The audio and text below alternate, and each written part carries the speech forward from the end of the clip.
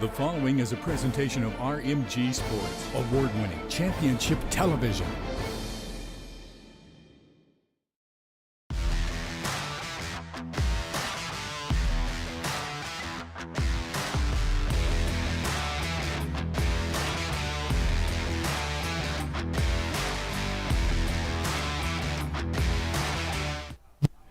Good afternoon and welcome to Pleasure Valley out here in beautiful Seward, Pennsylvania, as we get ready for our Dylan Slusser Memorial Race right here. It's sponsored by PAMX and Mason-Dixon Routing Association, and of course brought to you by Mercedes Motorsports. And we are ready. We're going to have a 250 Pro-Am today. There are 10 races this afternoon. The little guys and Sea Riders, and then the 250 Pro-Am coming up in the middle. As you can see, overcast skies, but the weather is delightful. It's 77 degrees. Humidity is up there, but hey, it's May. It's time for summer motocross. As you can look at the Plum Contracting Bridge there, and here comes our first moto into the first turn. It's the Mini Micros, and that looks like the 73-23? I don't know. I can't see them. I wish my eyes were better. We'll get them as they come around, but we have 24 entries in this shaft drive. We used to call it the PW class, but it's the Micro 1 4-6 shaft class, and they are on the track now.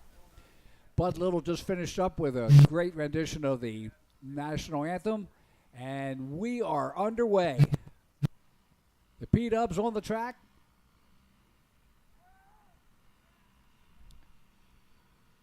As they head into the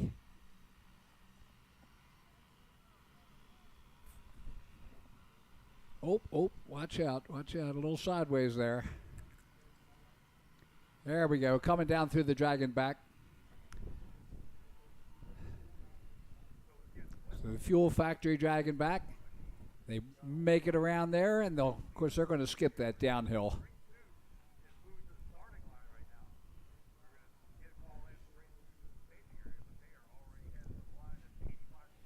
So they make it around and head up towards the Caterpillar off camber. They'll make the turn there. Oh, look at that. Oh, what a form. Butt off the seat. Good form.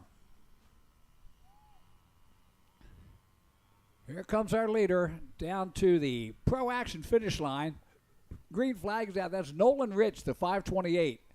In the lead, Otto Gardner, the 226 in second. Third is Jim Wenger, the 71 rider. Fourth is Jack Fote, the 345. Fifth is the 213 of Axel Leitner. Sixth is the number 4 of Carl Schersberg. Seventh is the 21 of Ryland Smith. Eighth is the 731 of Wesley Jackson. Ninth, the 32 of Rogan Markle. And rounding out the top 10, the 817 of Bo Chan. So there's our leader. That is Nolan Rich. Came through the LMR tire first turn and heads down to that Fuel Factory step off onto the dragon back. And there, that's the Fuel Factory. You can see them all lined up there. They're having a hard time getting up. But the track condition, I got to say, is remarkable. After all the rain we've had, I mean, it was clear when I drove up here today, all the way up to Evansburg, and then it just like drove into a cloud. But as you can see, the track conditions are great right now. There's our leader. That is the 528 of Nolan Rich. And Nolan out of Kane, Pennsylvania, on the Rich Gas Lorenzo Park Trucking Podium Works Yamaha. 7 years old. So there's Nolan Rich, makes the turn, brings it around, put lap number 2. He's coming in hard. Comes to that finish line straightaway, and there he comes to the Pro Action finish line, lap number 2 in. And of course that'll be the halfway mark of this race. 4 laps on this. as they make the turn, head towards the Dunlop Tire Tunnel.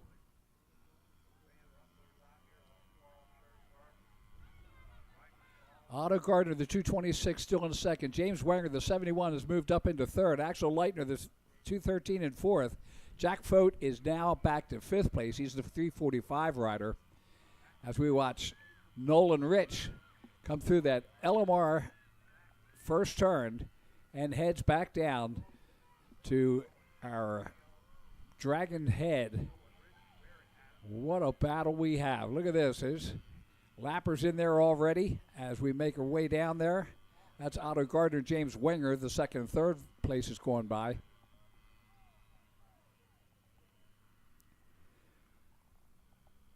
So there we go. What a battle. Track's cleared up now. 24 riders in this PW class. This place is absolutely packed to the gills with riders this weekend, and we certainly appreciate it. I mean, it's a great Pro-Am weekend, but we're celebrating the life of Dylan Slusser this weekend. Great rider out of Pennsylvania. Not only a great rider, but a great person all around. We miss him, and we sure are glad to be able to put this on for him.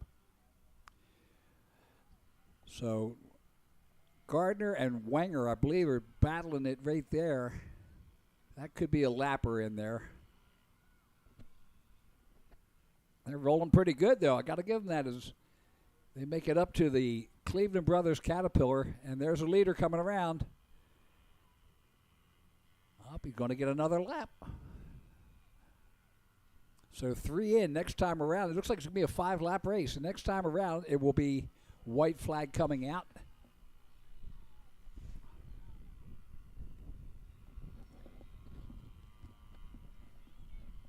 No, the white flag is out now, so it is the last lap. That was not the, I guess he might have missed the leader as they went by.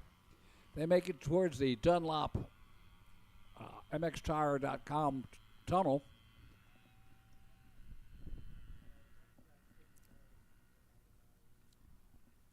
And there's a look at the Plum Contracting Bridge. Now to the head of the Dragon. That is our Fuel Factory Dragon back. And the step up, that's Gardner and Wenger, second and third. Fourth is Leitner. And here comes Fote. Now, of course, there could be some lappers in there. But again, welcome everybody. Sure glad you made it here for this weekend. Even if you can't be here, you can listen to us all weekend. Of course, we've got a lot going on tomorrow. And my friend Megawatt is going to join me up here tomorrow. So we'll have plenty of talk going. But you can see the track conditions. It's looking really, really nice. It's an overcast day, but you know what? That'll keep the water in the track. There's Nolan Rich winding his way through all that traffic. He brings it around. One straightaway to go. And checkered flag is supposed to be coming out. There we go. Checkered flag is out. Nolan Rich will take the win.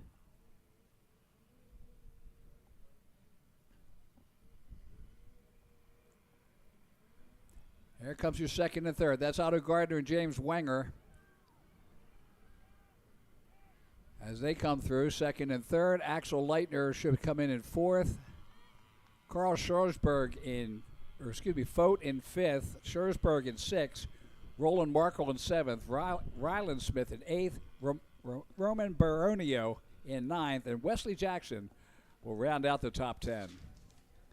Next up, the 85 12-15 C class on the Jones and Roman start line.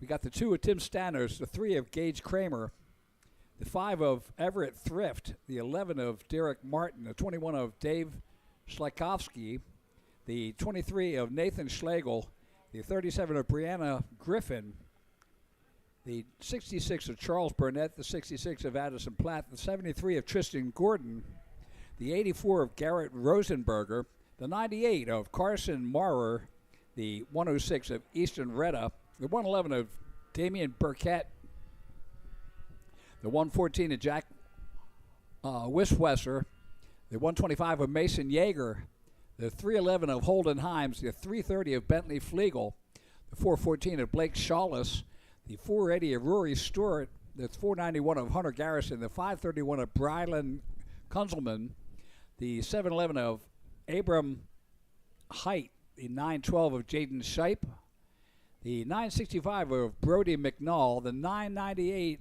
of Izzy Likens, and Race I, Nick Ellinger.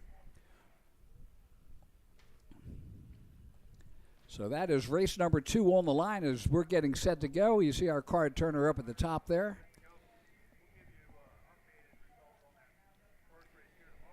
And, of course, we are underway. There's 10 races, 2 sets of motos today. And right in the smack in the middle of all this racing, we're going to have the 250 Pro Sport coming out. 250 Pro Am. So we're looking forward to that. And, oh, what a great thing. The Jones and Roman, Mad Mike Jones and Steve Roman putting grates on our start line. Good afternoon. Welcome, everybody. I'm Kevin Bailey, the Moto Mouth, and glad to see you here, or glad to see me here. But we are ready for a great weekend. Loving life. Flew up from Florida and made my trip over here. It's a lovely trip across the turnpike in Pennsylvania to one of my favorite tracks in the world, Pleasure Valley. And we are so glad that Jeff Cernick has hired us at rmgsports.net to bring this telecast to you and around the world. So everybody around the world watching the live stream presentation here from rmgsports.net. Hey, make sure you tell your friends that to subscribe. Again, we're not talking a lot of money for this. It's zero money this year. But it is brought to you by our sponsors, and we are proud to bring this to you. Here we go, the start of the 85 12 to 15C.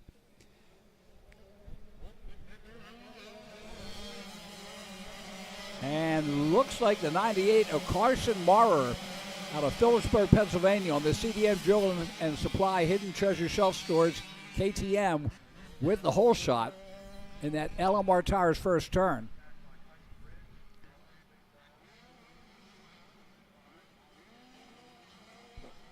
As they go on the Fuel Factory Dragon back step up.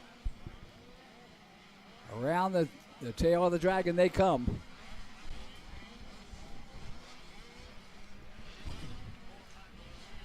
Hey, I'll tell you what. Now, this guy and I have gone back a long ways, but John Natale, who's now a two-wheel guy, has come up here to the booth. John, welcome here, buddy. It is so good to see you. I've heard you've been around, but I'm glad you made it up here and made it into the booth. Yeah, you know, I lost a couple wheels this weekend, and I still like 4 wheels, but my son, I got him into racing Cobras, so he's on 2 wheels. He really wants to be a dirt bike racer, and you know, even though his dad was racing 4-wheelers.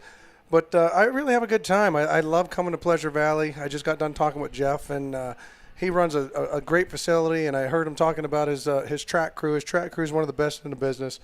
And they work their butts off to make good tracks every weekend when we race here. Yeah, I tell you what, he's such an innovator. You've known this track for years. You've been here. You've raced it. You know, you did that.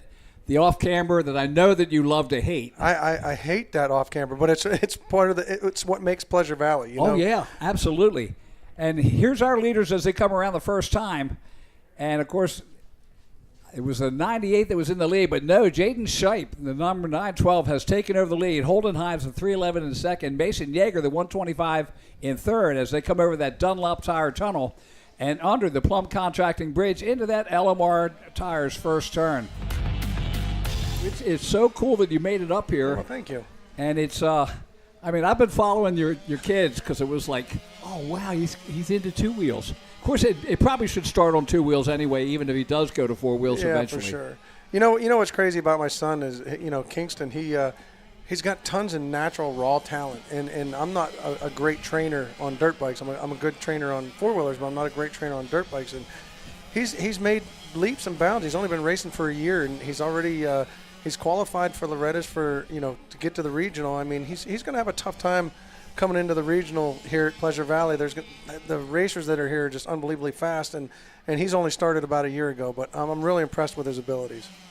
Check out this battle for the lead as we come through the Himmler downhill and switchback as they make the pond turn.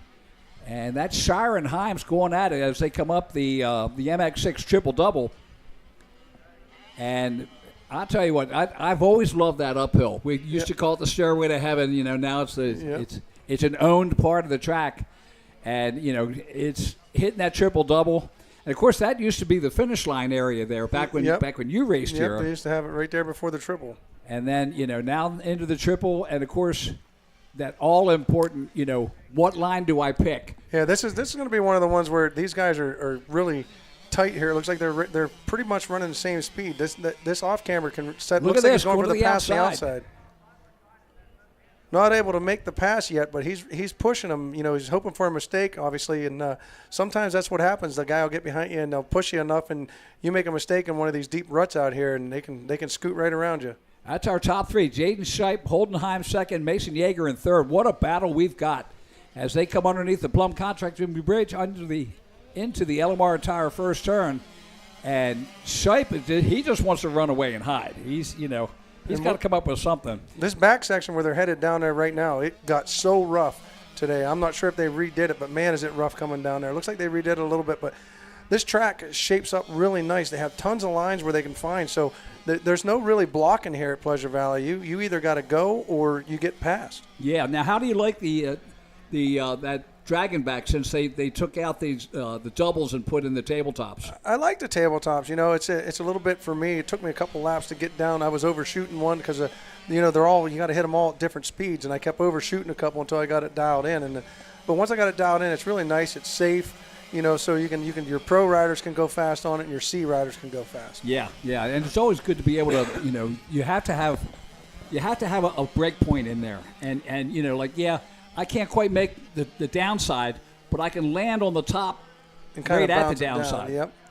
Yeah, and it's nice because obviously if you're making a downside, you're picking up speed. But if you don't, you're not. If you don't make the downside, you're not going to crash. It's a little bit rougher of a landing, but you can still make it out without getting hurt. Look at this battle for the lead. The top three: Jaden Shipe, Holden Himes, and Mason Yeager, as they head up to the RM Army switchback and into the Honda Triple. I'll tell you what, it looks like Mason Yeager has really closed the gap on these guys. Yeah, he has.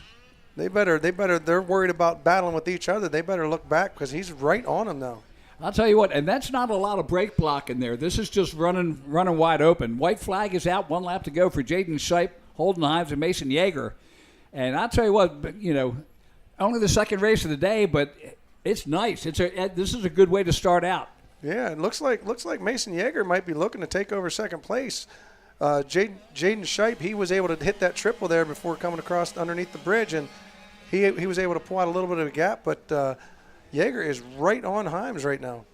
Back and forth, Rory Stewart and Brylan Kunzelman got a nice battle going there, and then Bentley Flegel in 6th, Garrett Rosenberger 7th, Tristan Gordon 8th, David Shilovsky in 9th, and Charlie Burnett rounds out the top 10. That's brought to you by Pleasure Valley Raceway. Look at this race for second. He's going to try him on the inside right here as they come back into view of the crowd. Yeah, now this started out where the switchback there at the tail, that was an off-camber last year. Yep. It's kind of flattened out a little bit, but it's, Western Pennsylvania, you're going to learn to do off-cambers whether you like it or not. And there we go. Oh, he closed the door on him. He's right on him right now. It looks like Himes closed the door on Yeager, but Yeager's not giving up. He knows this is the last lap, and he's giving it all one last-ditch effort here. Right past 1/2 lap to go as they come up the MX6 triple-double. And nobody's backing off here. Look at that. They've pulled up on Shipe. What a battle. Yeager trying him on the outside, coming in here before the triple. Looks like he might have a drive. Through that Team Green Bowl and up to the Honda triple. Side by side going over the triple. Oh, Let's see what would you? Oh, he shut him down. Yeah. What would you pick? Because you got to take a different line. Well, exactly where he's going, but I would let it. I would let it drift down there. But yeah. You had to take a chance. That Absolutely. top line is tough. Absolutely. Well, that's what I always liked about you. I always knew you were going to go for it. Yeah, on the last lap when he got 2 turns to go, it's either you got to take a chance. You don't take that chance, you don't win nothing. I think I heard somebody say it one time. You got to take that leap and hope the parachute opens. I'll tell you what, and yeah, you've parachuted a bunch of times. I've watched you. It's like you cooked it into a jump out of a turn, and I was like, there ain't no way he is not going to be able to hold it. And damn if you didn't pull it off. Well, I'll tell you what, a lot of people were like, man, you did that. That was really good. No, there's a lot of luck involved in a lot of stuff like that. I've come up to stuff and been like, yeah, I can get this. And, man, I'll tell you what, it ends up working out a lot of times, but it wasn't because it was meant to be. I had no idea going in. Well, we'll see how this turns out. Yeah, absolutely. And, if you've been following the races this year, I've been trying to keep up with on the E-Score having the live feed. Yep. And God, what a race this year! What an incredible! Oh, man. You see, Chad Wienen, trying to keep it going. He's still top 10. Yeah. But he's just not bringing that speed back. And I think, of course, you've been there with the broken back thing. Yep. It's like, how do you get past that? Well, it's not even his first time. That's the thing. He has been busted. I think he broke his back before, like in 2011, actually, when I won the championship. He broke his back then, and that kind of stuff's hard to come back from. I broke my neck, and it'll play with you for a while in your head. It kind of messes you up. But I think with him, he's got so much hardware in his back and his neck. It probably limits him on his range of motion as far as he can move, and especially, on a dirt bike, you kind of sit more in the center of the bike and you want to stay as still as possible. Well, on a four-wheeler, you got to be hanging off the side. You got to be turning. It actually puts a lot of strain on your back and on your hips. And I think that's one of the things that might be slowing him down right now. But I'd never count him out. The guy. Oh, no, not at all. I had tons of battles with him, and we weren't always the best of friends on the track, on or off the track, really. But I had a ton of respect for Chad because he is super talented and he is super smart. He knows how to train, and he can any day. He was one of there was 3 of us, me, him, and Joe Bird, that could outsmart somebody. We could be slower than the guy and still beat him because we outsmart him. Right. And there wasn't many riders that were like that. I mean, there was a bunch of the champions were, and I think in any sport, especially when you get to the upper age limit of your sport, you have to outsmart these kids that are coming up. Now, speaking of smart, the micro EE2s are coming up here. The electric bikes have completely changed the game. Completely. It used to be your kid got on a PW, and they had to learn to paddle up the jump faces. Yep. Well, now they get on the e-bikes, and they've got the same torque as a 450. It's incredible. Yeah, I'll tell you what, these e-bikes are insane. We bought one for my son, and boy, they have a lot of torque coming out of the hole. Oh yeah. They don't pull like a 2-stroke does on top. At least not these youth models don't. Right, but it's getting there because Cobra's coming out with the E6 and the E8s, I believe, at the end of 2025. Yep, I've heard that they're coming 65s and 80s basically. Well, it's funny because we had a meeting with the MX Commission out at AMA, and I asked him. I said, "What horsepower are you going to make?" And he says, "Honestly, I haven't got a clue. We don't know. Yeah." Have no idea. Well, if you look at a lot of this stuff with the e-bikes, there's a lot of people that don't like them. But one of the things that we're fighting on 2 wheels, 4 wheels, whatever it is noise restrictions. Yes. There's a lot of people their tracks are getting shut down. The people are getting shut down around their area because of the noise.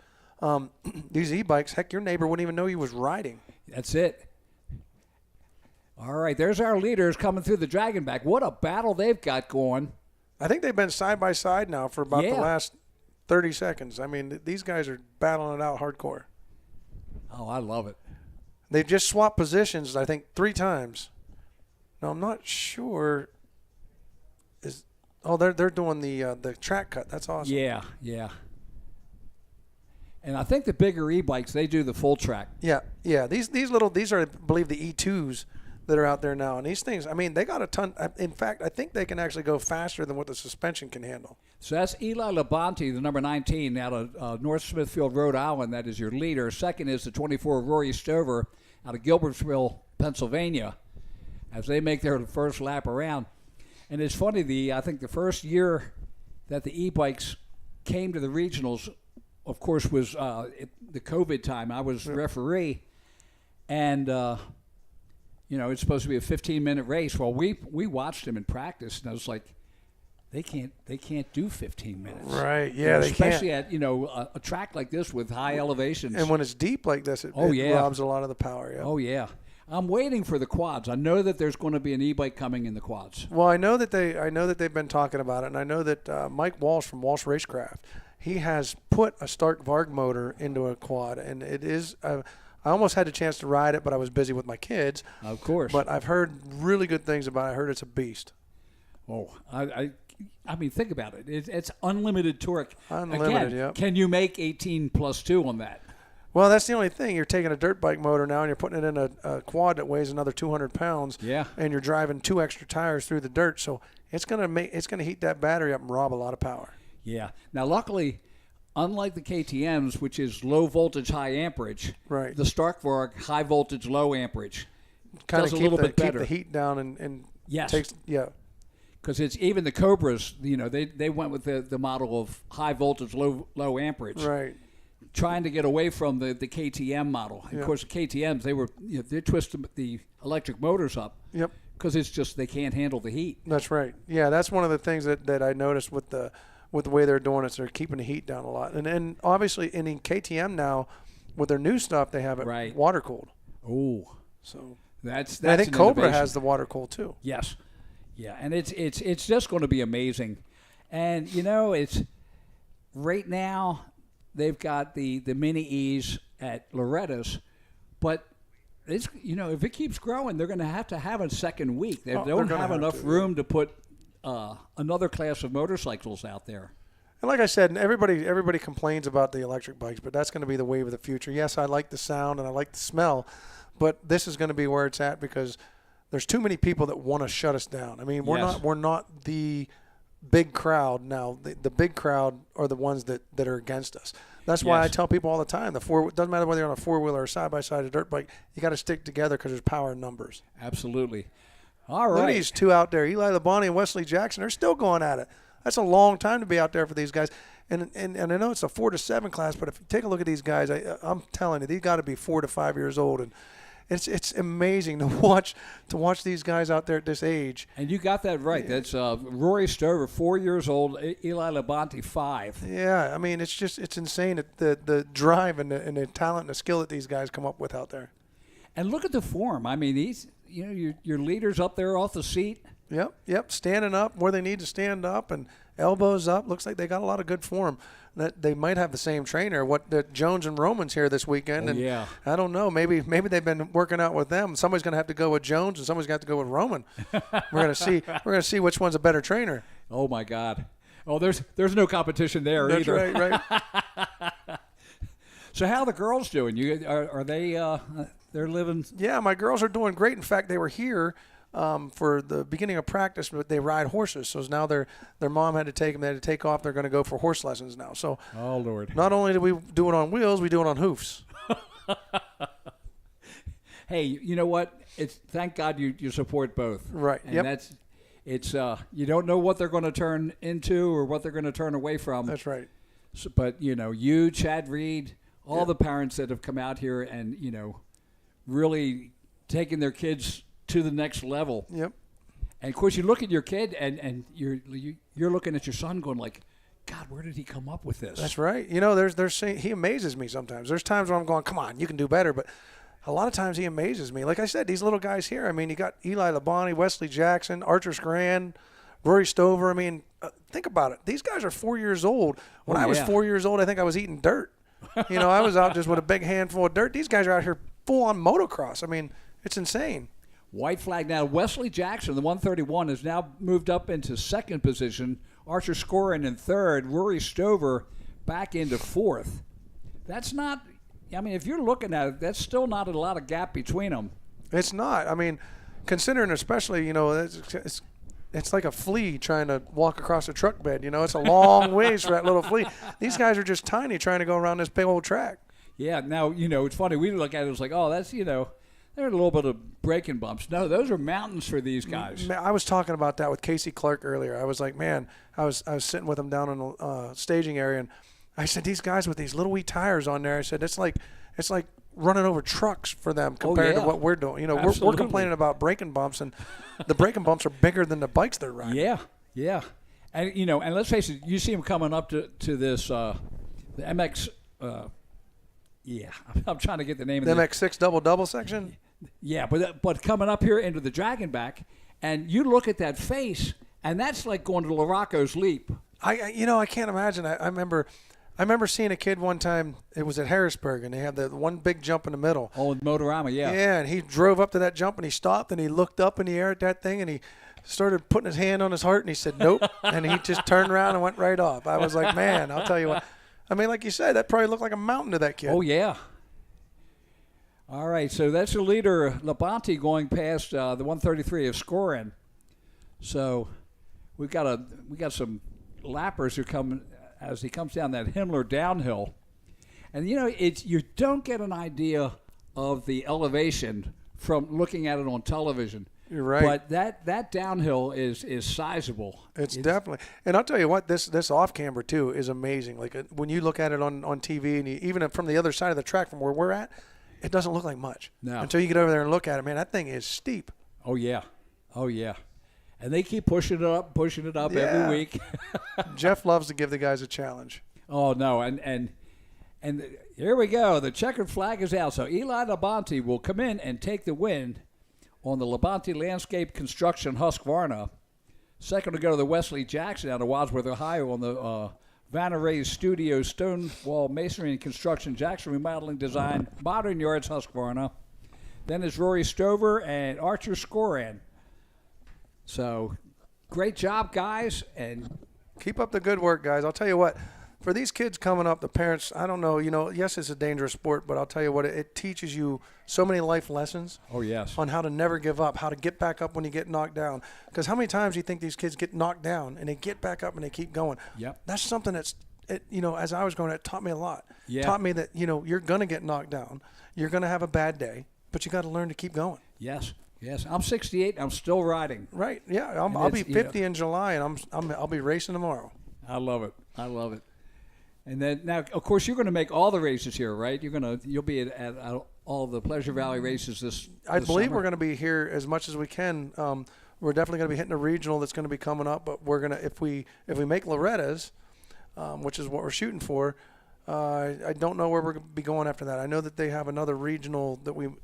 Depending on how we qualify here, they have another regional they qualified for in the southeast. Oh yeah. So if we have to hit that, I'll see you down there. That's down at Lake Sugar Tree. Yeah. So, yep. Which they just had the Quad National. Yes, they did. Yep. So, yeah, it's amazing, and I'm so glad that you've got your kids into it. It's good for you. Oh, it's great. It's my kids' time now. I get to race. It's fun for me. I'll never give it up. But it's all about my kids right now. I got a 2018 bike that has 6,000 hours on it. My son has 4 brand new bikes that he has, and brand new gear. I got gear I'm using from 2011. And I mean, it isn't about me; it's about the kids. Yeah, and that's it's same with Chad Reed. Chad Reed coming in as the moto dad. That's right. And he fights tooth and nail for his kids. That's right. And I just love it.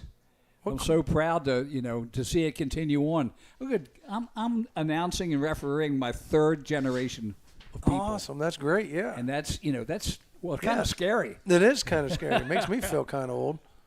All right, 85 911C coming up.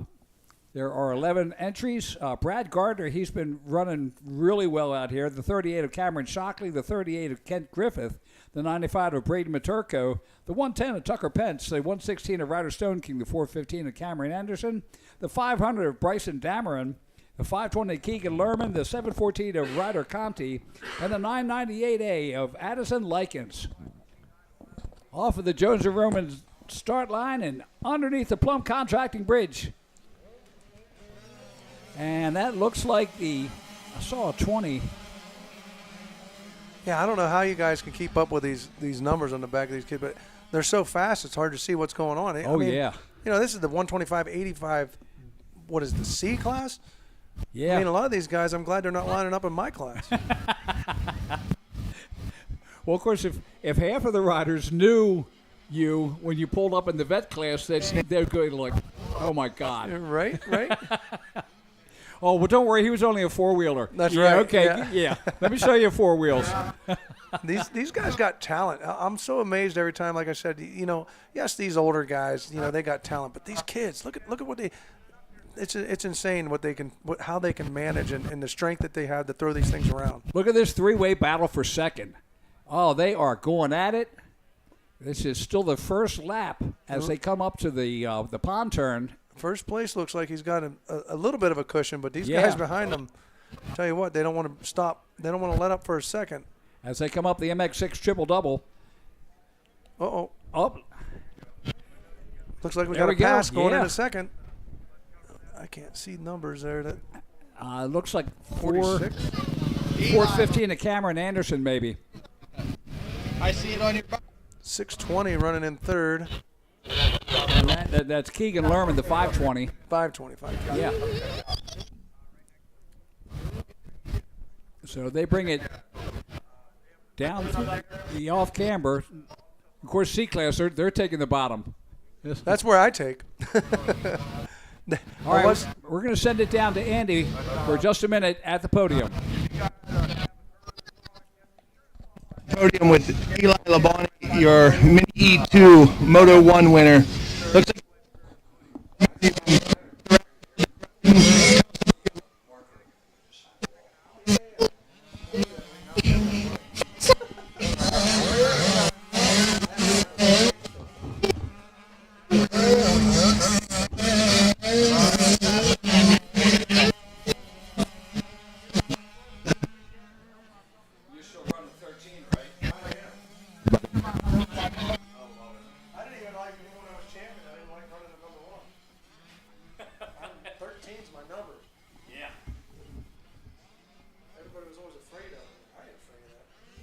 All right, back on the track. There's our leader, and that's Ryder Stone King on the gas, the 116. Cameron Anderson, the 415 in second. Keegan Lerman in third. Bradley Gardner, the number 7 in fourth. You know, I got to do it. Ryder Stone King on the gas is on the gas. Yeah. Hey, when they hand you a line, you got to take it. That's right.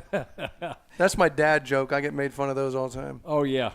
But we understand that we now. understand. We laugh. My wife just rolls her eyes. Well, it's funny because what she always thought was funny now just evidently isn't funny anymore. That's right. After the 765th time. 100%. Looks like the number 415, Cameron Anderson, running in second. All right, it's your second rider going over the Team Green triple.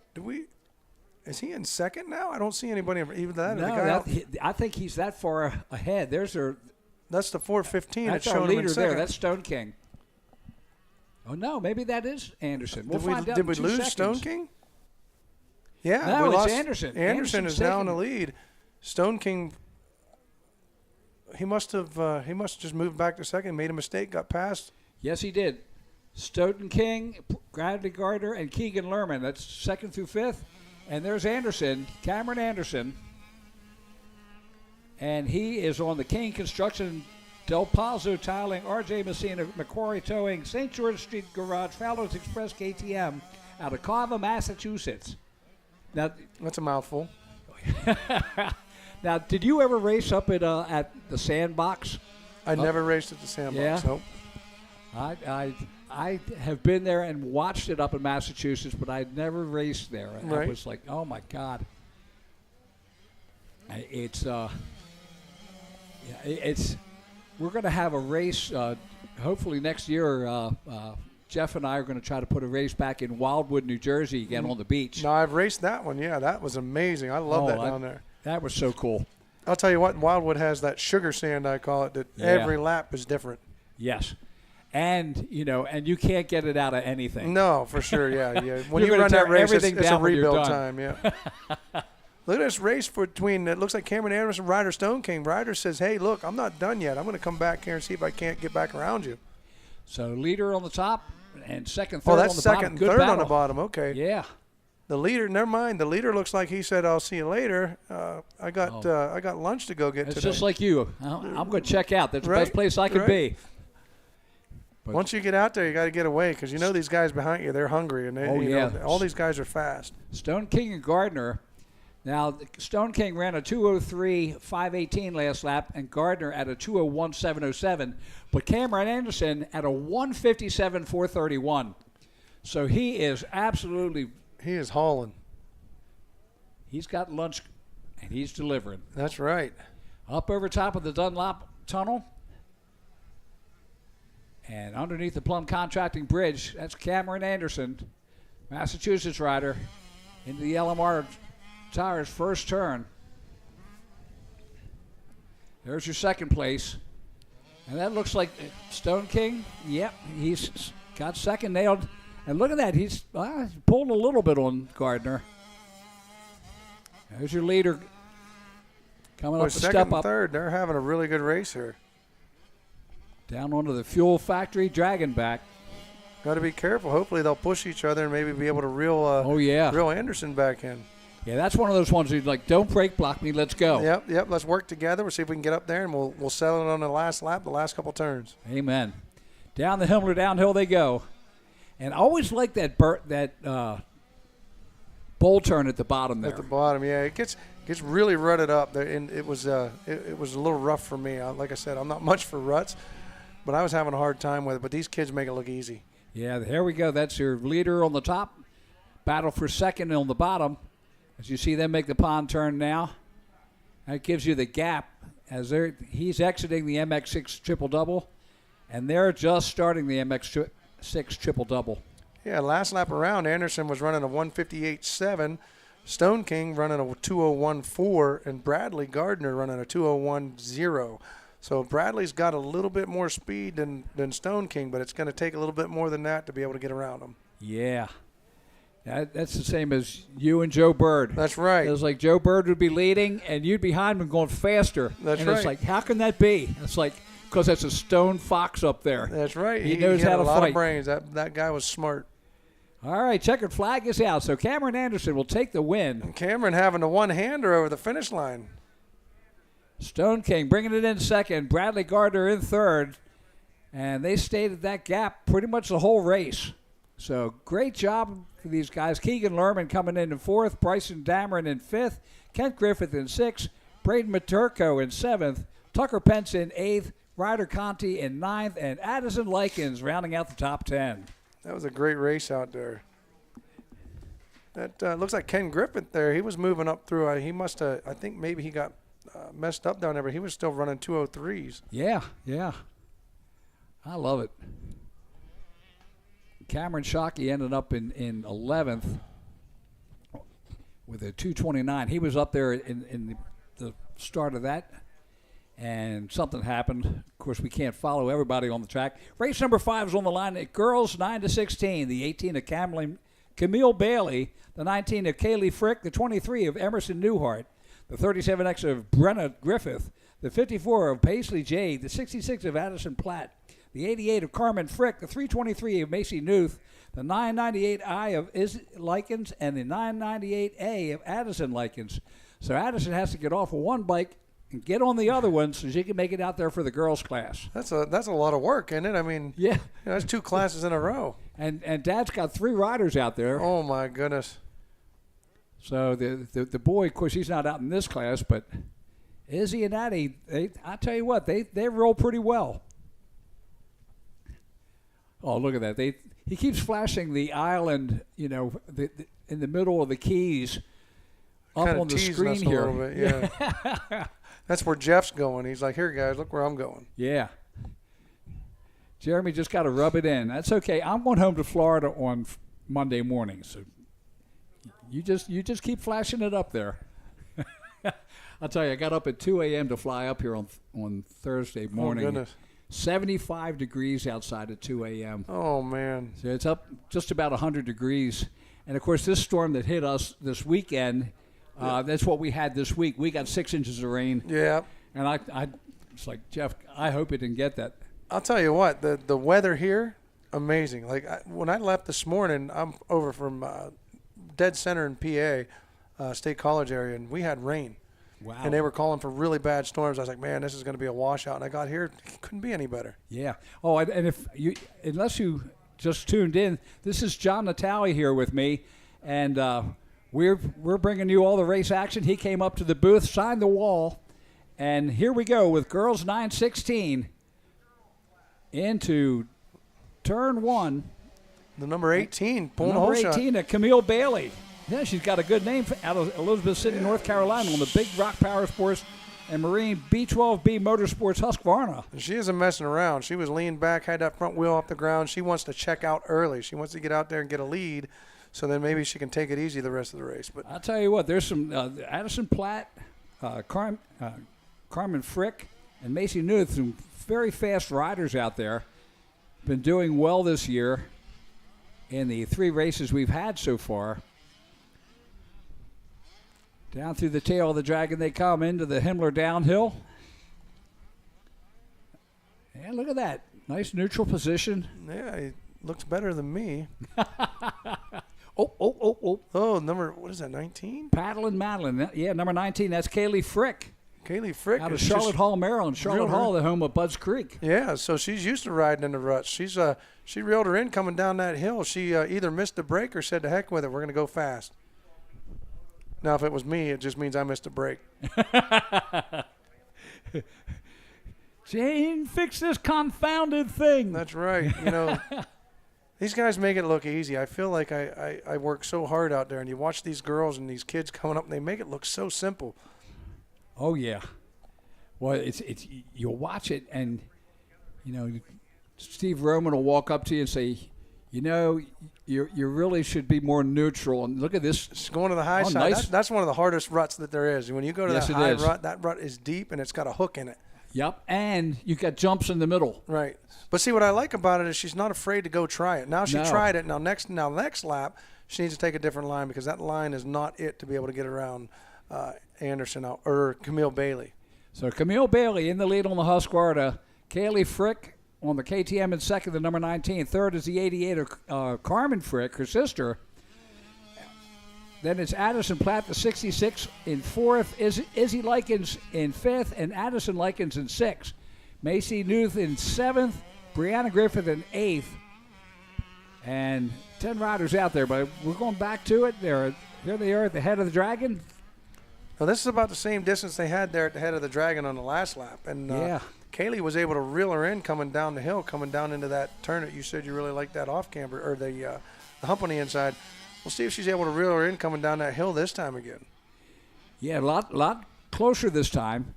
So Camille Bailey, Kaylee Frick, first and seconds. We watch them head down that Himmler downhill. Tuck it in there.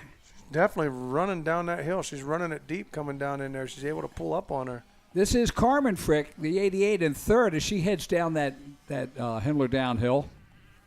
Frick's sister's holding it up for Yeah. second and third. Dad's probably chewing his fingernails off right now. I can't imagine, man. I'll tell you what, I get more workout running back and forth from my kid out there than I do from racing.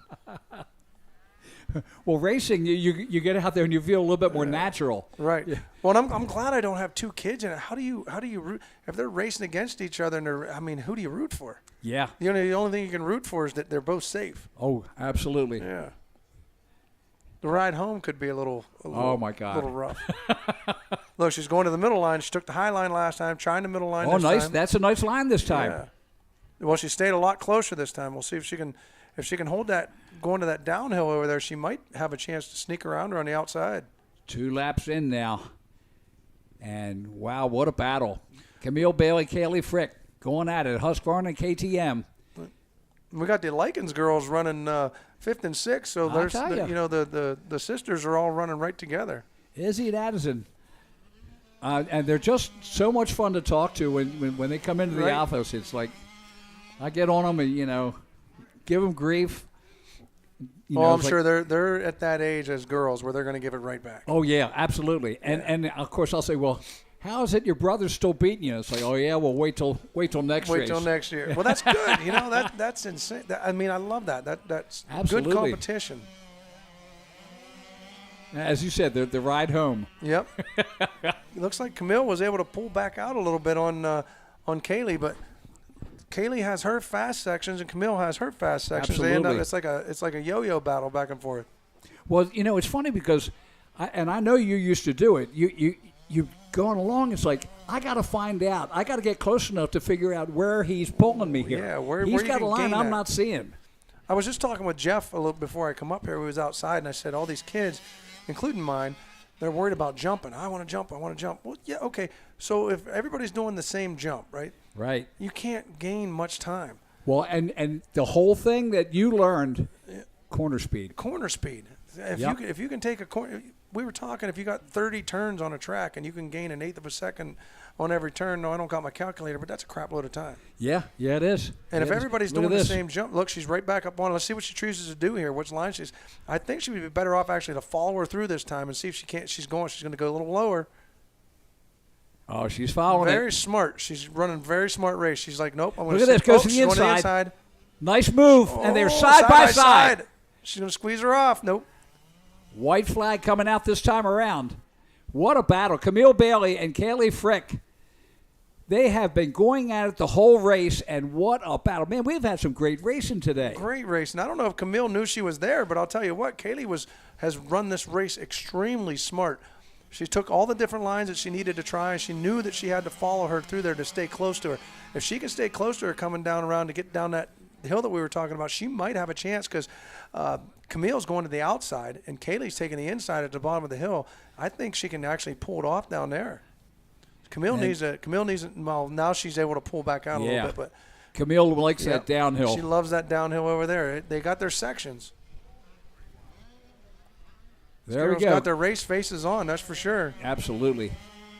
Yeah, you're lucky you don't have two daughters out there racing. Camille ran a 159 last lap, where Kaylee ran a 158. So she was a full second and maybe a tenth faster, but where? It's so hard to see it. Look at that downhill. Oh, smart move, going to the outside. Yep. That outside at least is smoother if you can hold it on. Right. Kaylee was able to pull back up on her. She made up a lot of time. I mean, she made up a 2-second gap just coming down the hill and through the turn. All right, up over the MX6 triple-double. And Kaylee making up some time now. We've got the lappers coming up, so Camille was able to get that last double, and Kaylee wasn't able to get it. That gave her a little bit of breathing room. And she got that lapper in between her now. Luckily, the lapper's moving off to the side. Kaylee was able to get around there clean, but here's where it's going to come into. She's pulling up on her again. See what she chooses to do here in the off. She's going to have to do it now because this is it. This is the race.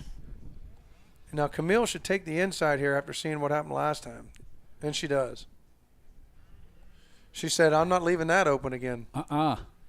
Very good racing between these girls. So Camille Bailey will take the win. Kaylee Frick in second. But we have a second moto today, so 2-1 will beat a 1-2. I'll tell you what, if there's anywhere that I would rather be, if I can't be in first in any moto, I'd rather it be the first moto. Yes. If I can get second, I'm fine with it because it all comes down to the second moto. Yes, it does. Yes, it does.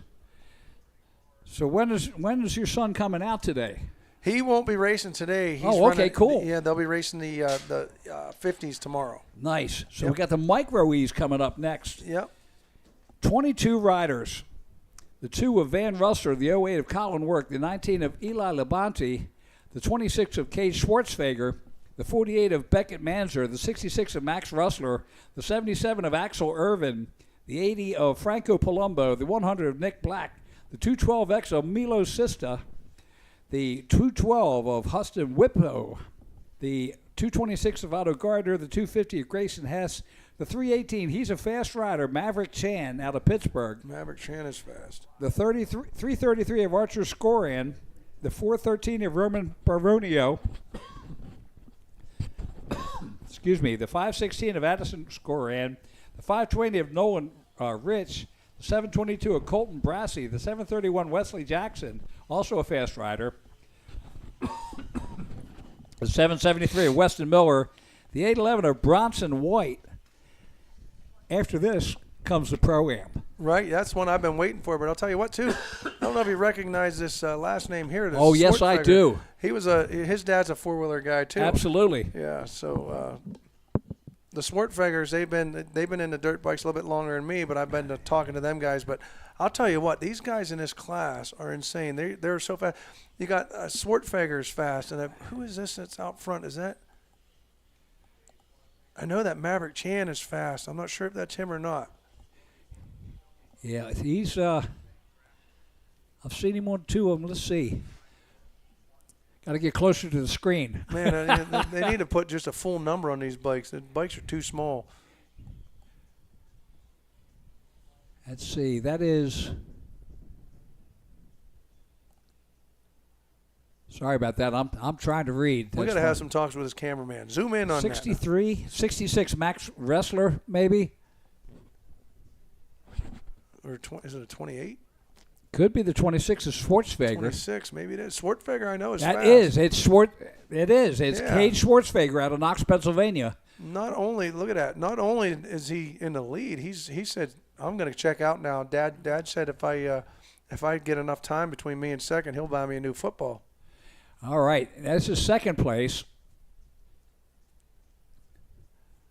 Always good to see him getting a little bit of roost off the backside of that jump. You know he's on the gas.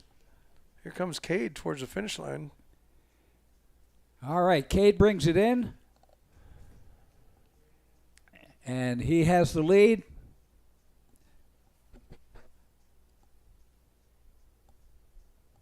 Here's your second, third riders coming across the lines. And I'm guaranteeing that the Maverick Chan's up there somewhere. So that is Rustler. So Rustler was up there earlier. Nick Black in the third place. And Grayson Hess at 250 in fourth. Nolan Rich in fifth. Colton Brassey sixth. Axel Irvin seventh. Beckett Manzer in eighth. Then Otto Gardner in ninth. But there we are. That's Schwartzfeger. Yeah, his dad ran that NEA TV series a few years ago. I was glad to see that. And of course, we're surrounded by some of the best ATV series in the nation now. We are. Pennsylvania has, I hate to say it to a lot of people, but Pennsylvania has bred a lot of champion ATV racers. Oh, absolutely, absolutely. And if they haven't bred them, then they've moved there. So yeah, you're right. Yeah. But yeah, that's of course. But look at this with Cade Swartfeger. He had a 17-second lead in the first lap. Wow. What's this? I mean, I'm going to his school. Oh yeah. Like I said, I got those ones I don't want lined up. I hope he doesn't line up in my class. Here's third, fourth, and fifth. So that is Nick Black, Grayson Hess, and Nolan Rich as they come through the tail of the dragon and head towards that Himmler downhill. They're going to end up having a good race. Looks like they're looking for each other. Yeah, you can see the second place there. And now third, fourth, and fifth behind them. Back to your leader. That's Schwartzfeger. One thing poor Cade's got to figure out, he's not going to get as much TV time when you're that far out front. It's like, you watch these supercross races, and the guy out front, if he's leading by a bunch, he never gets to be on TV. Yeah. But I think he'll settle for that. All right, so you see Max Russell, Nick Black, and Grayson Hess. Look at how tight they are. There's your leader coming across the finish line. Running a 2:13.3. He is hauling. Wow. So Max Russell, now he goes over the Dunlop Tunnel. Those bumps where he's going through right now, they're bigger than the bike, and they're not even phasing him. No. There is Look at this race for second place right here. Third through fifth, I believe. I think second's that'd be by third himself. place. So Rustler in second, Nick Black third, Grayson Hess fourth, Nolan Rich in fifth. That's the 528. I think that is second right there. Wow, they've really picked it up. So that's Max Rustler. The 66 just came through, and we're watching that. Nick Black look at the there. lap times on them: 2:33, 2:33, 2:33. Yeah. And then you got Nolan Rich with a 2:31, so he's coming. There's going to be a four-way battle there for that third spot. Here's a leader. He is all the way out there Wow. I think his dad's waiting for him over there. He's going to stop and give him a sandwich.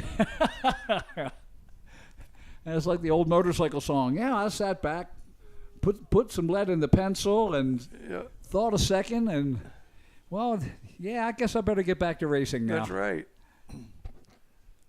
So here we go, up the head of the three. Dragon, and they jump onto that Fuel Factory Dragon back.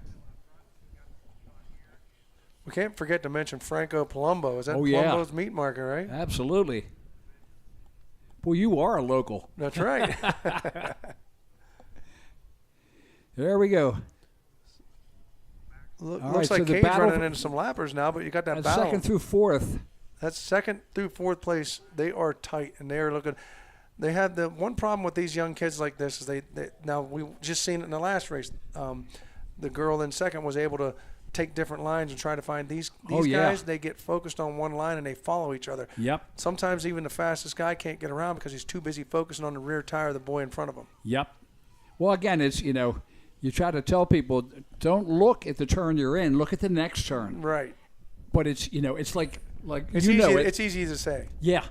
It's like going back in the woods. Do not look at the tree. Right. Do not look at the tree. Those trees, they boom, move. I hit the tree. Yeah. It's not my fault. The trees always move. Yeah. All right, into the LMR tire first turn. Here's that's second through fourth. That's how fast he is out there. He's Schwarzenegger running a 2:14, and the next fastest riders second through fourth at 2:33 each. Yeah, God, he's what, 18 seconds a lap faster, 19 seconds a lap faster. Unbelievable. Yeah, 37 seconds now. Yeah. Over second place. There they are going through the Cleveland Brothers cat off camber. Your leader all the way through the Dragon back. Does he even know that he's leading right now? Oh, he knows it. Look at this, second through fourth. 232, 232, 231, and 232 for fifth. I mean, these guys are tight. They are rolling. 54 seconds between first and second, and then a matter of 3 seconds between second and fifth. Incredible. So Colton Brassey's moved into sixth, Beckett Manzer in seventh, Axel Irvin back to eighth now, Otto Gardner ninth, Franco Palumbo rounding out the top 10. So here comes back to our leader again. I always like that dip heading into the bowl turn. Yep. It's got some pretty good ruts in there, too. So these little guys, they got to watch when they're coming through there. They get cross-rutted. They end up on the ground in a hurry. Oh, yeah. Those little tires, man, I'll tell you, I can't say enough. Watching my son on them things, those things, they don't – I'm just glad my tires are big. That's all I can say. And I give my son a lot of crap, tell him what to do. And then I'll go out there and screw it up worse than he did. And he'll be like, what's up, Dad? Like, why'd you do that? That's eating crow. Yeah, you're right. And I just got to sit there and shake my head, I'm like, yep, I screwed up. And the checkered flag comes out. Cade Schwarzenegger running a 2:18 on his last lap. Slowed down a little bit. But his Not best, a lot even for his last lap. Oh, That's my amazing. goodness. Max Rustler will come in second. He's 54 seconds back. There's the battle. They are just coming through the MX6 triple-double. That's second through fifth with Max Rustler, Nick Black, Grayson Hess, and Nolan Rich, second through fifth. Looks like Nolan's gaining on him. They better be looking behind him because he's coming up hard. Oh, that's got to be a lapper. Yeah, that's a lapper there. That might be one of the Likens, Izzy or Addie. I'm just glad to see the girls out there. No doubt. These girls, they got a lot of talent. They can do it like the boys do. Taryn Reed, Chad's daughter, ended up getting hardware in her back that's stopped her season. I've heard, yeah. I'll tell you what, I was up at Route 62 in Ohio last weekend, and there was a young lady up there. I believe her number was 83. I can't remember her name, but wow. That's all I can say. She was hauling. Wow. She was faster. I mean, I don't think I could have beat her, really. I mean, honestly, she was hauling butt, and there was a lot of guys there that were hoping that she wasn't in their class that day. Absolutely. All right, here we go. The 250 Pro-Am.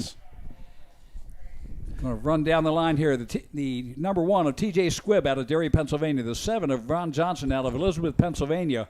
The 22 of Jonathan Getz out of Old Town, Florida. He is very fast. I've been watching him for years. The 35 of Cole Bader out of Quakertown. The 46 of Luke Foster, another pro rider out of Midland, Pennsylvania. The 47 of Robert Thomas out of Reading, Pennsylvania. The 57 of Logan Forward out of Brookville, New York. Yeah, then we got the 63 of Talon Thompson out of Mercer, PA. 65 of Trevor Hazlett out of Hamburg, New York. The 71 of Eli Gross, Statesville, North Carolina. The 77 of Jacob Stevens out of Otago, New York. The 89 of Christopher Schroeder out of Baroda, Michigan. We got Connor Mowry, the number 103 out of Chattaraugus, New York, I believe. Yeah. And the number 108, Braden Carpolk out of Pottsville, PA. And the one that I'm looking at is this number 114 of Casey Clark. I've seen him coming back. I've been friends with him a long time, and now it's nice to see him back. Yes. Also the 211 of Adam Hain out of Pembroke, Massachusetts. The 218 of Jared Jennings out of Milford, Pennsylvania. The 257 Brad Novakowski out of Erie, PA. The 271 of Luke Riley out of Appalachian, New York. The 274 of Michael Colada out of Avon, Ohio. The 313 of Travis Beam out of Chambersburg, Pennsylvania. The 320 of Cooper Geppert out of Grantsville, Pennsylvania. 323 of Micah Grubbs out of Chardon, Ohio. Then we got the 330 of Trevor Payne out of Berlin Center, Ohio. The 337 Austin Watson, Portal, Georgia. The 437 Vincent E. Lahovey Jr., that's a mouthful, out of Greensburg, PA. The 444 of Tyler B. Braniff out of Terry Alta, West Virginia. There you go. The 469 Jamie B. Astudillo. How do you do this? Astudillo, yeah. Astudillo, Gilbertsville, PA. The 524 Lepissier. Ty Lepissier out of Lanesboro, Massachusetts. The number 630 Matthew Jackson out of Columbus Crossroads. And the 711 Trevor Maley out of North Canton, Ohio. The 731 Steve Roman Jr. out of Export, PA. We'll see how his training goes. The 734 Reese Wheaton out of Irwin, PA. The 740 Sebastian Balbuena out of Brooklyn, New York. And the 800 Preston A. Massiangelo out of Waterford, Ontario. We got him all the way from Ontario today. I'll tell you what, and he's going to be one to watch. He is always fast, and also the 959 Axel Neff out of Slippery Rock. But watch out, Preston Massiangelo comes down here every year, loves this track. Balbuena out of Brooklyn, New York, very fast. Jamie Astudillo, one of our women, she just got back from the World Championships in WMX. And Vinny Luhovy, and they're getting a sight lap. So Vinny Luhovy out of Greensburg, riding from Vasitis Motorsports and True MX. He rode the Supercross Series this year, qualified 3 times. Great job. We got some good talent here today. Oh, yes. And, Brad Novakowski, he's been out here a long time. Casey Clark, you mentioned, and, Eli Gross, and, of course, Luke Fowler, another of the pro riders. Jonathan Getz. I've been following him for years, and absolutely phenomenal rider. I've seen him. Yep. Yeah, he does a phenomenal job. Yeah. For a Florida rider, he really does well on this type of track. And it is kind of crazy because he rides down. I rode with him down in Florida this year, actually, a couple of places. I think it was Orlando MX or somewhere. Right. And actually, Orlando MX reminds me a lot of this track. Most of the places in Florida are sandy, but Orlando is actually clay. All right, so we're going to do a track map. So the Mositis Motorsports track preview, as we see him come off of the Jones and Roman start line, as Cole Lute with this, under the Plum Contracting Bridge, into the LMR Tire first turn. Bring it around behind the concession stand and down into the head of the Dragon. They'll be headed towards the Fuel Factory Dragon back. They make the turn there. That's the head of the Dragon. Then the step up onto the Fuel Factory Dragon back. They'll bring it around there. Love the tabletops. So they make it through the tabletops, take a left-hander, and then the curling tail around a little off camber there. And then they head towards the Himmler downhill. and you might get a little bit better perspective of the downhill on this. It still doesn't give you much. It doesn't give you the real Right. elevation change that you're actually. And of going course, through. this is also like absolute fresh tracks. They come through the switchback, the chicane, down to the pod turn, which makes a halfway point of the lap, and head towards the MX6. double uphills. Yep, and I just call it triple double because it's a mouthful. Right. Yeah. They make that turn on the left and head towards the RM Army switchback. And they bring it around there in the Team Green bowl turn and up over the Honda triple. And then, of course, into the confounded... the cat off camber. Yeah, the Cleveland Brothers cat off camber. And, wow, what an off camber. That rivals Bud's Creek. That off camber is one of the worst ones.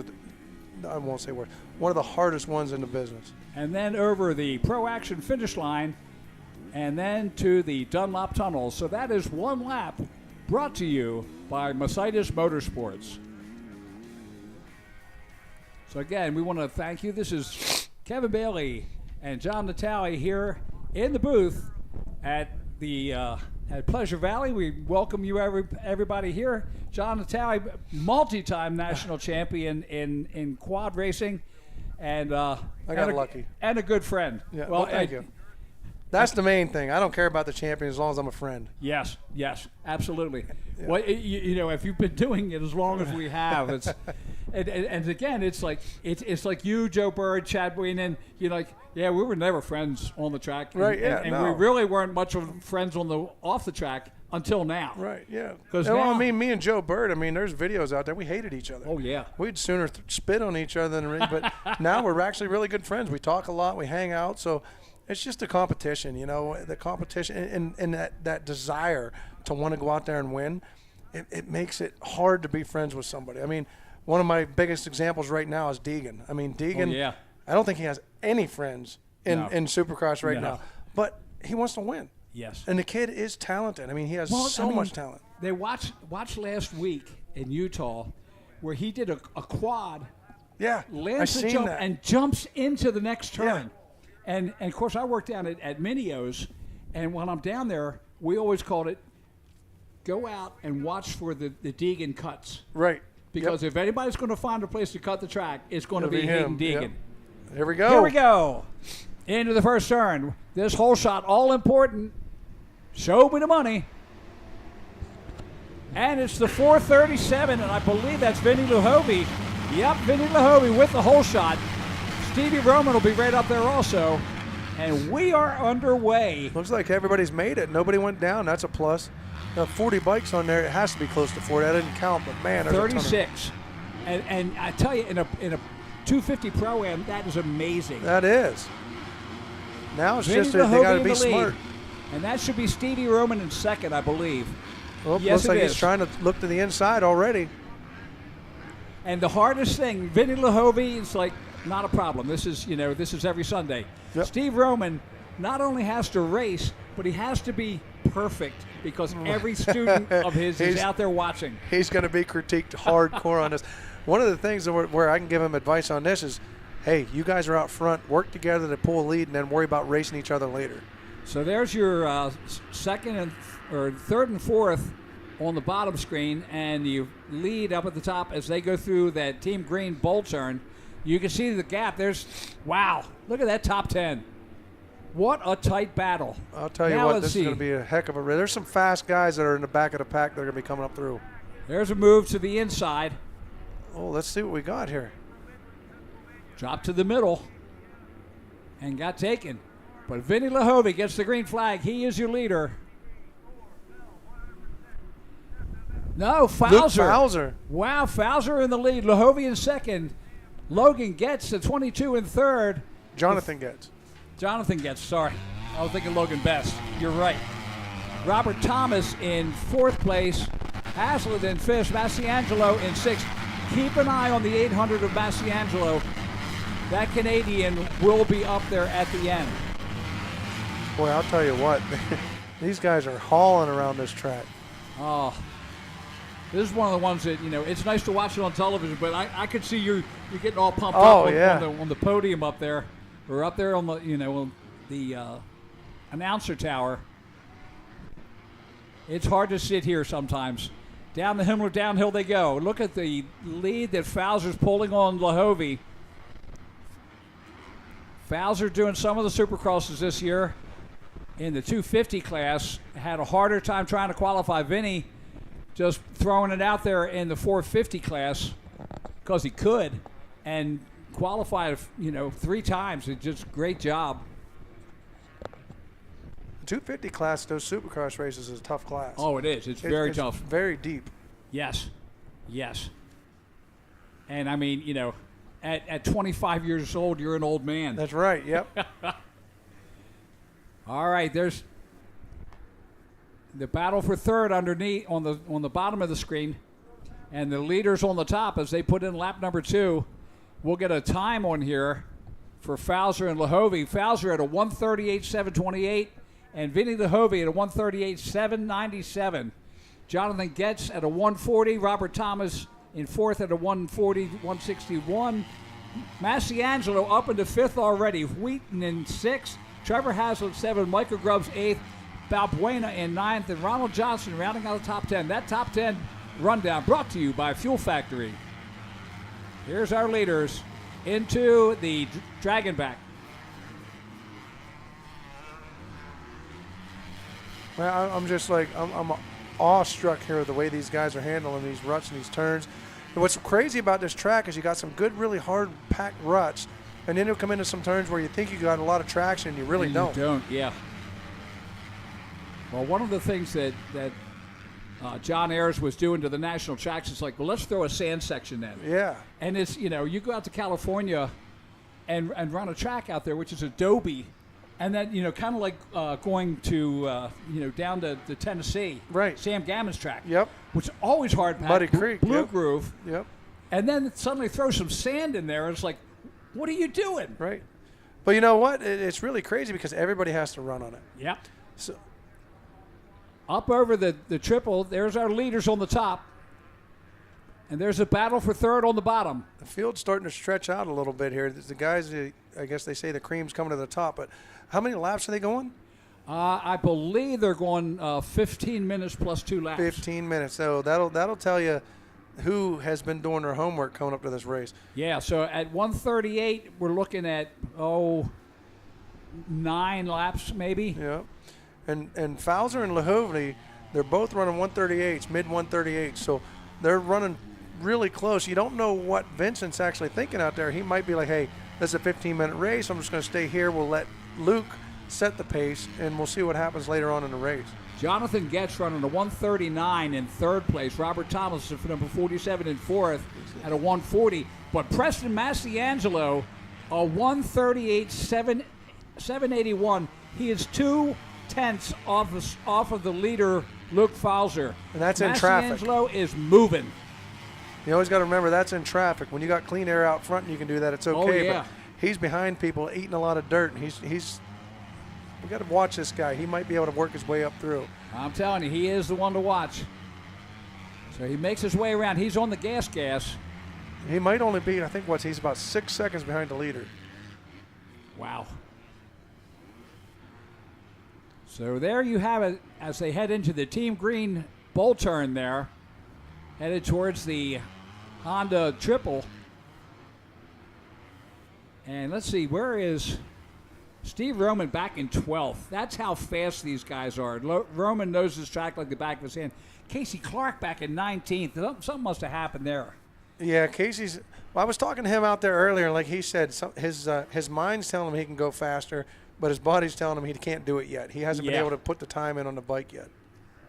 There's our leaders. Look at Fowler and Lahovey. Vinny got it going as they come under the Plum Contracting Bridge into the LMR Tire first turn. They're still running close. Lahovey actually set a faster time that lap. Yes, he does. And Lahovey had a 1:39.872 last time. Marciano went up into fourth. 1:40, Yep. and look at the lead that Fowler's got on him. Fastest lap that time was set by Preston.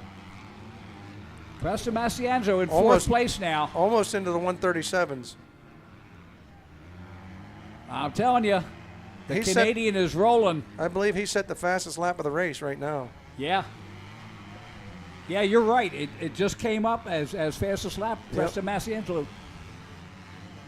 Battle for third underneath as we see them in the bowl turn. And that is Getz and Masiangelo. Masiangelo and Jonathan Getz, they have been racing against each other for years. He is right. I mean, it literally not even half a second. And you see our leaders, Fowler up on top going through the Team Green bowl turn up into the Honda Triple. You can see second or third and fourth back there. And Masiangelo is all over Jonathan Getz. See what he does here in the off camera. He's been looking for a way around him. He's on it. Oh, Getz made a mistake. Fowler had to go high, or Masiangelo had to go high. We'll see how that works out for him up there. He's going to be able to make the pass. He's got it. Masiangelo has moved into third. I'll tell you what, Lahovny and Fowler better be. I hope their pit board is telling them that Masiangelo's coming. You better get on the gas. Fowler, I know these two are in good shape, but Yeah. I bet his tongue's hanging out right now. Right? Yeah. My tongue's hanging out just watching these guys. All right, through the LMR tire first turn. There's your first and second. There's third place and fourth. So Masiangelo and Jonathan Getz, the Florida rider. There's your gap between top four. Masiangelo, again, is almost half a second. Well, he's a second faster than first and about a half a second faster than second right now. Here we go. Look at this. The battle of the Dragon's Tail, and here they come. Masiangelo, you can see him. He is now caught up to the leaders. And Masiangelo sees them. Lahovny airing it out on that downhill. But here comes Masiangelo. And of course, to him, this is like riding in Florida. Well, that's right. Yeah. The Canadian rider putting the pressure on as they come up through that MX6 triple-double. Look at this. He's now on Lahovny's back fender. He is. He's going to be setting the fastest lap of the race this lap. He's at least a second to 2 seconds a lap faster than these guys right now. What a run. And that's the confidence. He goes to the outside. He's like, I'll run the outside. I know I got the gas on. I was watching this. He's really running a lot of the outsides, but he's just railing them. Hey, the FIM way. The Europeans That's right. love the outside. Here they come to the finish line again. We're going to see how what time is shaping up, but I know Masiangelo is right there. So Fowler, Lahovny, Masiangelo, and Masiangelo at 138.244, the fastest rider on the track. Fowler at 140, Lahovny at 141. We have got a battle as they come through that LMR tire first turn. I'll tell you what, he's flirting. Masiangelo's flirting with the 137s, and right now, if he can get around Vincent, I think Luke might be in trouble. I mean, that's 2 seconds a lap. Ooh. So Masiangelo all over Lahovny. As they come through here, you can see Luke Fowler. He doesn't know. He's like, yeah, I'm setting the pace. But you know it as well as I do. When you're out in front, it's hard to gauge how fast you're going. It is. It's hard to gauge. And you don't want to look back, because looking back, you don't want to see where you've been. You want to see where you're going. Well, also, if I'm behind you and I see you look back, I'm in your head. That's right, 100%. Right now, Masiangelo, I think, is in everybody's head. He's actually running a really smart race. He's not pushing it right now. He's just staying right there, waiting for them to make a mistake. So Vinny and Preston going through the triple doubles, and Masiangelo, Lahovny's like, he goes, yeah, I know who that is. I've had him on my back before, and I just got to figure out which way he's going to come. Now, this will be the all-important. Where would you pick if you were coming through that? I would pick the middle line and then drop down, almost right where Lahovny was. And they both picked the same line. That's exactly what I would have done right there. That's, from what I've seen out there in practice, that's the best line there. All right, there's your leader. Right now, Luke is like, look, I got to get out of here. I see this guy coming. I got to check out. He's starting to feel the pressure. He is. So he ran all three of them, top four riders running 140s. All within 3 cents of a second. Reese Wheaton in fifth, running a 141. Robert Thomas in sixth. Sebastian Balbuena in seventh. Eli Gross in eighth. Trevor Haslett ninth. Michael Grubbs rounds out the top 10. And that's brought to you by McMahon Cycle Sales. And what a top 10 we have in this 250 Pro-Am. across the Dragon's back. Casey Clark was finally able to move up to 17th. He's working his way forward. Yeah, it's tough back there. And he's like he told me, his tongue's going to be hanging in the tire right now. And Axel Neff just behind him, another fast rider here. Axel more of a 450 rider. We'll see him tomorrow. All right, what a battle. Here's the battle for second. Look at this. You can see Massiangelo and Luhovi going at it through the MX6 triple doubles. What a battle. The thing is, when you're catching somebody, I won't say easy, but it's easier to catch them than it is to get around them, because you got to figure out what lines they're taking and what line that you want to take, and you end up eating a lot of dirt. Yes. And, of course, Luhovi, he's like, I don't know. He's going to the high line right now. Let's see how this works out for him. There's Fowler. There's the battle for second. And if you've never been on this track, I'll tell you what, the Pleasure Valley dirt, it hurts. Oh, yeah. And the guy in front of you don't care. He just keeps throwing it at you. Yep. And the dirt's not so bad as the little stones, the little flat pieces. That's right. Look at this LMR tire first turn. That is your top three riders. And they're gaining back up on the leader. The leader had pulled a little bit, but both of them ran about half a second faster. Now you can see Getz has pulled into the fray. He has moved up a little bit. That's him coming down the hill now. Yep. But this is the battle for second. Luhovi. Staying low. Vinny is, he's getting it right now. He doesn't have to look over his shoulder. He knows he's there. There's a lot of noise going on in their heads right now. Look, he's going to the Marciangelo is going to the inside, trying to. Not enough traction in there without any of that, with all that hard packed dirt. All right, down to the bottom of the hill, downhill. We've got lappers coming up ahead. So Luke Fowler, the Hovey is now up on Fowler. Fowler's like, I don't know where he came from, but they're both running 140 and Fowler are 141. So Fowler just knows now. It's like, dude, I got to step it up. Luhovi is putting the push on. Look at this. This is the battle for the lead now. Luhovi has broken away from Massiangelo and put it on Luke Fowler. Massiangelo made a big mistake going through the down back section. He almost ran off the track. Was able to give Luhovi a little bit of room, and now he's got room to take whatever line he wants to try to get around Fowler. Fowler's like, oh my God, this, how do you're leading, and how do you step it back up? It is so hard, and you just in your head you're thinking, man, I wish this guy would go away. And especially when you feel like you did a perfect lap and you look back and the guy's right on your rear wheel. Yep. So Fowler, Luhovi, and Massiangelo up over top of the Dunlop Tire Bridge, under the Plum Contracting Bridge, and in the LMR first turn. And at this point, they got to be looking forward. They're getting into lappers. They got to be making sure that they're taking the lines that's going to get them around these lappers and not get stuck in a rut or have one of the guys go down and take them out. There's a lot going on in their minds right now. Absolutely.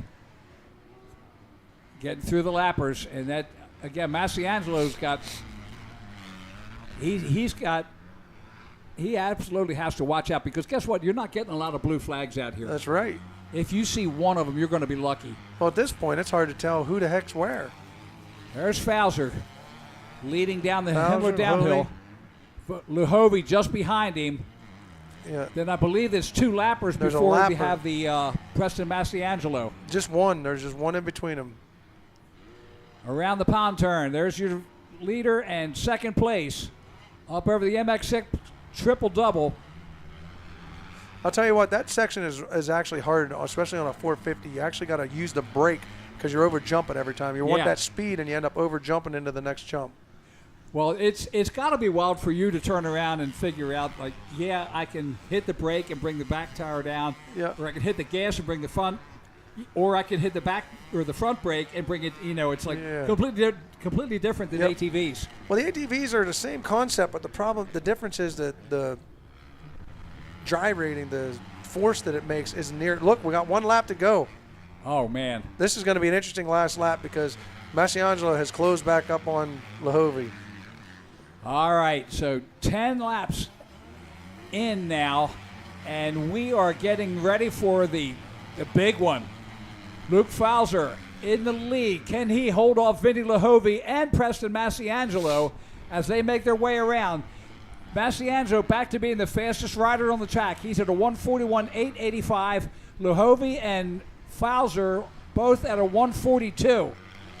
And those are the fastest riders on the track right now. Look, there's a pile of lap riders just in front of them. Oh, my goodness. Fowler was able to get through that group pretty easy. I think Luhovi got kind of stuck back there. Yeah, especially in that turn. There's nowhere for the lappers to go to get out of the way. There's Luhovi. He makes it through clean. Now through the chicane. Looks like Massiangelo's right on him. There's Fowler in the lead. Makes the pond turn. He's got a half lap left in this race. And And there you Massiangelo's see right there. Massiangelo got the pressure back on Luhovi again. He knows he's got to make the move now. Again, this is going to end up coming down to that off camber. There's Fowler. Takes the outside. Lapper on the inside. That luckily did not slow up Luhovi too much. But look at the Massiangelo. Uh-oh, lap rider's going to be in between them. I'd have to go to the bottom. Yep. and see where Massiangelo went. I think that he ended up following It's him through. not It going looked to like, go. So Luke Fowler will take the win. Look at Luhovi right behind him, and there comes the 800. The 800 of gave a lapper a Massiangelo. look back like, hey, you were in my way. I'll tell you what, Luke Fowler did a wonderful job. I mean, he wire to did. wire, and then, with these guys pressuring him the whole time, he never faltered. So Jonathan Getz, the number 22 out of Old Town, Florida, takes fourth place. Reese Wheaton in fifth. Sebastian Balbuena in fifth place. So let's run down Luke Fowler, sponsored by the KTM OB, Monster Army, Point View Cycle, Dunlop, TCD, Bell Thor, 100% POD, FMF, Pro Taper, OGO, Turner, Alpenstars, Motorex, Sam Hurley, KTM out of Midland, Pennsylvania. Second going to the 437, Vinny Luhovi on the Mercedes Motorsports, True MX, Fast Track Moto, MX Tire, Midwest Native, Gemco Plumbing, Kawasaki. And, of course, third place going to Preston Massiangelo on the AJE Twin Peaks Gas MX Tire Gas. And Tell you what, these guys did a heck of a job out there. When he got into those lappers, like I said, Preston was able to make up some time. He's had the fastest lap almost probably half of the time out there. He just wasn't able to put it together to be able to get around Luhovi. But these guys really did a great job. all right, and I see Andy down there. Oh, here we go. This is race number 8 now. I'm going to check out on you right now because I got to go find out where my kid's at. He's probably wondering what I'm doing. So it's been a pleasure to be up here, and I hope they'll be up here again before the John, weekend's out. I would love it, and thank you very much for being up in the booth with me, and I so thank you for the help. Thank you for having me, and thank you to all the fans out there listening to this, man. ATV racing, dirt bike racing, side-by-side racing, doesn't matter what it is. As long as you're a fan, we love you. All right.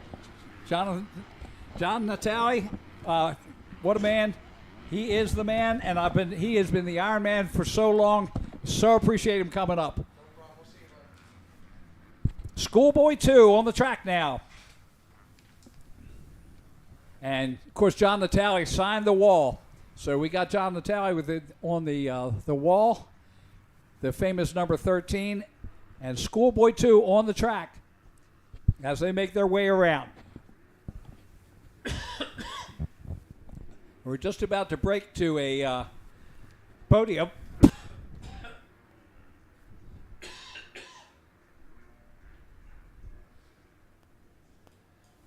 So as they get ready down there,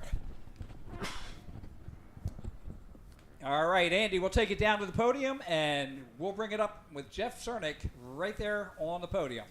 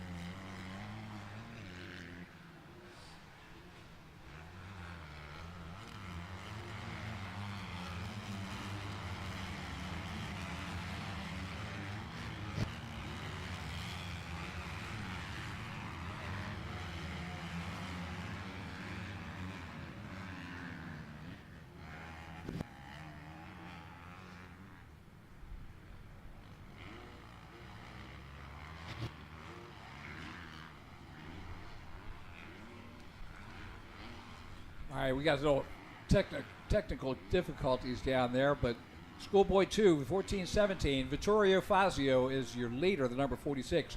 The 209 of Cole Lute in second. The 559 of Joe Shipley in third on the Kawasaki. Fourth is the 930 Roman Jordan. He's on the 930. The fifth place is 711 of Eric Gerke. As we watch our leaders, this should be a good battle. Vittorio Fazio out of Hampstead, New Hampshire on the Motorbikes Plus Factory Connection FXR Canning Speed Establishment Husqvarna in the lead, but watch out right behind him, Cole Lute, the 209 on the MX Tire, Jones and Roman MX. Over this tunnel, the wind blew me. O'Neill Scott KTM. But it was a good first race on a 250 outdoors, minute deal. So it's good to be racing, and that's perfect for me.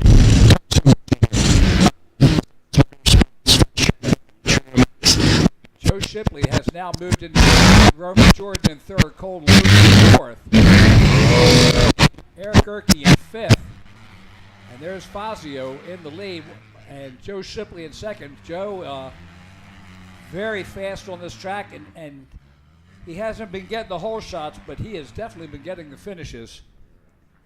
Joe on the Applegate MX Parts, MX Tire, Jones and Roman MX School, Canvas MX, Adept Vampire Terros Kawasaki out of Dubois, Pennsylvania. And you see him making the charge there on Fazio. So Shipley and Fazio at the tail of the Dragon, and down that Himmler excavating downhill through the RM Army switchback, and of course down to the pond turn. Now up to the MX6 triple double. Oh, there's a move, and Shipley has now taken over the lead. So Shipley takes the lead in the Team Green Bowl, headed towards the top Honda triple. Fazio now back into second. Shipley on the top. Oh, that wasn't. Yeah, he kept it on. Wow. Tightened it back up, and looks like Fazio back in the lead again. As their side-by-side white flag is out, 1 lap to go. Fazio back in the lead.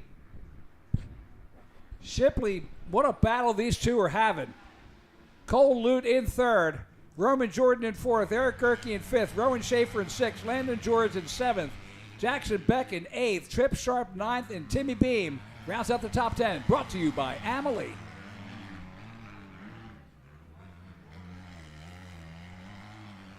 Into the Fuel Factory Dragonback. There's you saw the third and fourth there. They're back up to the lead. Shipley and Fazio going at it. Shipley got around him for a little bit. They were side by side, and then Fazio shot past him just before that Pro Action finish line.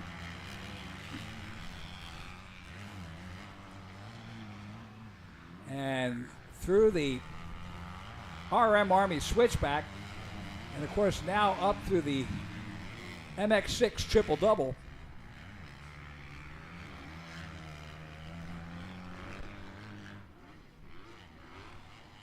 Up through the Team Green bull turn, and then over the Honda triple.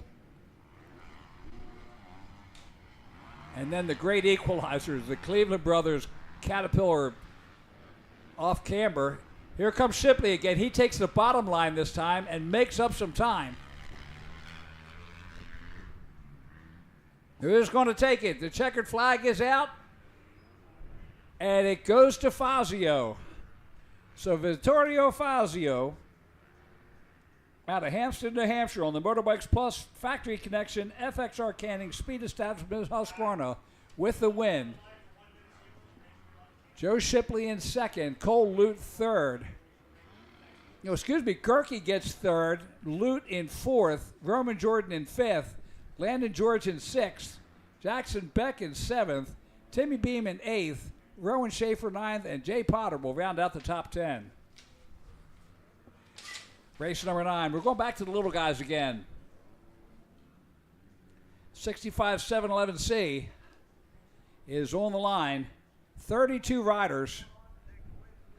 Oh, what a weekend. I mean, the turnout, just pulling into the place, the amount of campers and camp trailers I see here is just absolutely amazing.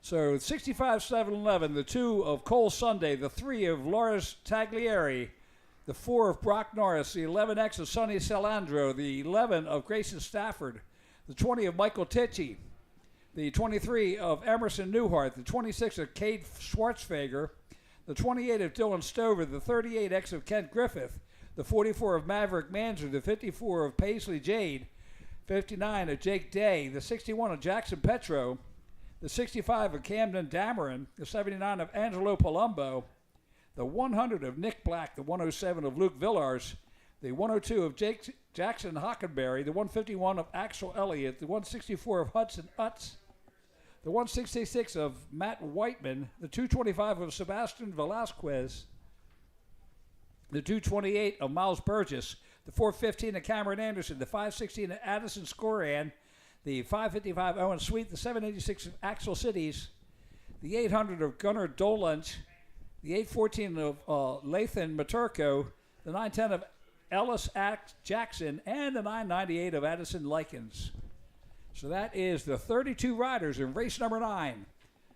If you just tuned in, good afternoon, and welcome to Pleasure Valley as we look down at the Jones and Roman start line for race number 9. That's a 65-711. Last race in the first group, Schoolboy 1 will be coming to staging. That's race number 10. And here we go into the first turn at the 65-711C. And it's the number 4 of Brock Norris out of Burgessville, Pennsylvania on the Cobra.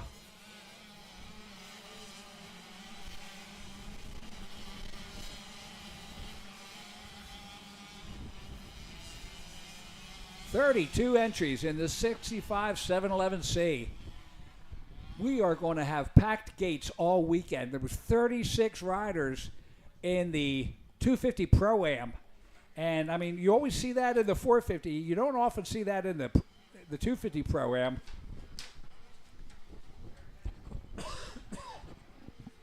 But they are packed with bear shot. Excuse me. As they head down the Himmler downhill.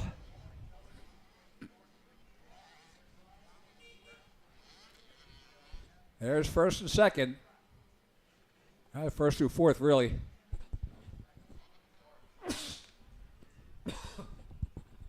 Oh.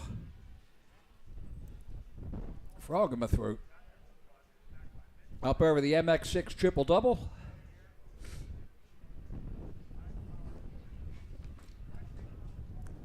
And that looks like the 48, 44 of Maverick Manzer.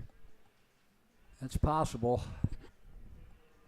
Yes, it is. That's Maverick Manzer, the 44, out of Amsterdam, New York, on the 100% twin-air OGO Mom and Dad gas.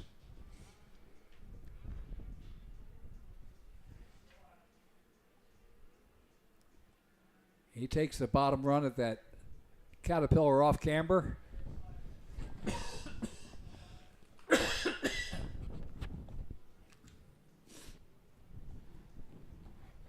Gets the green flag. So Cameron Anderson, the 415, is your leader. Out of Carver, Massachusetts, on the Kane Construction, Del Pazzo Tiling, RJ Messina, Macquarie Towing, St. George Street Garage, KTM. Brock Norris, the number 4 in second. Kent Griffith, the 38X in third. Angelo Palumbo, the 79 in fourth. Jacob Day, the 59, rounds out the top 5. So Cameron Anderson in the lead. Out of Carver, Massachusetts. And look at the lead he's got now. There's your second and third riders. Brock Norris and Kent Griffith.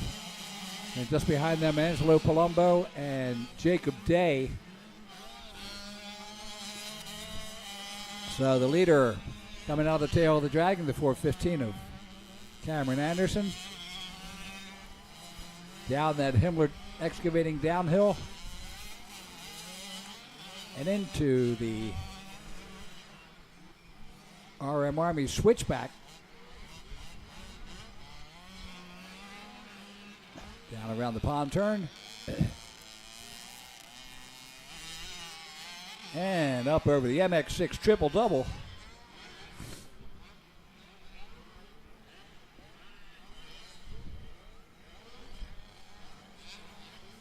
So there's Anderson. Here's your second and third riders. That's Norris and Griffith. Brock Norris, Kent Griffith. As they come out of the MX6 and head into that RM Army. Excuse me, the Team Green Bowl, and then the Honda triple. Some of these turns change from race to race, so pardon me for trying to keep you well versed on where we are on the track. If this is your first time tuning in, of course, that is the Cleveland Brothers Cat off camber. And there's Brock Norris and Kent Griffith coming across that pro action finish line.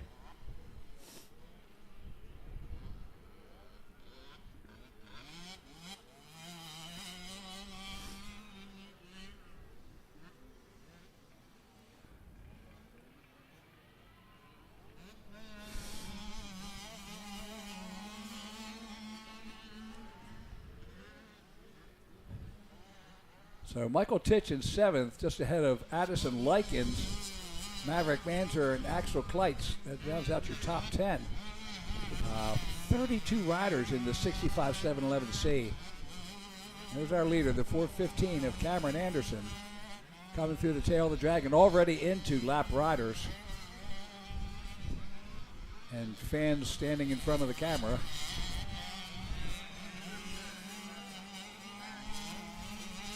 As you can see, a little bit overcast, but man, what a beautiful day weather-wise.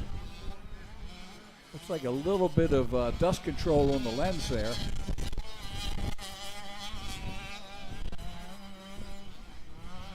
Our leader coming up over the MX6 triple-double.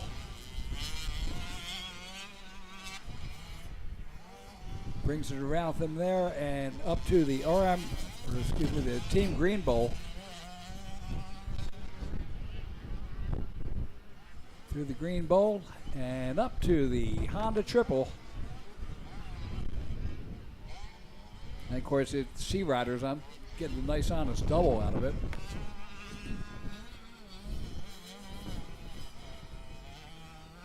And probably the smartest place a Sea Rider can go. Take the bottom. A little bit longer, but at least you got a straight line for them. White flag is out. 1 lap to go for Cameron Anderson as he crosses the pro action finish line. Up over the MX tire, Dunlop tire tunnel into the LMR tire first turn. So he's running a 212. So your leader at a 212. Brock Norris in second at a 215. Kent Griffith third at a 214. And they are the fastest riders on the track. There's our leader heading into the Fuel Factory Dragonback.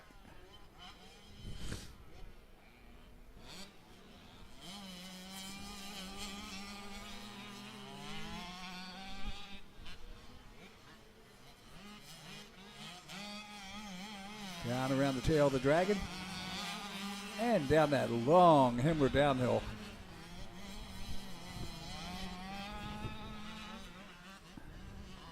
Through the RM Army chicane or switchback.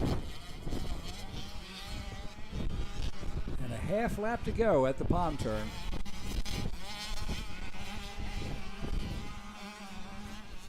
He makes his way up through that MX6 triple-double.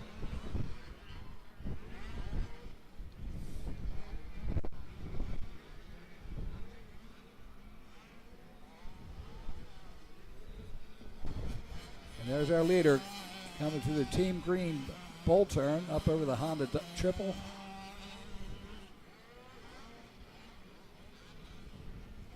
And one last time through the Caterpillar off camber.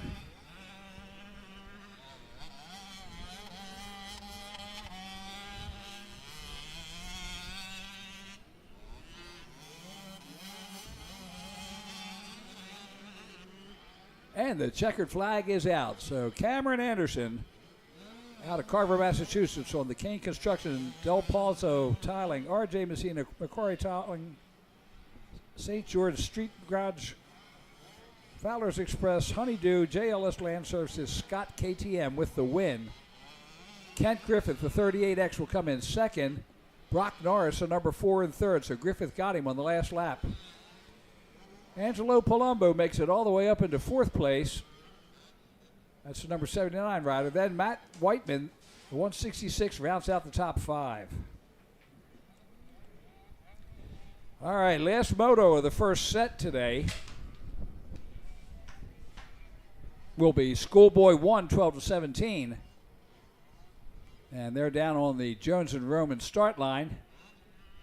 And it's the number 28 of Joey Quinn, the 1 of Cole Tunstall, the 7 of Steve Totkus, the 9 of Chase Curry, the 11 of Jay Potter, the 19 of Joe Fiedler, the 21 of Chadwick Nauer, the 25 of Gabriel Clark, the 29 of Mason Mills, the 42 of Branson Richard, the 52 of Skylar Bentley, the 88 of Wayne Gephardt, the 111 of Trent Putz, the 122 of Jonathan Palmer, the 164 of Vince Carinci, the 214 of Briar Stesick, and watch him out of Colliers, West Virginia, very fast rider. The 222 of Jason Fix, the 225 of Mason Hattery, the 230 of Trey Jarvis, the 360 of Carter Tunstall, the 399 of Connor Smith, the 515 of Brian Bunty, the 526 of Tanner Cromley, the 563 of Josiah Hippensteel, the 722 of Connor Hattery, the 922 of Jackson George, the 926 of Galen Wenrich, and the 955 of Landon George. 28 riders in this Schoolboy 1. And here we go.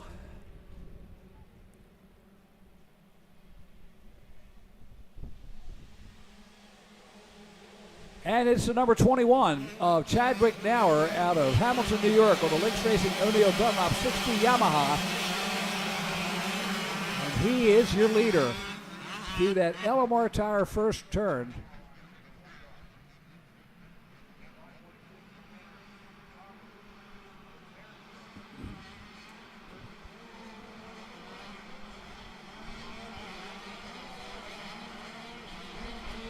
To that Fuel Factory Dragon back at the tail of the Dragon. Chadwick Nauer, the number 21 in the lead. Good gap over second right now. It's come down that Himmler downhill through the RM Army switchback.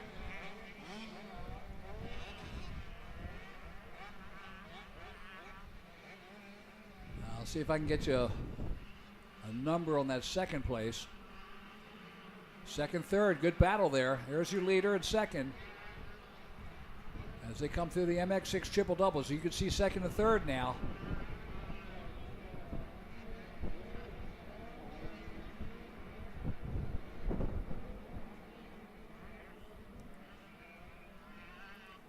As they make their way over the Honda triple and into the Caterpillar off camber.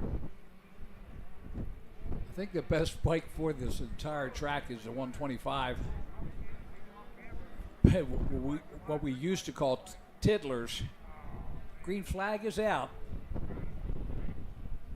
So Chadwick Nauer in the lead. Second place, Gabriel Clark, the number 25. Third is the 955 of Landon George. Fourth is the 230 of Trey Jarvis. Fifth, the 122 of Skylar Palmer. Sixth, the 52 of Skylar Bentley. Seventh, the 11 of Jay Potter. Eighth is the 19 of Joe Fiedler. Ninth is the 926 of Galen Wenrich. And rounding out the top 10, the 42 of Grayson Richard. And that's brought to you by Cernix Racing.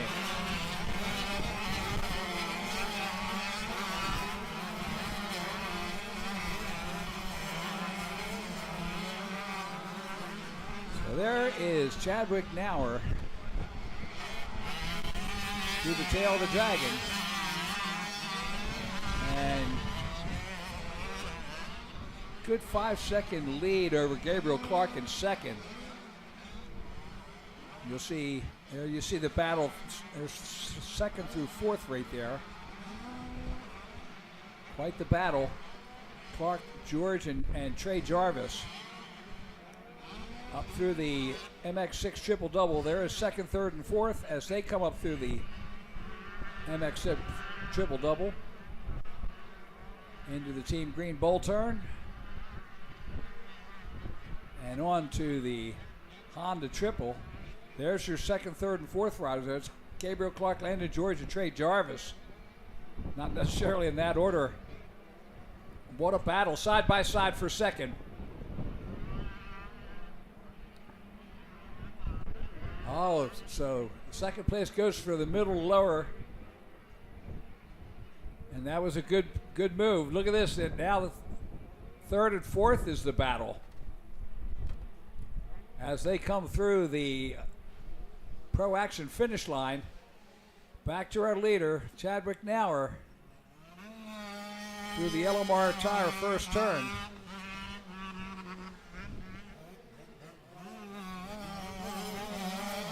There's the battle for second. Landon George, Gabriel Clark, second and third. Trey Jarvis in fourth. Jonathan Palmer in fifth. As they head around there to the fuel factory, jumping onto the Dragon back. What a battle. Look at this. There's second, third, and fourth as we see them on the Dragon back. Now down to the tail. And down that long Himmler downhill. There's your leader on the top. The battle for second. That's second through seventh now. Goodness gracious.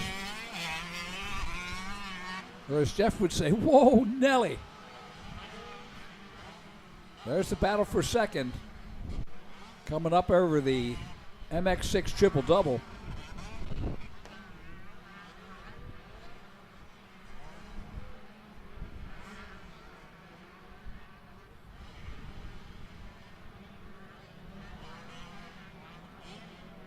What a battle.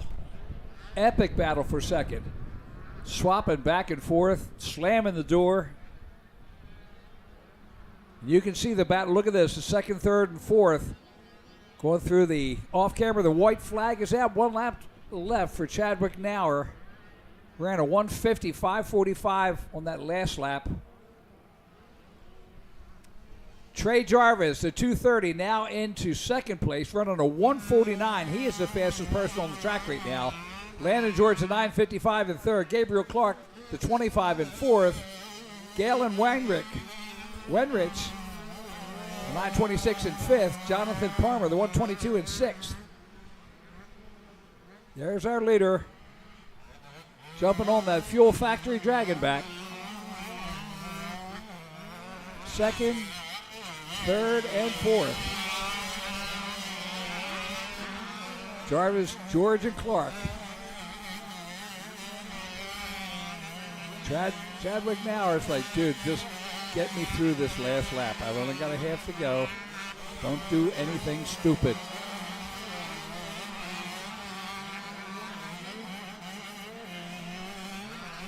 So Chadwick Nauer with a 7-second lead will be, unless he does something really, really bad or really, really stupid, he's pretty much got a shoe in as you see the battle for second behind him.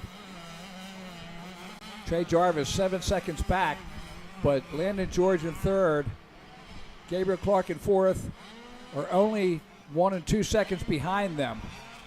So still quite the battle for third place.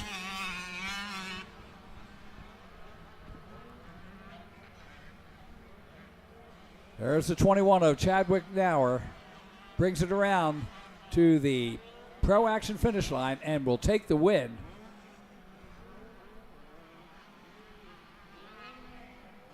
There's second. There's Trey Jarvis, the 2:30. Third, this is the battle for third. It looks like Landon George will take third. Gabriel Clark on his back fender in fourth. Galen Weinrich in fifth.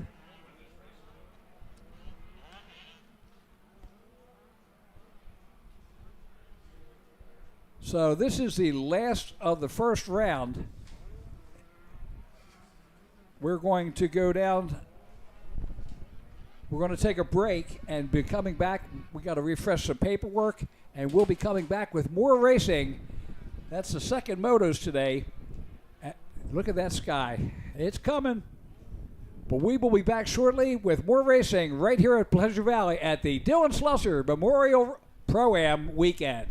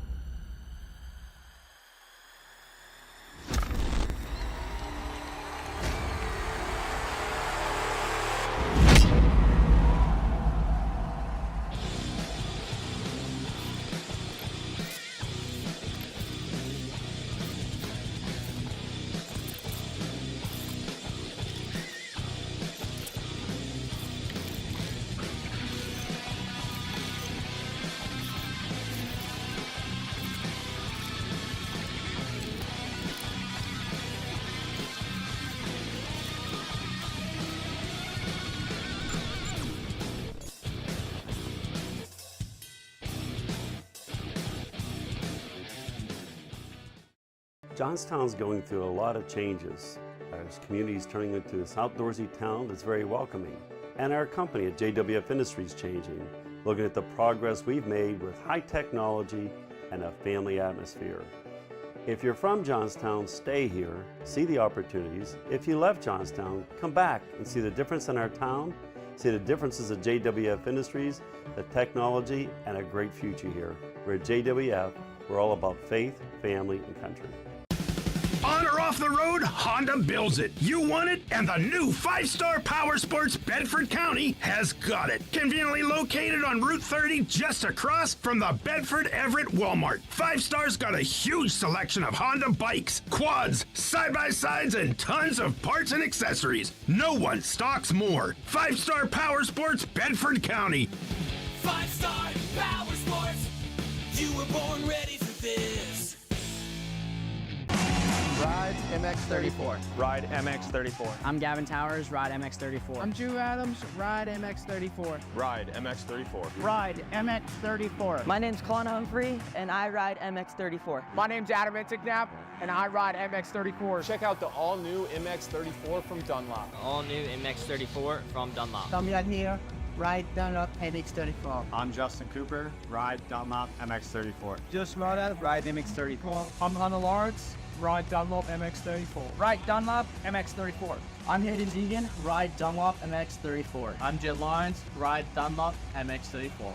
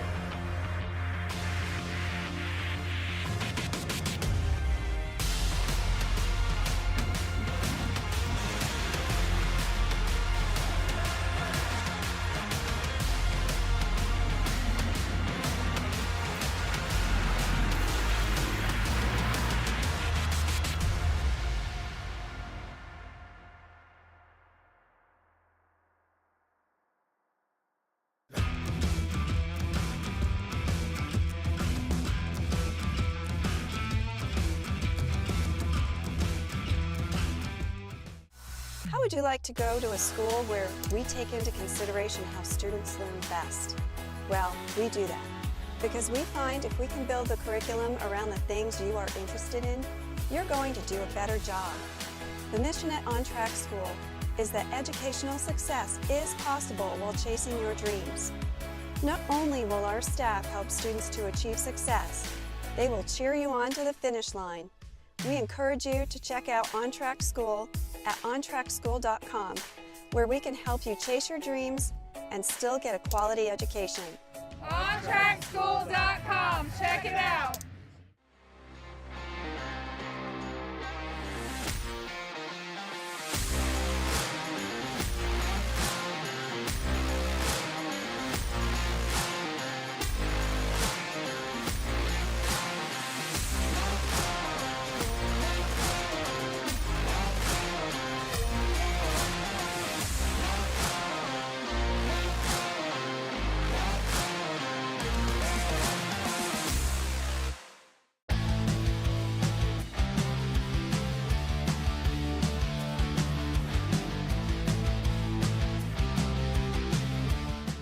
Valley Automotive Group and Valley Truck Centers are the proud supporters of pro supercross rider Jeremy Hand. We've been a motocross supporter for years and big fans of Pleasure Valley and its top-rated owner-operator Jeff Cernick. Good luck to all this season from Valley. Hey guys, welcome to Cernick Cycle World, your premier power sports destination. Come on in and check it out. We stock the best products from Honda, Suzuki, Kawasaki, Yamaha, KTM, also Kia. That means we have something for the whole family. We also have a full-service parts department ready to help you with the newest parts, accessories, apparel, and gear from all the top brands. We have our 40,000 square feet showroom with over 500 new and used units ready for immediate delivery. Easy on-the-spot financing, good credit, bad credit, we can help. And if we don't have what you're looking for, we'll get it. Come see why nobody beats a Cernick deal. Or shop online 24/7 at www.cernics.com. Yeah!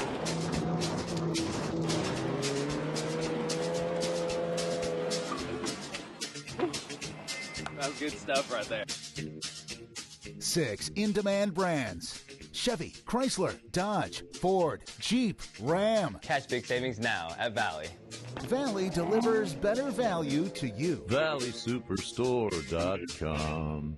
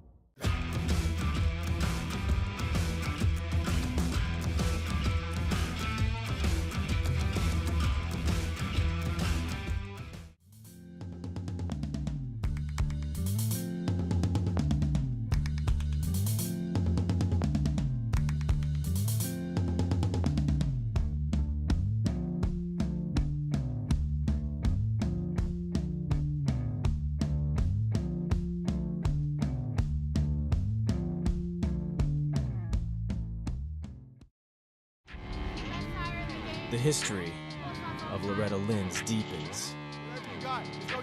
30 championships, all backed by Dunlop motorcycle tires.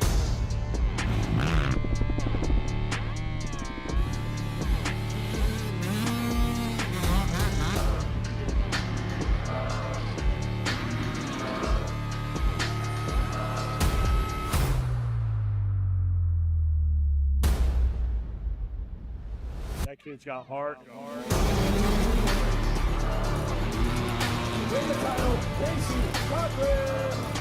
It's Alex Collins. Got our GMX MX-14 ready to go. Kevin Jack Spinning.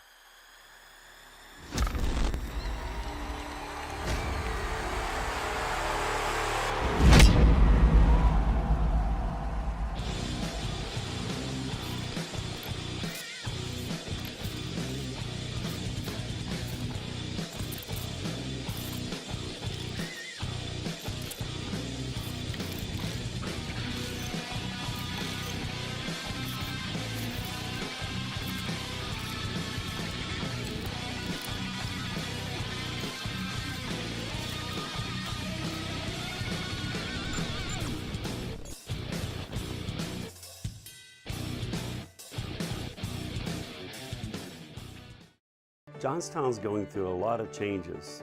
Our community is turning into this outdoorsy town that's very welcoming. And our company at JWF Industries changing, looking at the progress we've made with high technology and a family atmosphere. If you're from Johnstown, stay here, see the opportunities. If you left Johnstown, come back and see the difference in our town, see the differences at JWF Industries, the technology, and a great future here. We're at JWF, we're all about faith, family, and country. On or off the road, Honda builds it. You want it, and the new 5-star Power Sports Bedford County has got it. Conveniently located on Route 30, just across from the Bedford Everett Walmart. 5-star's got a huge selection of Honda bikes, quads, side-by-sides, and tons of parts and accessories. No one stocks more. 5-star Power Sports Bedford County. 5-star Power Sports. You were born ready for this. Ride MX34. Ride MX34. I'm Gavin Towers, Ride MX34. I'm Drew Adams, Ride MX34. Ride MX34. Ride MX34. My name's Colin Humphrey, and I ride MX34. My name's Adam Intignap, and I ride MX34. Check out the all-new MX34 from Dunlop. All-new MX34 from Dunlop. Damian here, ride Dunlop MX34. I'm Justin Cooper, ride Dunlop MX34. Josh Moda, ride MX34. I'm Hunter Lawrence, ride Dunlop MX34. Ride Dunlop MX34. I'm Hayden Deegan, ride Dunlop MX34. I'm Jet Lyons, ride Dunlop MX34.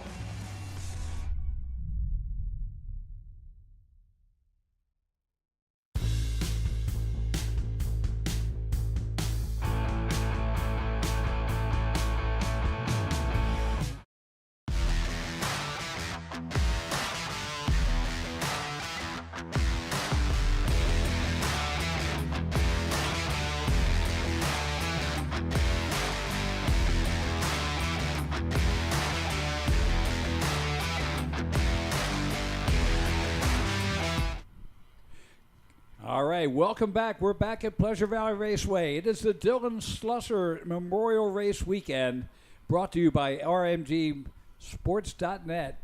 And we have the Micro Ones, the PWs, back on the track now.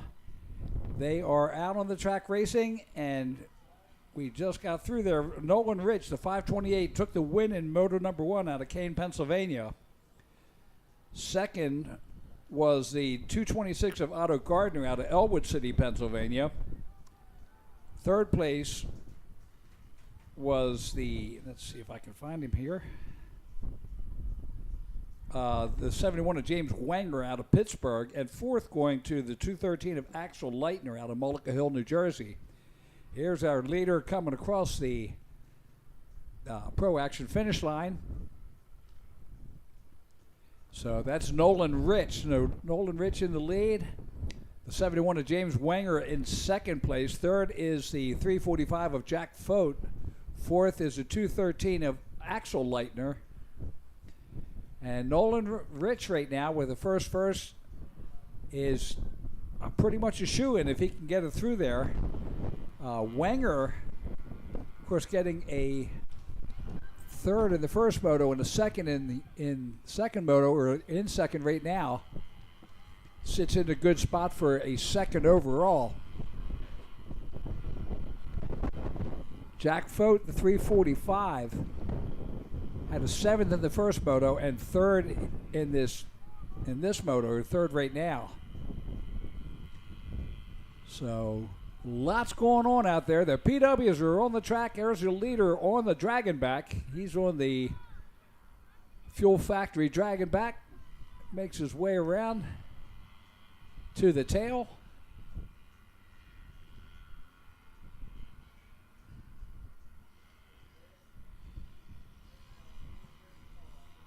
And there he goes. He takes the outside. Water truck got the track back in good condition. So Nolan Rich brings it around to the off camber. He takes a look over his shoulder, see who else is back there. Say, yeah, I got enough of a lead. You can see the gap now. Good battle for second. That's Wenger and Fote going at it. And Axel Leitner There's your second and third right there. Fourth just behind them as they come through the Cleveland Brothers Caterpillar off camber.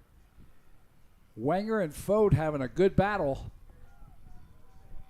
There's a charge. Oh, and a position change. So Wenger stays in second, but Axel Leitner moves into third. Jack Fote goes back to fourth now. Beckett Manzer in fifth. Wesley Jackson in sixth. Eli Labonte in seventh. Otto Gardner in eighth. Ryland Smith in ninth. And Carl Schersberg rounds out the top 10. That top 10 rundown brought to you by Amelie. There they are in the LMR tire first turn. That's your battle for third there. There's your leaders. And a lapper there that's got hung up.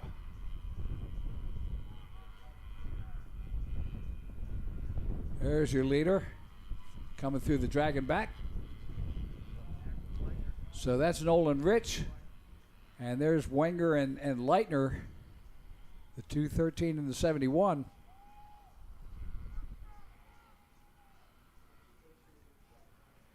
Now they bring it around through the tail of the dragon.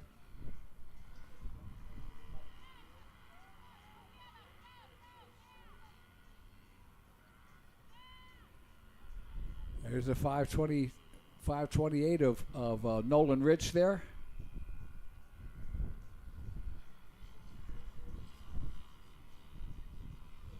White flag comes out, 1 lap to go. There's the battle for second below as they come down that long finish line straightaway. You see Wenger and Leitner.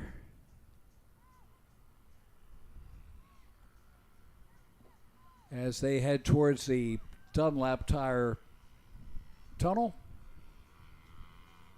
And of course you watch the leader, Nolan Rich, disappear to the head of the dragon. There's your second and third. One of the LMR tire first turn. Jack Fote in fourth, Eli Labonte in fifth.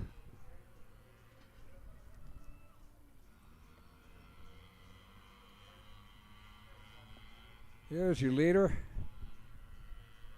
Coming through that Fuel Factory Dragon back series.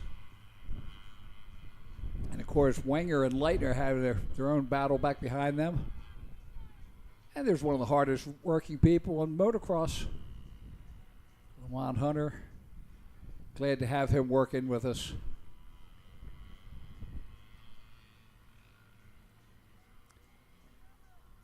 Less than half a lap to go for Nolan Rich on the Rich Gas Lorenzo Trucking Podium Works Yamaha out of Kane, Pennsylvania. And he sees that checkered flag flying, so he's going to be coming around. 1 and 1 equals 1. Now here we go. Here's the battle for second. Wenger and Leitner. James Wenger, the 71, on the Tri-Light Windows, Ewing Concrete, Inman Properties, Yamaha. Out of Pittsburgh, takes second. Axel Leitner to 213 on the Callahan MX School Fun Factory Racing Yamaha, taking third. Fourth will go to the 345 of Jack Fote on the Podium Works Jones & Roman Napa Auto Parts Opa Yamaha. And then the 226 of Otto Gardner on the Kathy's Barbershop McElwain Motors Dance Pro Moto Podium Works Fast House Yamaha. So race number 1 is complete. The overall will go to Nolan Rich. Second overall will go to James Wenger. Third will go to Alex Leitner. On the line now, the Micro EE2s, 4 to 7 years old. The 19 of Eli Labonte out of North Smithfield, Rhode Island. took the win. Oh, wait a minute. I'm showing something else here. Race 1. Where's race 2? I didn't get race 2. I have to go back into the history down here on the floor.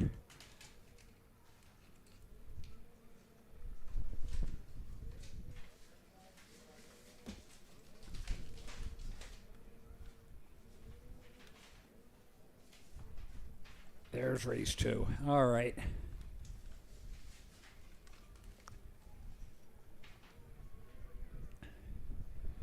So the 85 12-15C is on the line. Sorry about that. Missing some paper.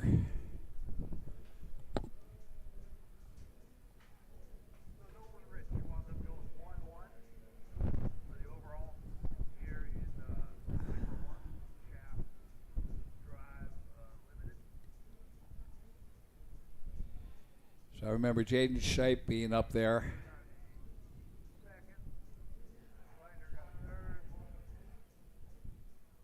Yeah, so we're getting a little bit of light rain out there, and that's kind of hampering things a little bit. So you can see the flags moving, and the rain's not helping it, trying to get the 50s off the track. Hey, we want to thank some of our sponsors here.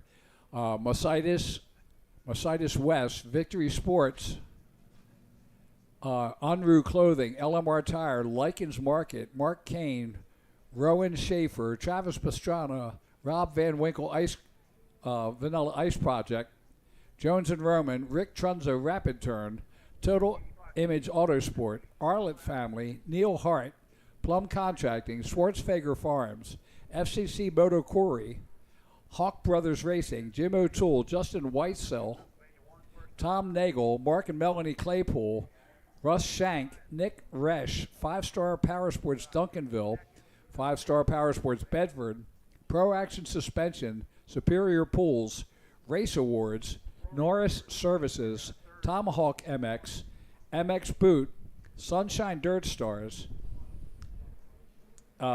Anonymous with 100% going to the women's purse, MX Sports, FCR Media, and Greg and Susan Simmons. So we want to thank all those sponsors. And here we go into the first turn.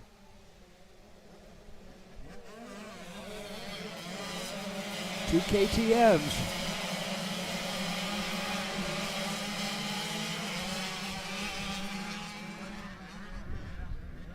As they bring it around to the Fuel Factory Dragon back at the head of the Dragon. 27 riders in this 85 12-15C class.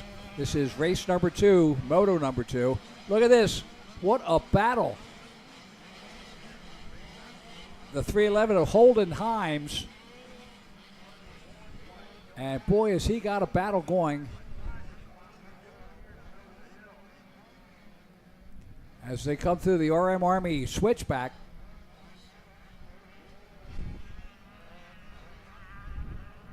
Holden Himes out of Mayport, Pennsylvania on the Focus X Dunlop Scott KTM. And I'm trying to get the number on the second place rider.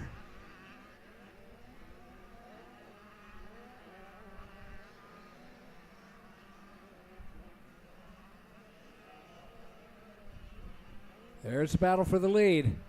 You can see right behind him the third through fifth.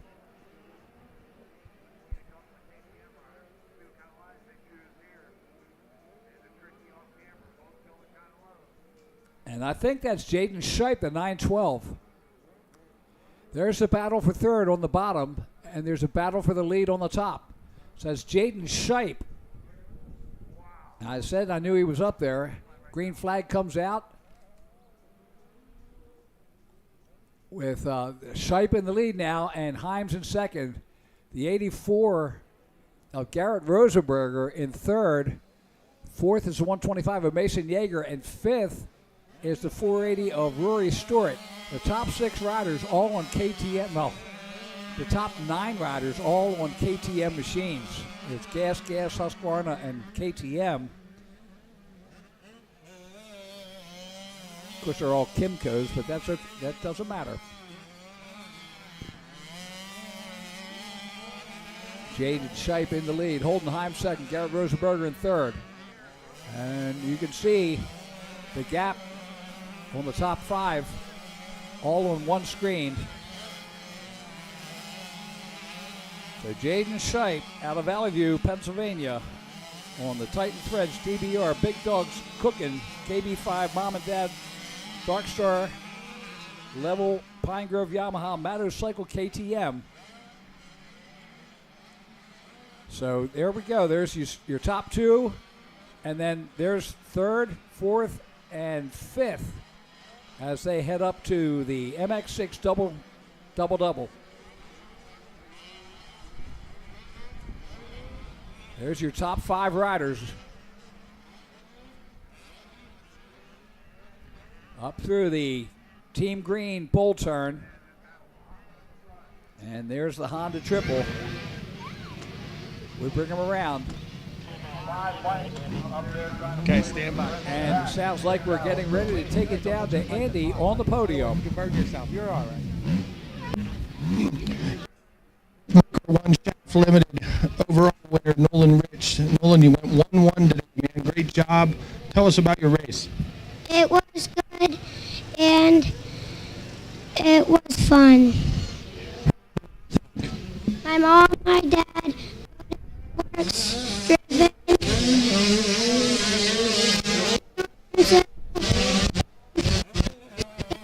And that's it. Guys, that's your number 1 Shaft Limited overall winner. Congratulations.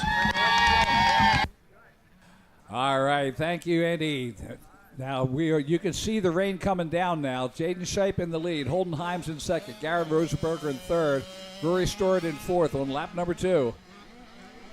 So we're just about the halfway point of this race.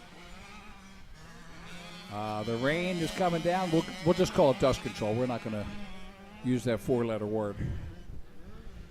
But there's Shipe and Himes headed down that Himmler downhill. In through the RM Army switchback. And there's your leader down to the pond turn.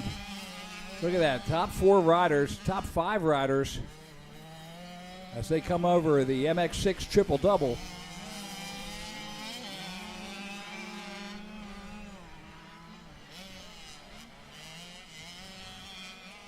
There's the battle for third.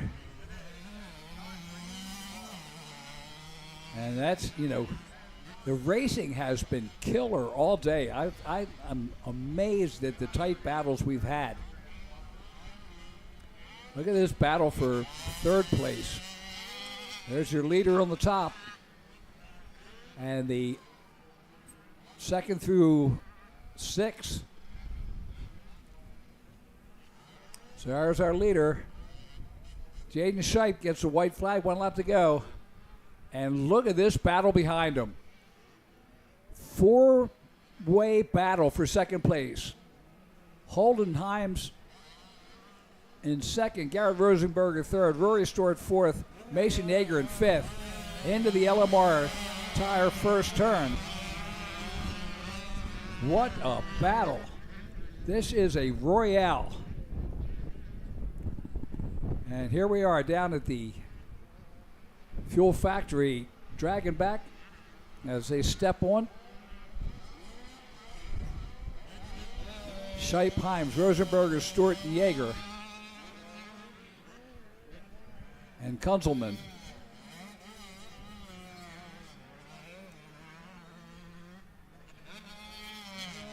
Look at that coming down the Himmler downhill. Top 6 rides. Oh, and if second place goes down. Pressure just too intense. And throws it away. There's your leader. Coming up, the MX6 triple double.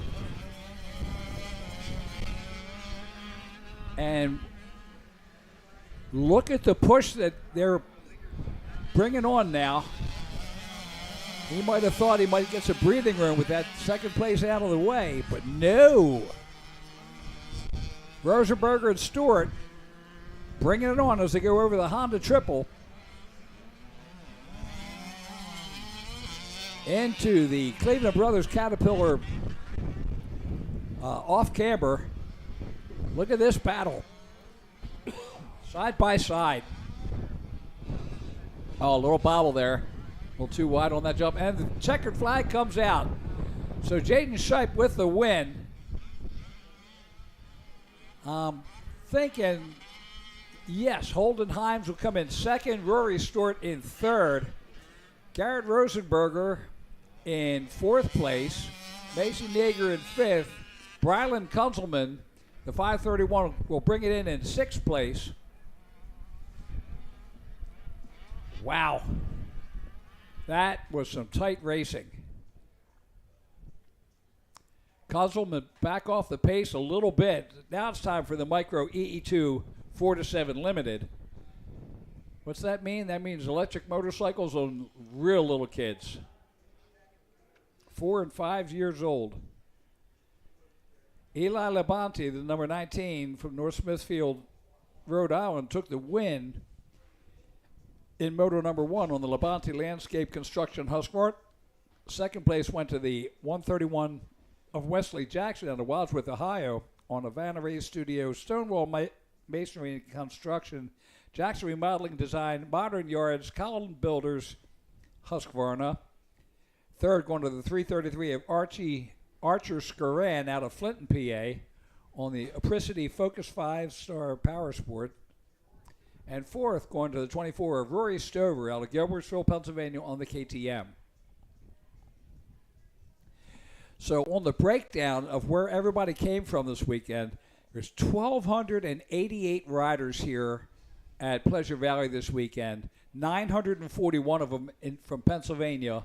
Maryland has 81, New York has 56, Ohio has 52, West Virginia 48, Massachusetts 24, New Jersey 19, Virginia 15, North Carolina 14, New Hampshire 10, Rhode Island 6, Maine 5, Georgia 4, Vermont 4, Miami 4, Florida 3, and 2 out of Ontario, Canada. So that's the breakdown, 1,288 riders for this weekend, and I think there's going to be even more pro sports for the 450s coming tomorrow. But as it stands right now, that is a lot of people that came out for the memory and the support of Dylan Slusser. Just an incredible weekend. And again, thanks to everybody for coming out here, and especially for the sponsors I mentioned earlier.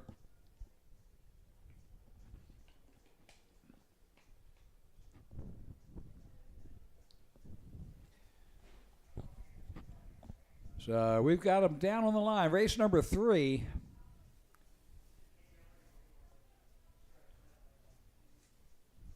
So let's see if we can get, we're going to try to get it down to the podium. And we apologize. We keep trying to get it working down there.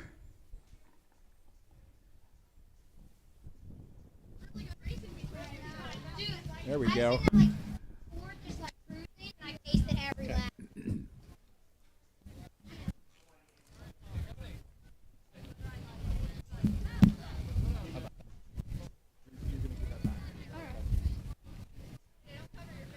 Yeah.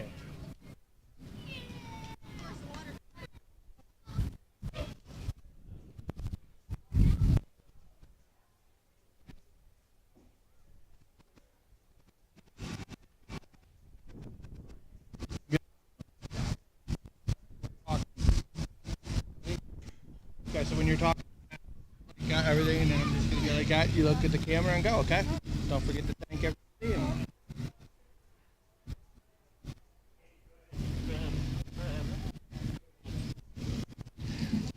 And I'm down here with 12 to 15C overall winner, JJ.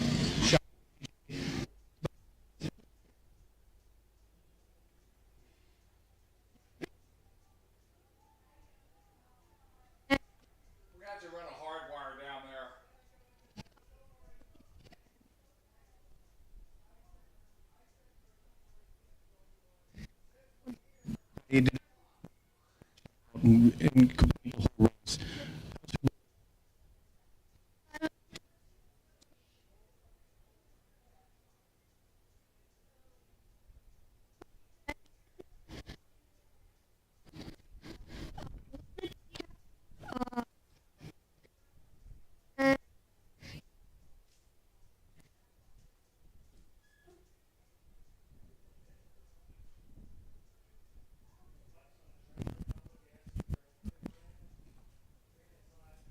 All right, and we apologize for the hard time we're having with getting the feed from the podium. But Wesley Jackson is your leader, the 131. The number 19 of Eli Labonte in second. Third is the 333 of Archer Scoran. And fourth is the 24 of Rory Stover. And you can see Wesley Jackson, Eli Labonte. And actually, it's a 2-1 and a 1-2. If Labonte can get around him, he'll take the overall with a 1-1. But right now, a 2-1 is leading a 1-2. And look at this. These guys, they are going at it.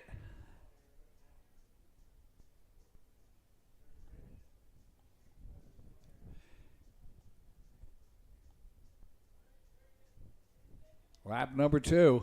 Look at this, side by side. What a battle. Wesley Jackson still holding on to the lead. Eli Labonte in second. Labonte in the blue livery. Jackson in the yellow. And Labonte gets past him as they come over the MX Tire Dunlop Tire tunnel there under the Plum Contracting Bridge and into the LMR Tire first turn. And looks like Labonte has the lead right now. Wesley Jackson, whoever takes the win is going to take the overall.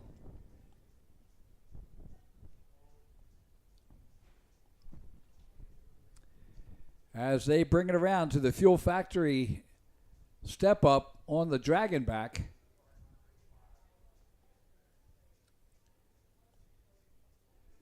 There you see Labonte ahead of Wesley Jackson. And this moto number 2 of race number 3.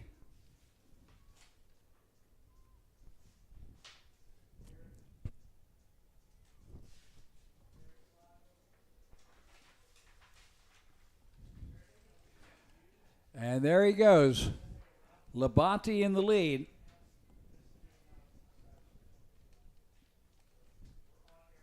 There's the number 19. Eli Labonte on the Labonte Landscape Construction Husqvarna out of North Smithfield, Rhode Island.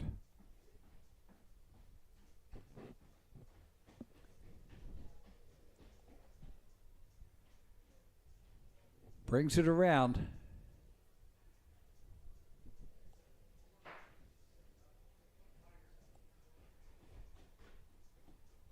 Through the off camber.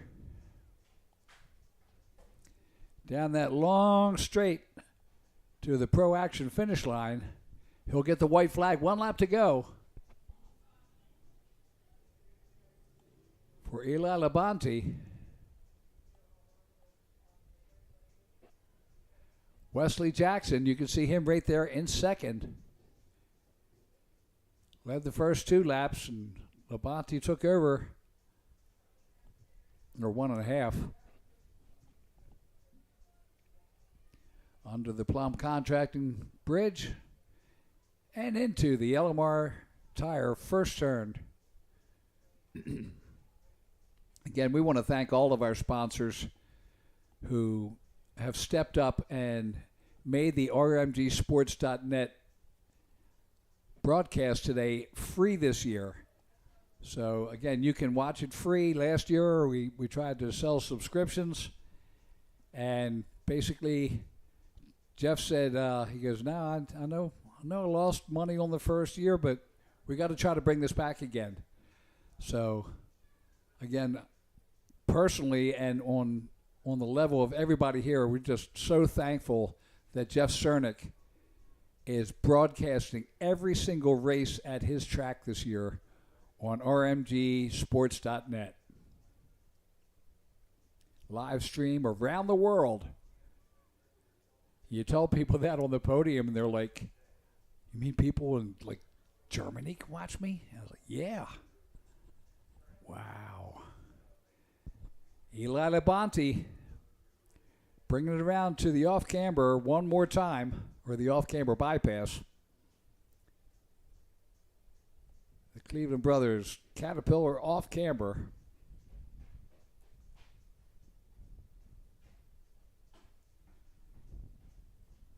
He bike around, stands up. Look at that. He's got good form.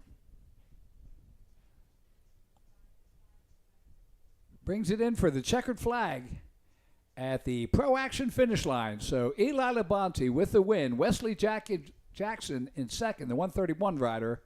Third will go to the 333 of Archer Scoran. And fourth to the number 24 of Rory Stover. Like that? Well, hey, we got more. Next up is the 85 911 C-Class.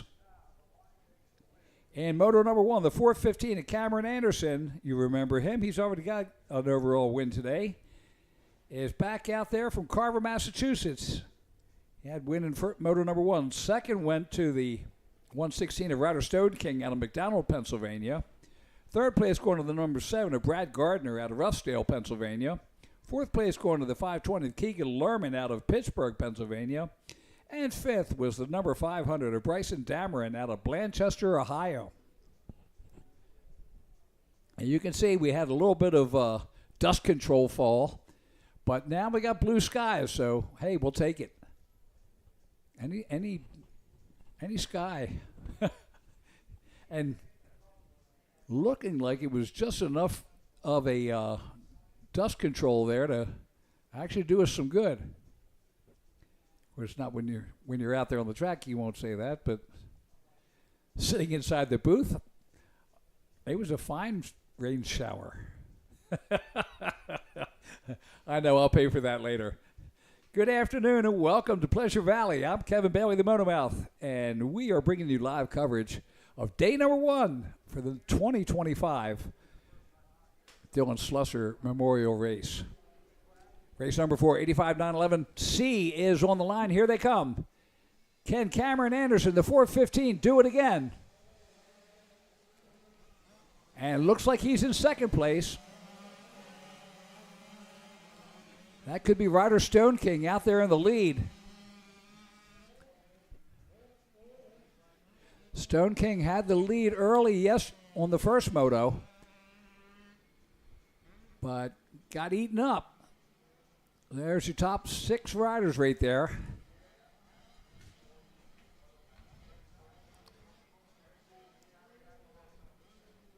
And I think that is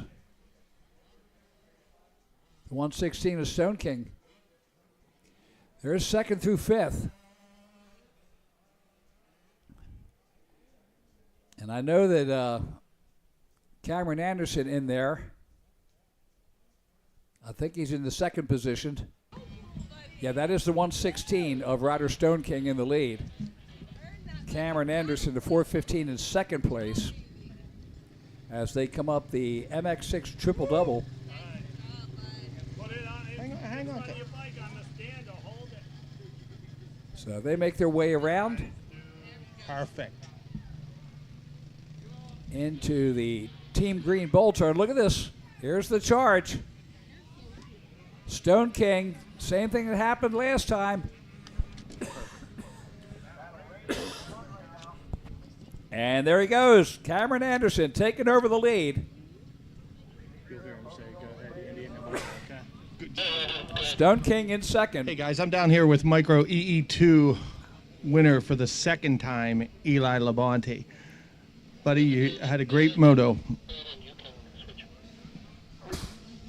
Tell us about your race. It was one time I slid out where we cut the track, but not anymore. But the track was good. There wasn't too many bumps out back, but it was a good race. So you had a good race, man. That's awesome. Tell us who brings you here and who you want to thank. I want to thank my mom, dad, FXR, Raisies, and that's it. Okay, guys, that's Eli Labonte, your EE2 4-7 limited overall winner for the day. Congratulations, buddy. Thanks. Back to you guys. All right, thank you. Back out on the track. There's Cameron Anderson, the 415. He's leading Ryder Stone King, the 116, as they come down that Himmler downhill into the RM Army switchback. Same thing that happened last moto. Anderson just stronger later on in the race. Stone King getting the whole shot, but not being able to hold him off. Up over the MX6 triple-double. There's second and third, and that is Bryson Dameron, the 500, putting the pressure on Ryder Stone King, the 116, in second.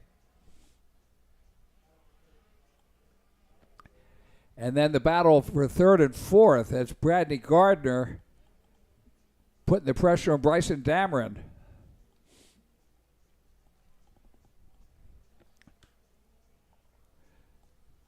So they make their way through the Cleveland Brothers Caterpillar off camber. There's your leader. That's Cameron Anderson.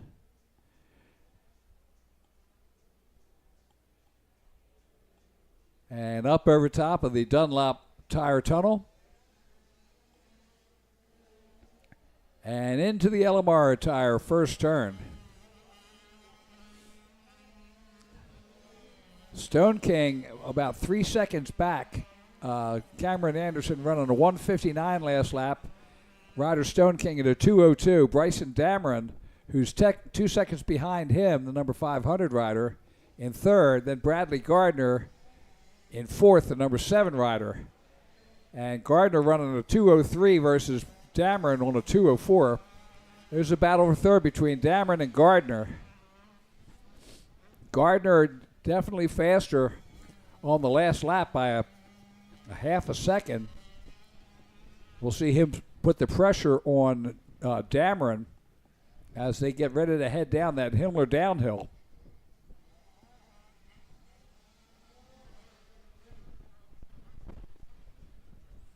There's your leader, Cameron Anderson. Headed up the MX6 triple-double. Triple-double, no trouble.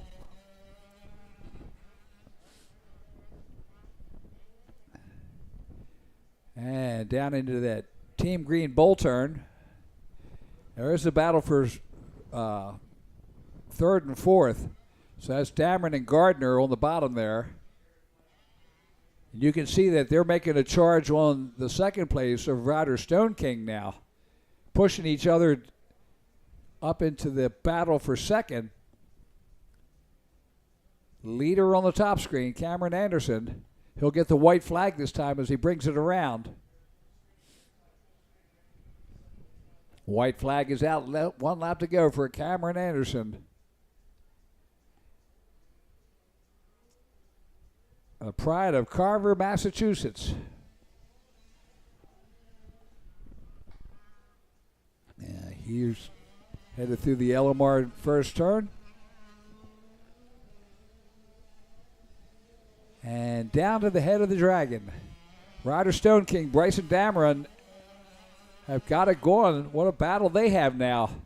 Pushed it all the way up, so the battle for third, now the battle for second. Stone King and Dameron, you can see them coming down the hill now. And there is Bradley Gardner also. So a 3-way battle for second now. And then Keegan Lerman, the 520 rider, in fifth, is 19 seconds behind the top 4. There's your second through fourth right there. The leader on the top now, headed down through the RM Army switchback. Second, third, and fourth of Stone King, Dameron, and Gardner on the bottom there. You can see them make the pond turn. And it looks like Stone King's got a little breathing room. Dameron and Gardner having the private battle now for third. There's your leader, Cameron Anderson, up over the Honda triple and makes the left-hander into the Cleveland Brothers Caterpillar off camber. One final time. Oh, yeah. That's a victory wheelie if I ever saw one. Big smile on his face. There's the checkered flag. And Cameron Anderson will take the win and the overall in the 85 911C. Second will go to Ryder Stone King, the 116 on the gas. Bryson Dameron and Bradley Gardner bring it in. Third and fourth. Good job with them. Keegan Lerman will bring it in fifth. Brayton Maturko sixth. Kent Griffith seventh. Ryder Conti eighth. Tucker Pence ninth. And Cameron Shockey will round out the top 10.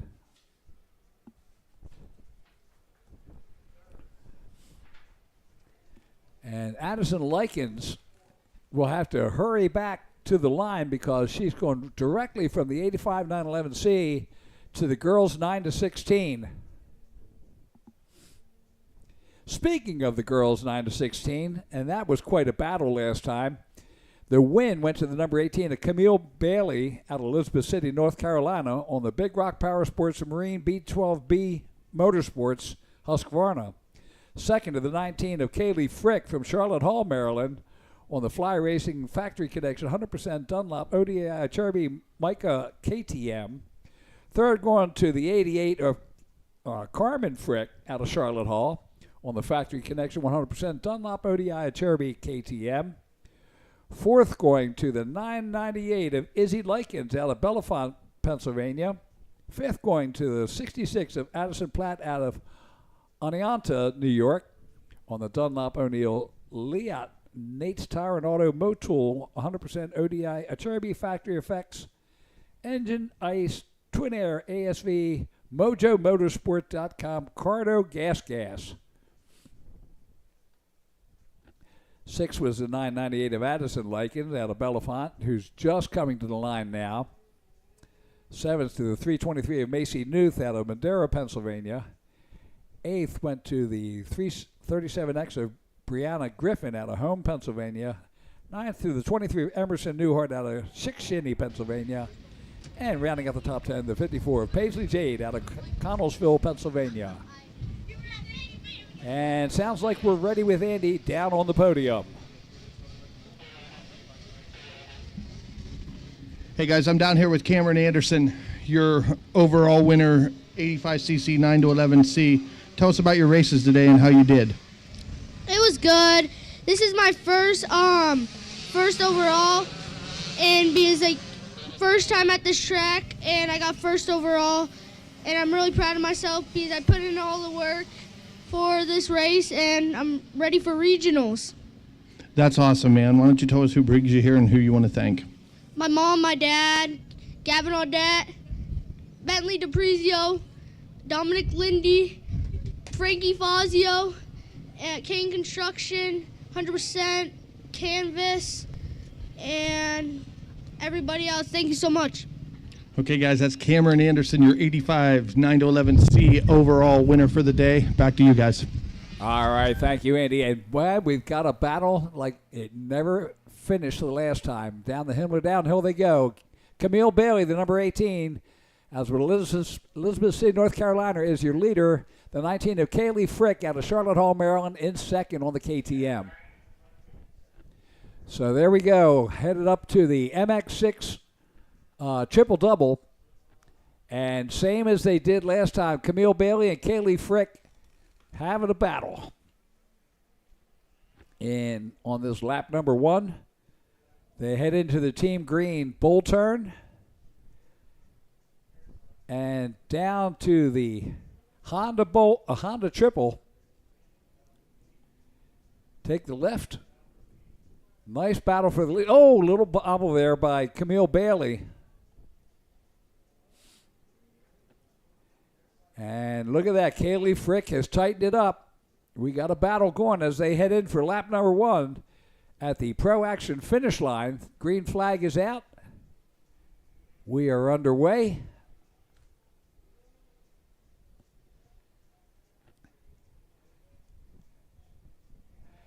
And it's Frick is leading. So the 19 of Kaylee Frick in the lead. Camille Bailey in second. Now Bailey, look at her taking the outside in that LMR first turn. Side by side. And Camille Bailey has retaken the lead.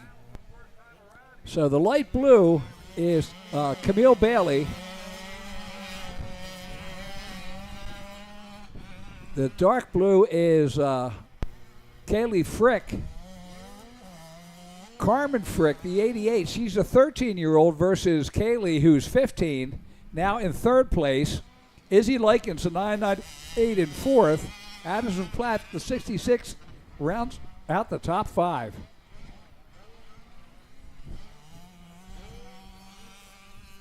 Now down, there's our leader, Camille Bailey, up through the RMRB switchback.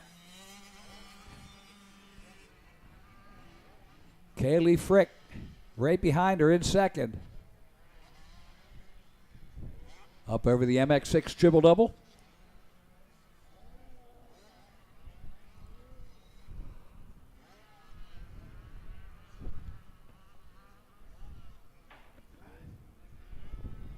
Through the Team Green bowl turn up over the Honda triple. Camille Bailey making it look oh so easy. Brings it through the off camber. The cat. Here's the 4th, 5th, and 6th. Izzy Likens, Addison Platt, and Addison Likens. So 4th, 5th, and 6th.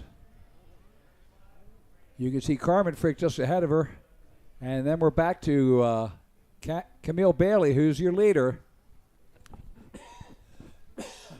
Over the Dunlop Tunnel and under the Plum Contracting Bridge.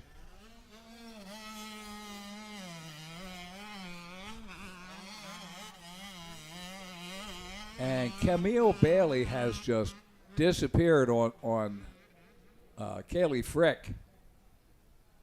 Likens still hanging in third there. That's Izzy Likens now in third.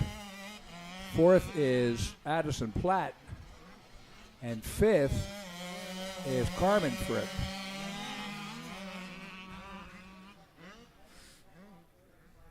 There's our leader. Through the tail of the dragon. Camille Bailey down the Himmler downhill. That is your 3rd, 4th, and 5th right there. That's 4th, 5th, and 6th, excuse me. That's Platt, Frick, and Likens. Izzy Likens, Addison Platt, and Addison Likens.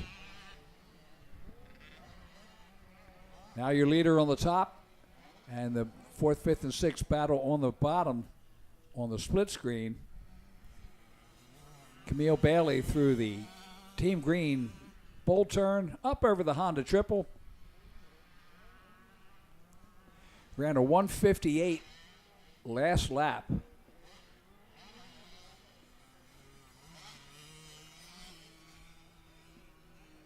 right now she is looking at the overall with the 1-1. Camille Bailey heads down to that Pro Action finish line, gets the white flag, 1 lap to go.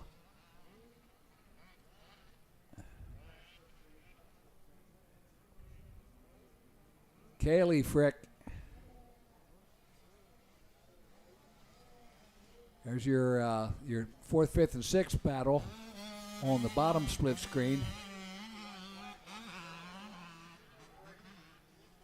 First and second on the top.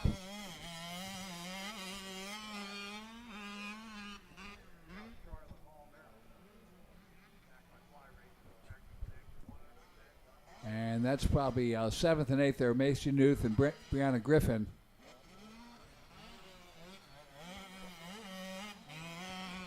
Well, actually, that was Frick and Likens, the 5th and 6th spot.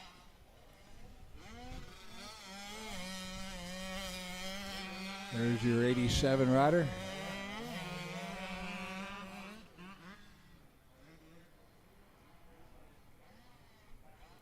All right, there's Camille Bailey through the RM Army switchback down to the pond turn. She's got a half lap left in this race. And on the day for today,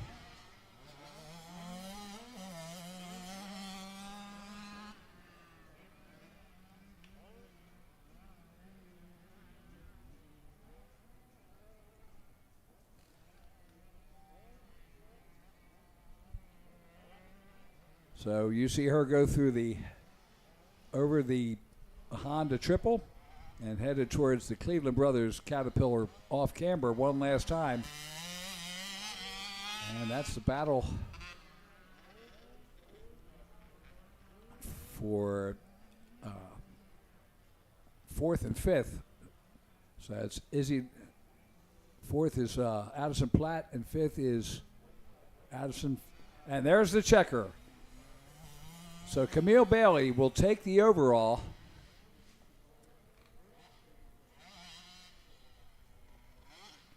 So that's the win there, and that is Kaylee Frick in second and second overall.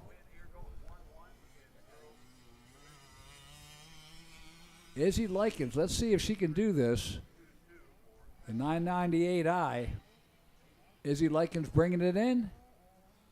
And yes, she gets third. Let's see, so Izzy was a fourth and a third, so that should give her the third overall.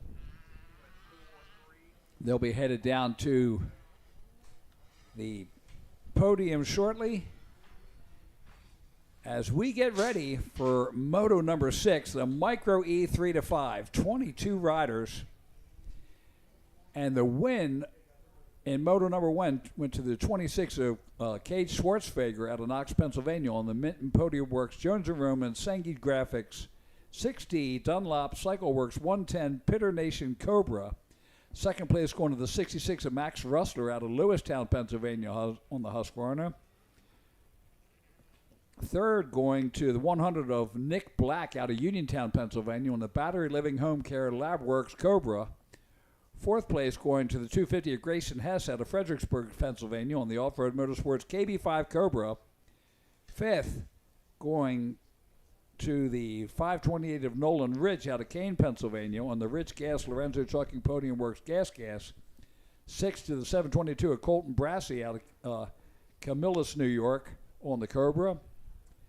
Seventh going to the 26 of Cade Schwartzfager out of Knox, Pennsylvania on the Minton Podium Works, Jones & Roman.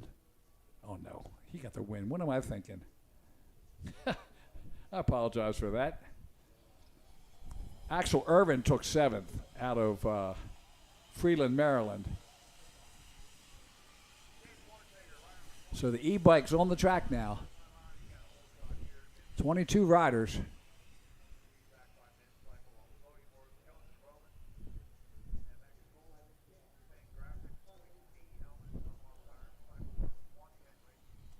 So again, the win in Moto number 1 was Cade Schwartzfager, the number 26 rider. And there he is leading again. He was so much faster than the other riders on the track. I'm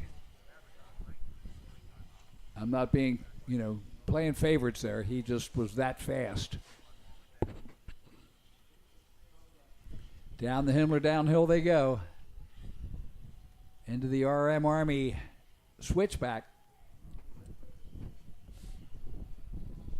Second in Moto number 1 was the 66 of Max Rustler. Let's see if he can keep that up.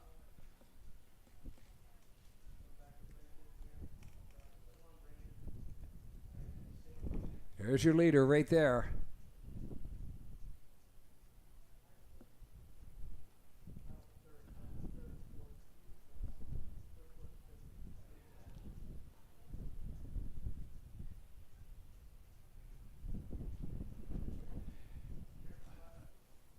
Oh, there's our leaders. Cade Schwartzfager. Sorry about that. I had to. Here's your second and third. Second place over top of the Honda triple. Third, fourth, and fifth now headed up there.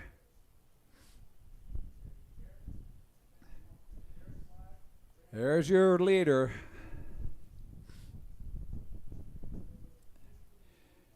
Cade Schwartzfeger in the lead. Maverick Chan, the 318, finally got his stuff together, and he is in second. And so there is Schwartzfeger, Maverick Chan just behind him. And then the 66 of Max Russler in third. Maverick Chan was 19th in the first moto. That's uncharacteristic. He's always been fast in this class. Fourth is the 100 of Nick Black. Fifth is the 722 of Brassey. Sixth is the 523 or 520 Nolan Rich.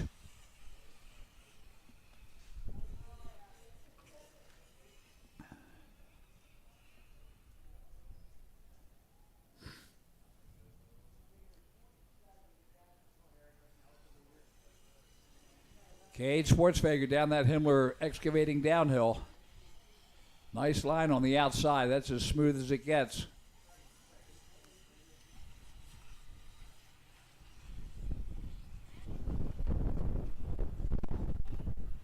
Two laps in, and he comes up the MX6 triple-double.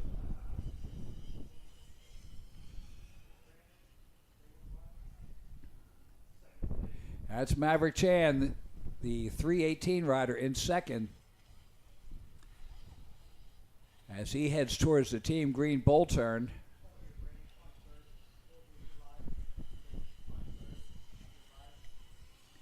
And here comes third place. Let's see if we can focus on him.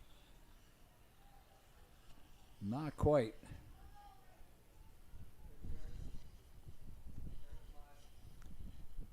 There's our leader, Cade Schwartzfeger, through the off-camber and heading towards the Pro Action finish line. Next time around, white flag will be coming out.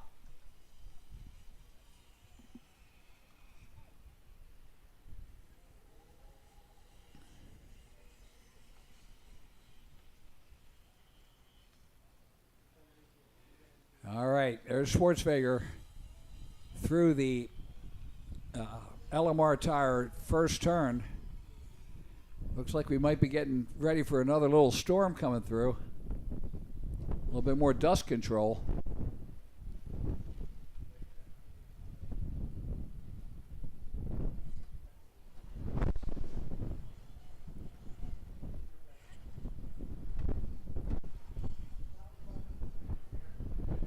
So Russler in third, Brassey in fourth, Black in fifth, Rich in sixth, Gardner seventh, Manzer eighth, Axel Irvin in ninth, and Palumbo rounds out the top 10. As you can see, the storm hitting here.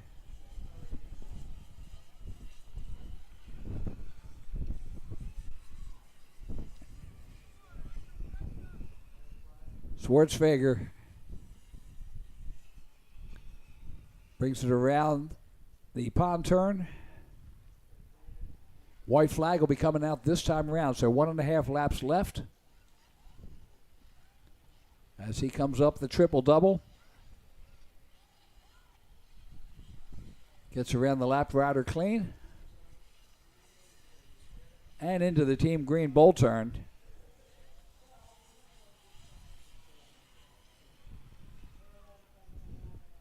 Up over the Honda triple.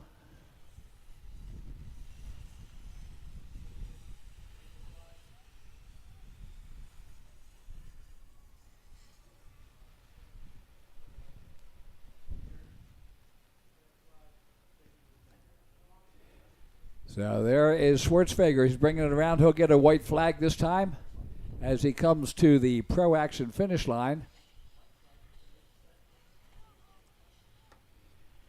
Brings it up to the Dunlop Tire Tunnel.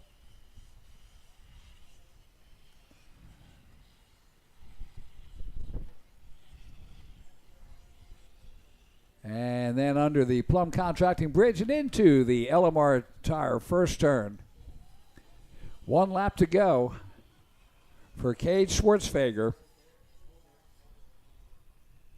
On the Minton Podium Works, Jones & Roman, Senji Graphics, 6D, Dunlop Cycle Works, 110, Pitter Nation Cobra out of Knox, Pennsylvania.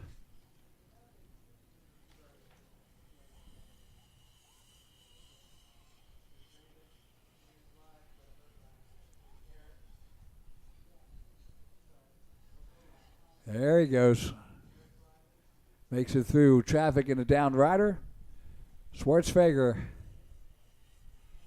through the tail of the Dragon and down that Himmler excavating downhill one last time on the e-bikes. Maverick Chan in second. Max Russler in third. Nick Black in fourth. And the 722 of Colton Brassey round out the top 5. Here he comes up over the MX6 triple-double.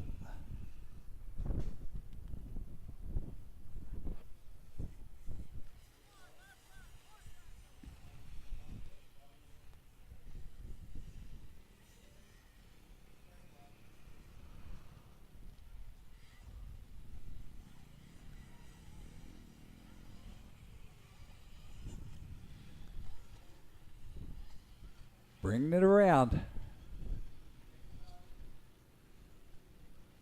One last time through that Caterpillar off camber. And Cade Schwartzfeger will bring it around. Down that long straight to the Pro Action finish line and the checkered flag coming out.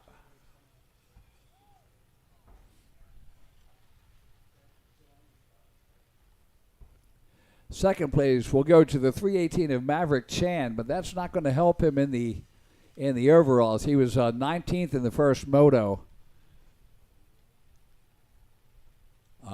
Second will go to Max Russler, who is third in this moto, but he'll have it for the rest of the day. And then it'll be Nick Black with finishing off the podium there. So race number 6 is in the books, the Micro East 3-5 Limited. And we are back for Pro-Am Moto number 2. In the first moto, and that was memorable. The win went to the 46 of Luke Fowler out of Midland, Pennsylvania on the KTM OB, Monster Army, Point View Cycle, Dunlop, TCD, Thor, Bell, 100% POD, FMF, Pro Taper, OGO Tamer, Alpine Stars, Motorex, Sam Hurley, KTM. Second place going to the 437 of Vinny Luhovi out of Greenberg, Pennsylvania on the Mercedes Motorsport 2MX Fast Track Motos MX Tire Midwest Native Gemco Plumbing Kawasaki. Third place going to the 800 of Preston Massiangelo out of Waterford, Ontario, Canada on the AJE Twin Peaks Gas MX Tire Gas. Fourth place going to the 22 of Jonathan Getz out of Old Town, Florida on the Monster Fly-Fo Adventure Moto Husqvarna. Fifth going to the 734 Reese Wheaton out of Irwin, Pennsylvania on the MX Tire Team Green O'Neill Race Tech Bonsai Mica Metal Scott DT1 Pro Circuit Moto Esh Guts Mercedes Motorsport Warhorse Kawasaki. Sixth place going to the 740 of Sebastian Balbuena out of Brooklyn, New York. Seventh place going to the 731 of Steve Roman out of Export, Pennsylvania on the Hillview Motorsports MX Tire PR2 FXR Scott Dunlop F Fuel JRMX Fast Track Moto Sokol Performance Department of Power FMF KMS Heating and Cooling Kawasaki. And it sounds like Andy is down there on the podium, so we're going to take it down there and check out the podium for race number 6.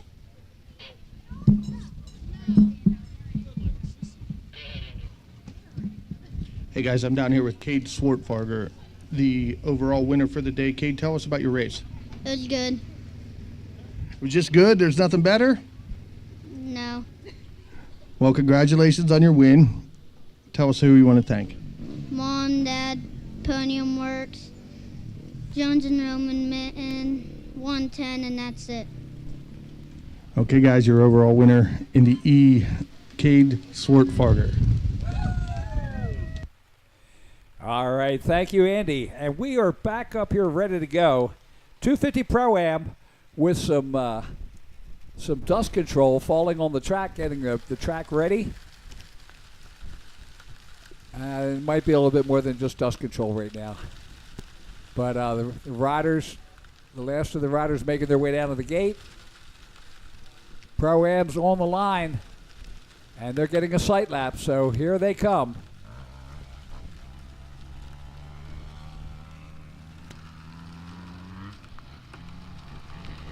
So again, we're going to do another track lap so we can tell you exactly where we are. And this is brought to you by Mercedes Power Sports, who brought you the Dylan Slusser weekend. And Cole Lute is our cameraman. They come under the Plum Contracting Bridge into the LMR first turn. Around the LMR first turn and down to the head of the Dragon. So there's the head of the Dragon there, and they head towards the Fuel Factory Step Up and Fuel Factory Dragon Back. Series of tabletops. That'll bring you around to the tail of the Dragon. That left-hander. And then a right-hander. Tricky spot, very tight area, as they head towards the Himmler downhill, Himmler excavating downhill. Make the turn at the bottom, and this is the RM Army switchback as they go around there and down to the pond turn being the halfway point of the racetrack. They make that turn and up the MX6 triple-double. That's a double-double-double. Double-double-double, no trouble. At least not for Cole Lute. Make a left-hander down into the valley, into the Team Green bowl turn. Make that turn through the valley and up over the Honda triple. Left-hander and one of the toughest places on the track, the Cleveland Brothers Caterpillar off camber. And you don't know from lap to lap what is going to be the faster way around there. Down this long finish straightaway and towards the Pro Action finish line. They'll make that left-hander and over the Dunlop Tunnel, and that is a lap thanks to Mercedes Motorsports. I can hear the rain on the tin roof. And wow, they wasted some tear-offs just to get around the practice lap, the sight lap. And what a way to start the 250 Pro-Am. Now let's find out. Everybody's fast on a dry track. Who can be fast on the wet track? I'm thinking Luke Fauser, Masiangelo, then Luhovi. But I'm also going to say that I think that Casey Clark is going to be moving up there along with the 731 of Steve Roman.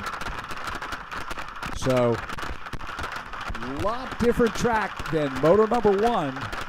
As you can see, the dust control falling. All right, the sign is up and we are getting ready to go.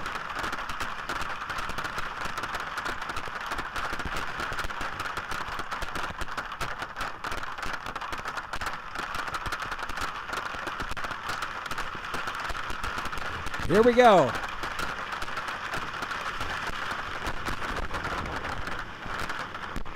And the whole shot for the 450,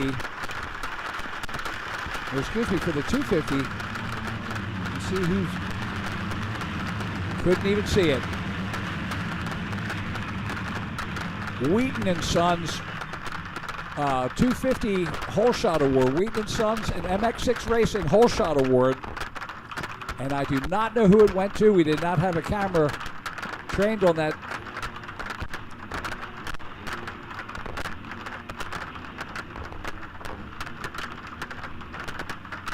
That raindrop is staring back at me.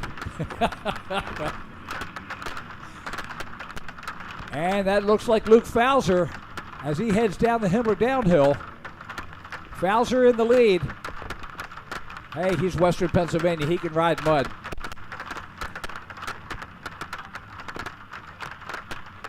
That is a Kawasaki in second. That could be Lahovey. That could be the 731 of Stevie Roman.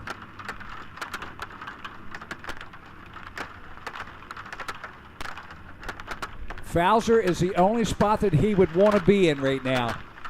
Everybody else is eating tear-offs.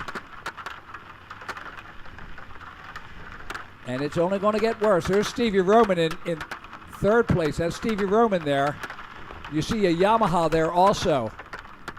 So I knew Stevie would be back up there. I think that's Lahovey in second as we bring it in.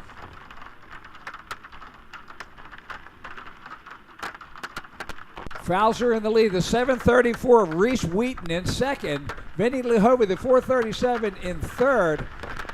The 71 of Eli Gross in fourth place. Sebastian Balbuena, the 740 in fifth. Tyler Peiser, the 524 in sixth. Jonathan Getz, the 22 in seventh. Preston Massiangelo, the 808th.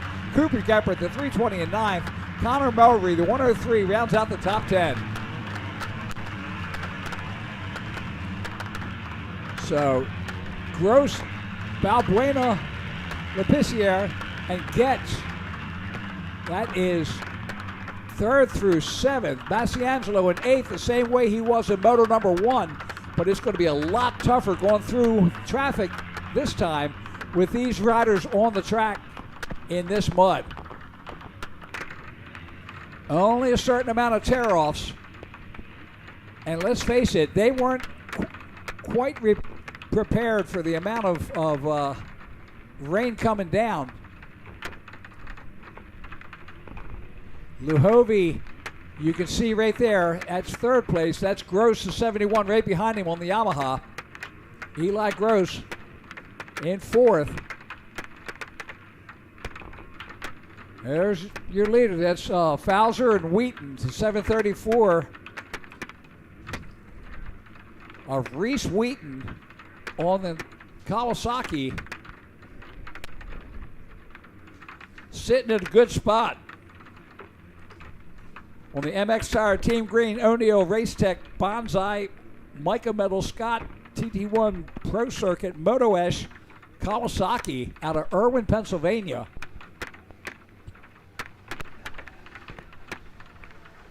Into the Dunlop, or excuse me, into the LMR Tires first turn. That's Luke Fowler. Reese Wheaton just behind him. Vinny Lahovey in third, Eli Gross fourth. You can see them going by. There's your top four riders. Top five now. Oh, that camera's taking a beating.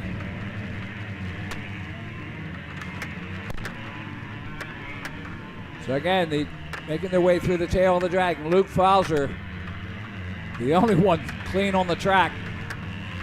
Down the Himmler excavating downhill. Reese Wheaton in second. You saw him there. Vinny Lahovey just behind him. And then Eli Gross. Eli Gross put the pressure on Lahovey. The battle for third. There's your top two. And you see Lahovey and Gross going at it. Gross keeping the pressure, and that's going to be hard on him to keep that up because he is going to be eating tear-offs, and there's just so many you have. Gross works his way around. Goes to the outside on Lahovey. Lahovey buries him in the turn there. Look at Eli Gross, though. He is definitely keeping the pressure on as they head down through the middle. And that's going to cost him some tear-offs. And Gross gets by Lahovey. So on the bottom of the screen, you see Eli Gross just ahead of Lahovey. Lahovey puts the pressure back as they head towards that Dunlop turn, or the Dunlop tunnel turn. Gross just ahead of Lahovey, and you look at the top screen. Now they moved it. Never mind.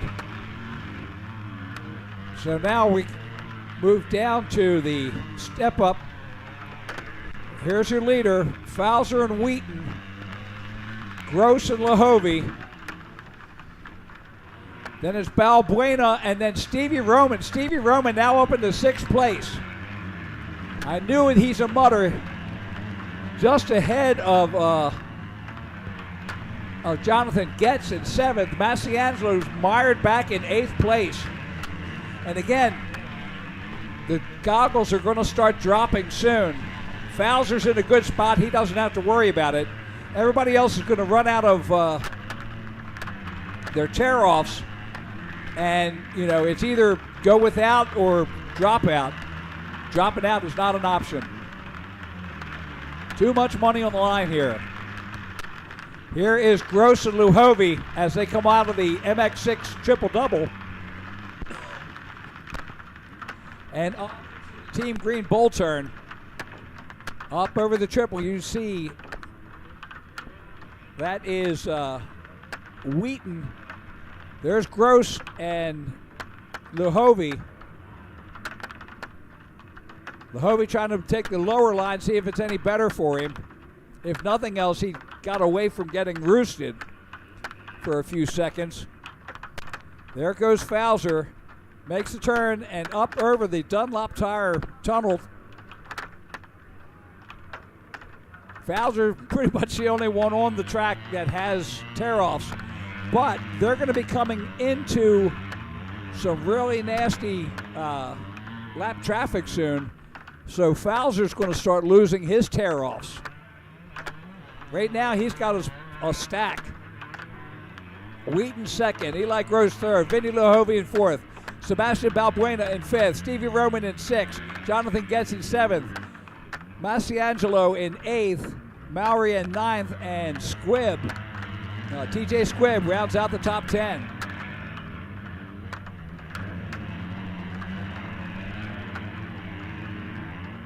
All right, there's Gross and Lahovey, the 3rd and 4th riders.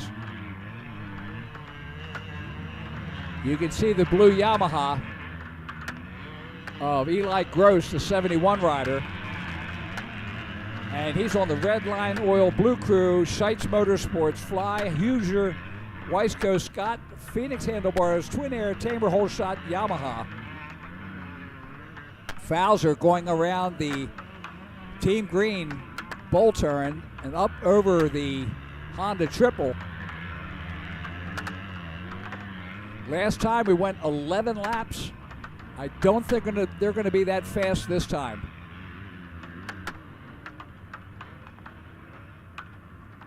There's Fowler, still clean. But again, he's going to be coming up on lappers soon. It's just, it is what it is. There's 36 riders out there. Reese Wheaton still in 2nd, Eli Gross in 3rd, Lahovey just behind him in 4th, Sebastian Balbuena in 5th, Stephen Roman in 6th, Jonathan Getz. Oh, Roman has now moved up into 5th. Balbuena back to 7th, Jonathan Getz in 6th. So Roman and Getz both get past Balbuena. Massiangelo up into 7th. So Balbuena going backwards.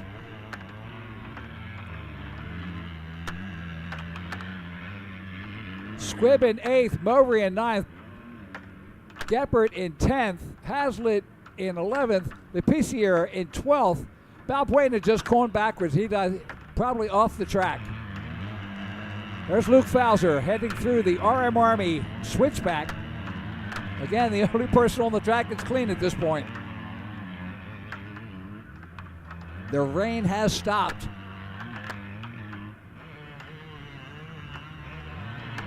So Luke Fowler, we see him coming up through the MX6 triple-double, and there's Reese Wheaton just behind him. So we have still got a good battle for the lead.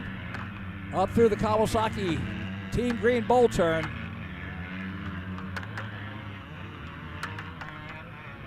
And the left-hander into the off camber.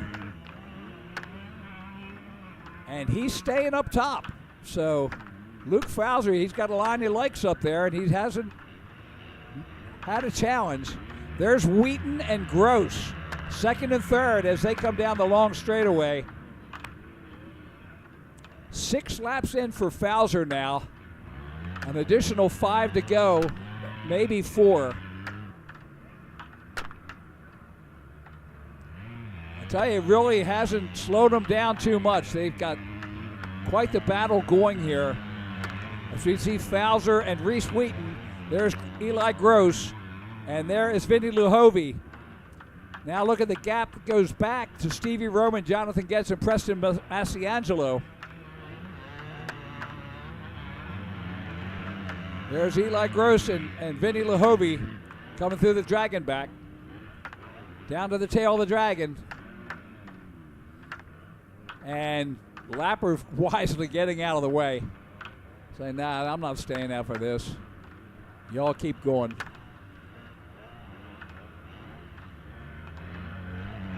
There's Fauser getting through lap traffic. Up to the MX6 triple-double. There's a battle for second. Wheaton and Gross. No, that's third and fourth. That is Vinny Luhovi, and he is putting it on the inside and gets around Levi. Or Eli Gross, I believe. Yes, that is Vinny Luhovi made the pass. Eli Gross now back into fourth place. Luhovi in third. Stevie Roman in fifth. Jonathan Getz in sixth. Masiangelo in seventh. TJ Squibb in eighth. Connor Mowry in ninth. And Trevor Hazlitt rounding out the top 10.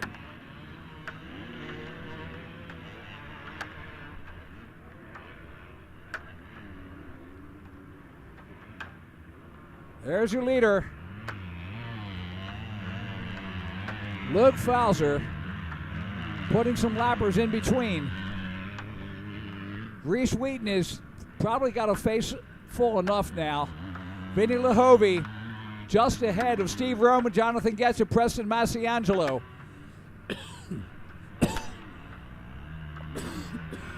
So third through sixth is really getting up there. Eli Gross, without goggles, is now back to seventh place. Squibb just behind him now. So Squibb now, yeah, Gross is back to 11th. He lost his goggles. It is raining again. Luke Fauser through the RM Army switchback down to the pond turn. 7 laps in, 4 to go. There's your second place rider. That is the 734 Reese Wheaton up over the MX6 triple doubles. Vinny Luhovi in third. Stevie Roman in fourth. Jonathan Getz in fifth. Masiangelo in sixth.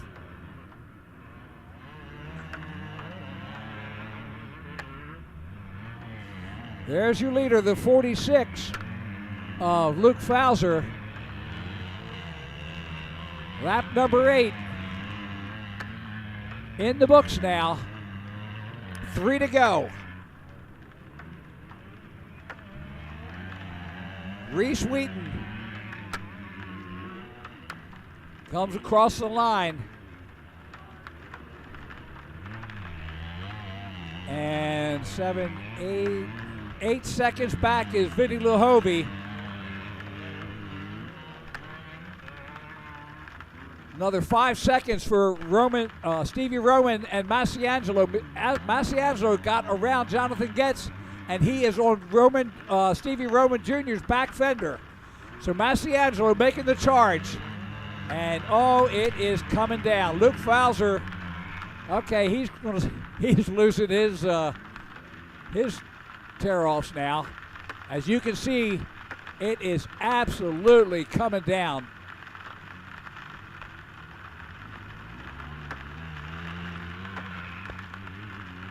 Fowler through the RM Army switchback around the pond turn.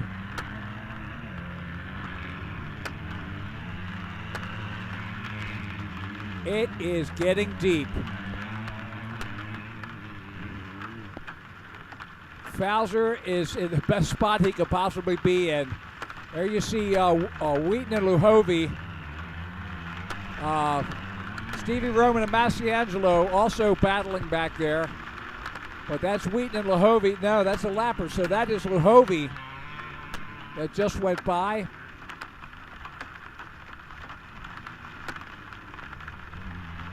That's Luke Fowler. Fowler bringing it down the finish line straightaway. And white flag comes out. So, yeah, definitely. It was 11 laps last time. This is the 9th lap. And that's how much slower they are this time. So Fowler in the lead, Wheaton in second, Vinny Luhovy in third. I would like to get a look at the battle between third, fourth, and fifth. Luhovy, Masiangelo up into fourth place, and he is in striking distance of Luhovy now. So Roman in fifth, Jonathan Getz in sixth, TJ Squibb in seventh. And oh, it is getting sloppy finally. There's Luke Fowler through the tail of the Dragon. He's in, and he's got goggles down. I see him hanging off his handlebars. So Fowler up on the 63 of Thompson, who's in 28th place. Luke Fowler up over the MX6 triple-double.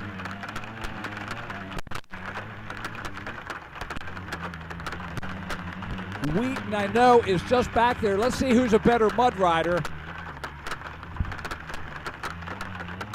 Fowler up over the Honda triple on his last lap. And I believe that's Wheaton just behind him. But Luhovy, Masiangelo, and Steve Roman have got a battle royale going.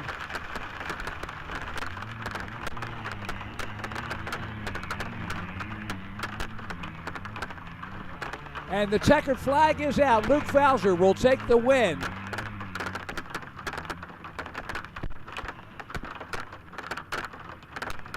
The 734 of Reese Wheaton will take second, and this is the battle we've been waiting for, is third place. And it is going to be Luhovy. Luhovy is just ahead of Masiangelo. Masiangelo, oh man, just behind him. He almost pulled it off. So Masiangelo in fourth, Stevie Roman in fifth, Jonathan Getz in sixth, TJ Squibb in seventh, Trevor Maley in eighth, Connor Mowry in ninth, and Robert Thomas will round out the top 10. Oh my goodness. I can't wait for tomorrow in the 450 class. So that is going to be a fantastic podium as we get ready for race number 8, Schoolboy 2, 14-17. They are on the line. In moto number 1, the win went to the 46 of Vittorio Fazio out of Hampstead, New Hampshire on the Motorbikes Plus Factory Connection FCR Canning Speed Establishment, Husqvarna. Second went to the 559 Joe Shipley out of Indiana, Pennsylvania on the Applegut MX Parts, MX Tire, Jones and Roman, MX School, Canvas MX, Adept, Vampire Tear-Offs, Kawasaki. Third to the 711 of Eric Gerke out of Portersville, Pennsylvania on the Jones and Roman MX School Kawasaki. Fourth going to the 209 of Cole Lute out of Clymer, Pennsylvania on the MX Tire. Jones and Roman MX Training, PR2's O'Neill Scott KTM. And rounding out the top 5, Roman Jordan, the 930. Okay, we're down on the podium with Andy, 3, 2, and 1. we're going to let him take it away for a great podium interview.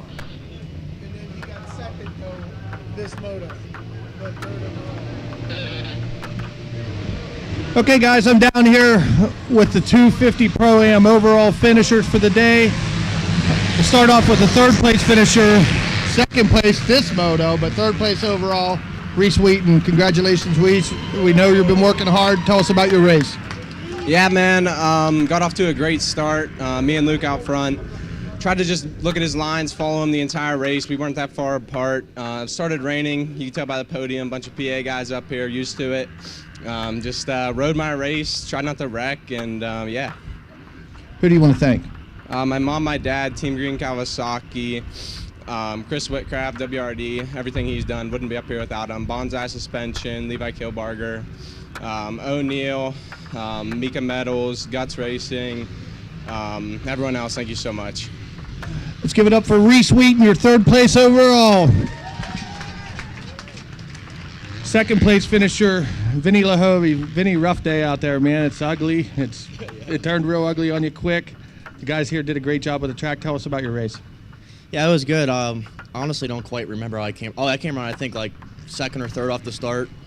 And Luke just blasted me in that first turn with so much mud. And then I got like half lap through, and then it was like the whole goggles was like blurry. I pulled like 5 more tear-offs, and then it cleared up. But everybody's going through the same thing. Just once I kind of got vision back, I was doing okay. But everyone was kind of on the same pace. Track was slick.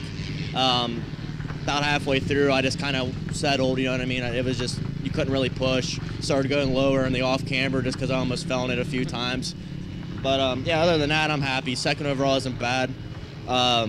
Just turn it around tomorrow and try to get some wins. Who do you want to thank?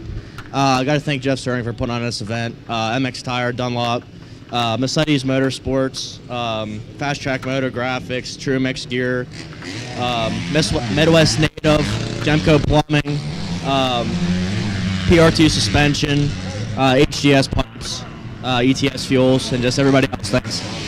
Your second place finisher, Vinny Lahovey. And the 250 Pro-Am overall champion and your whole shot winner, Luke Fauser.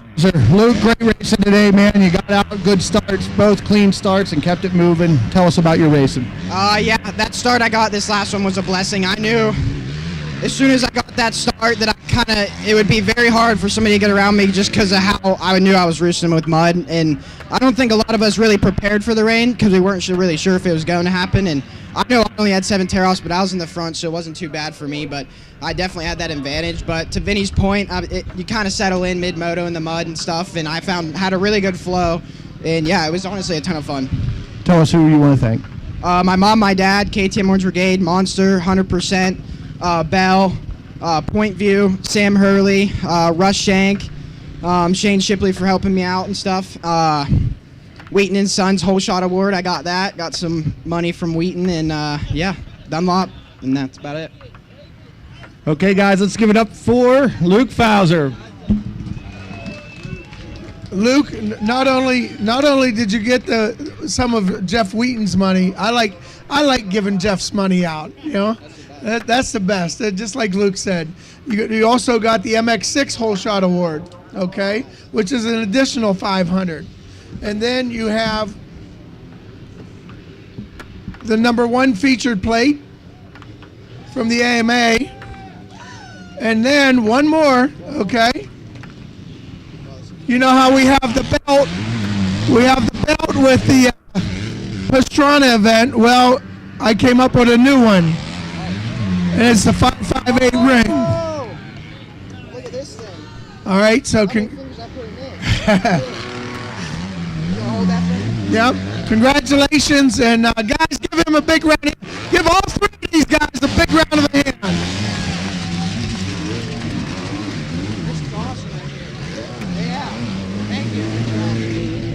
So all 3 guys, well deserved. We're gonna shoot some champagne here. You got it? All right. So back to the racing. Cole Lute in the lead, Joe Shipley in second, Vittorio Fazio in third, Eric Gerke in fourth, Jesse Stover in fifth. And this is a battle for the lead between Cole Lute and Joe Shipley. Joe, obviously a great mud rider. As they get through that MX6. Uh-oh. I see a big smoke off, and I don't see anybody around him.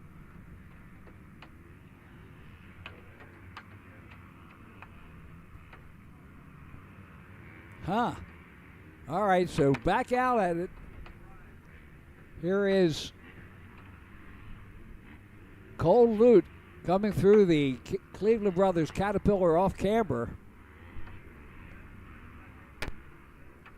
He'll bring it in, get the white flag. 1 lap to go for Cole. Hey guys, Reese would like to thank a person he forgot. Yeah, I'd like to thank Mercedes Motorsports, a big part of my program this year, and I wouldn't be here without them. Thank you. All right. Big one out there for Luke Fauser. Cole Lute through the LMR tire first turn. And Shipley is still back. He might have blown it up. I saw a lot of smoke on that hill, and then he suddenly wasn't there. But Vittorio Fazio, the Hampshire rider, in second. Eric Gerke in third. Landon George in fourth. Roman Jordan in fifth. Jesse Stover in sixth. Tough break for Joe Shipley. Yeah, I kind of thought there was a lot of smoke coming in there, especially in 4 strokes. As he came up that MX6 triple-double. Well, I guess he was a double-double. Cole Lute bringing it around through the RM Army switchback and down around the pond turn. Half lap left in this Schoolboy 2, race number 8. Race number 9 on the line. And I love dragging that foot. That was cool. Good turn there, Cole. It looked like fun. Now, with that amount of heavy rain, if you look down there, that track is not in that bad a shape. That's amazing.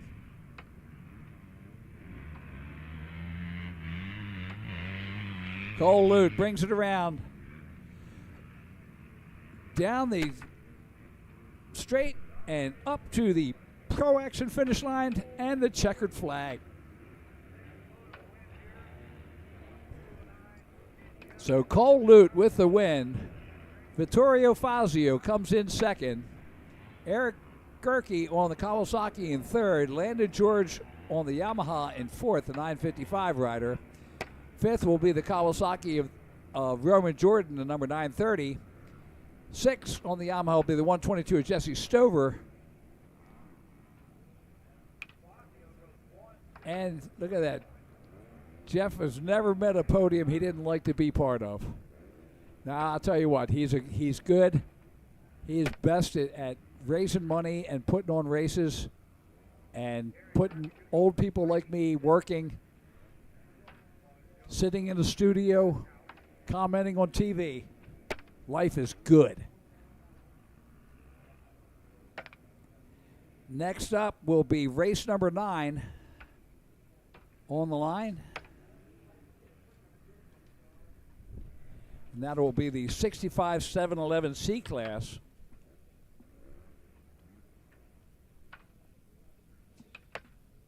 Again, a big thanks out to our Whole Shot Wheaton and Sons and MX6 Racing for the Whole Shot Awards. For the and of course the MX6 Racing second moto bonus was just incredible. But again, big thanks to PVR, Mercedes West, Victory Sports, Unruly Clothing, LMR Tire, Likens Market, Mark Kane, Rowan Schaefer, Travis Pastrana, Vanilla Ice Project, Jones and Roman, Rick Trunzo, Rapid Turn On, Total Image Autosport, Artist Family, Neil Hart, Plum Contract, and Schwarzfager Farms, on and on and on. But I think we've got a podium coming up, and we'll see if Andy's ready down there. Andy, are you ready? No, he's not ready. Okay. We're going to keep it going. the 65-711C class. The win went to the number 415 of Cameron Anderson out of Carver, Massachusetts. It looks like him out there right now in the lead. Yes, it is.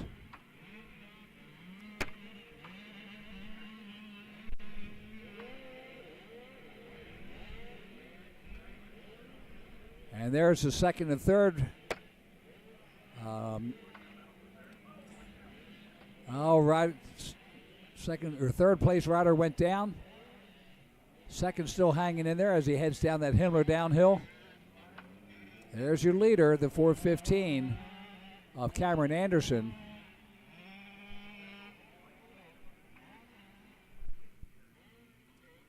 And it might be a bit greasy out there. Up over the MX6 triple-double. The 415 of Cameron Anderson. Here's third, fourth, and fifth as they come up, and second through fifth.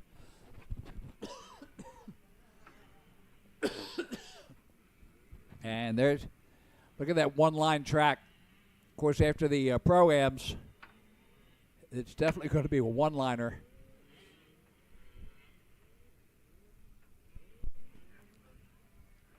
So the Anderson leading on the top of the screen, and there's your second through fifth on the bottom split.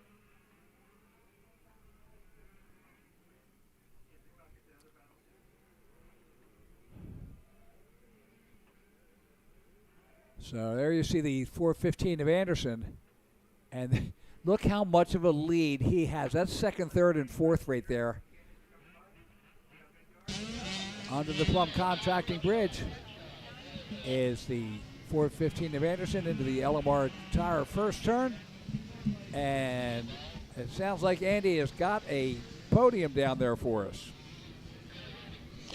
Hey guys, I'm down here with Schoolboy 2 overall winner Vittorio Fazio. Vittorio, it looks like you went 1-2 for the day. Tell us about your racing and how you did today.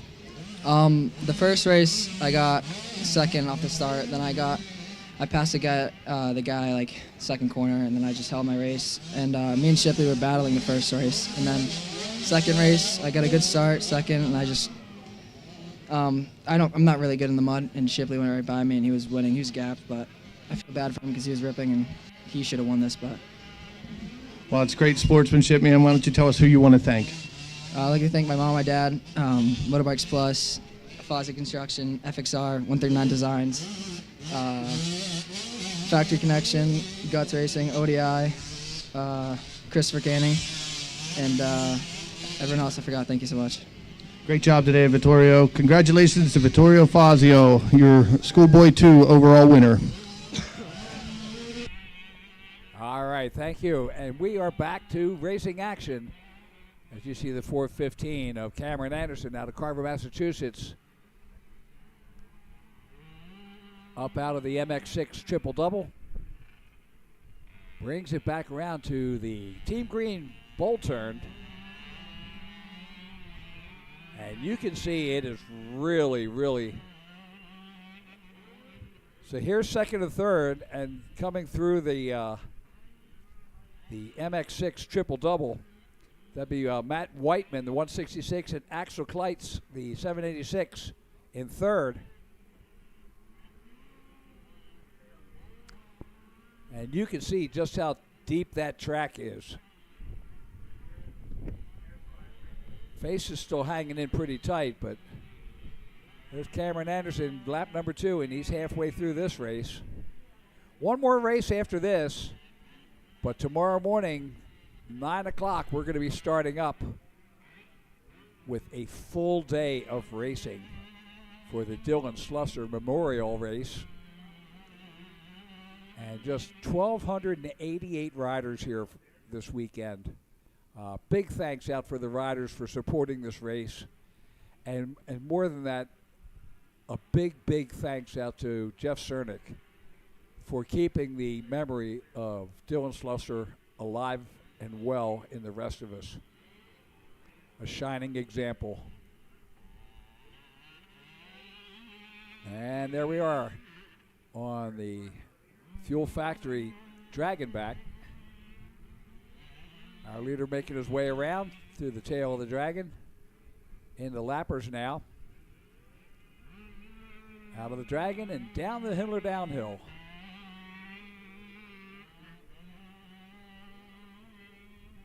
Look at the ruts on that. Ooh. So Cameron through the RM Army switchback around the pond.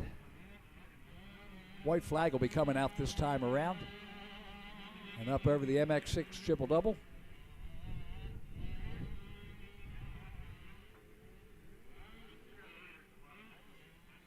So he makes a turn there.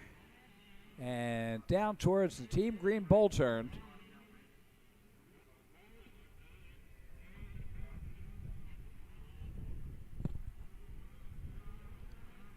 And up to that Honda triple.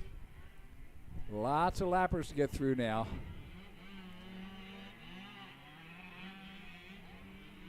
Left-hander into the Caterpillar off camber. And down that long straightaway to get the white flag.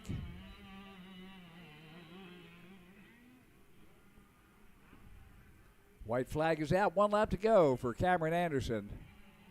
Kent Griffith second. Matthew Whiteman in third. Jacob Day in fourth. Axel Kleitz in fifth. Luke Vickers in sixth. Maverick Manzer seventh. Cole Sunday in eighth. Lars Taglieri in ninth. And Angelo Palumbo, the number 79 rider, rounds out the top 10. And that top 10 rundown brought to you by MXTire.com.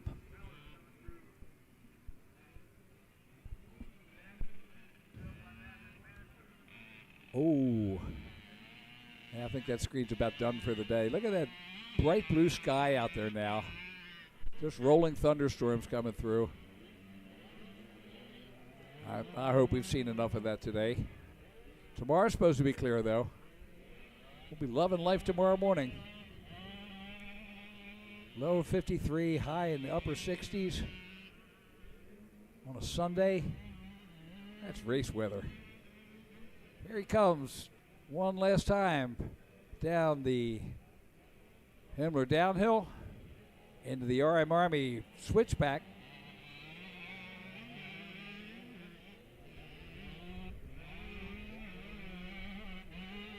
And down around the pond turn. Half lap left for Cameron Anderson on the Kane Construction, Del Paso Tiling, RJ Messina, Macquarie Towing, St. George Street Garage, Fowler's Express, Honeydew, JLS Land Services, Scott KTM out of Carver, Massachusetts. Kind of like Cole Lutz saying, or Fazio saying, I shouldn't have won that because I'm not a mud rider, but guess what? You are now.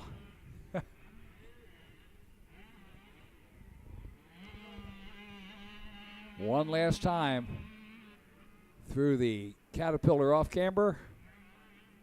Oh, nice slide there. Brings it down the straightaway to get the checkered flag. Cameron Anderson on the 415 KTM, winning the overall in the 85 711C class.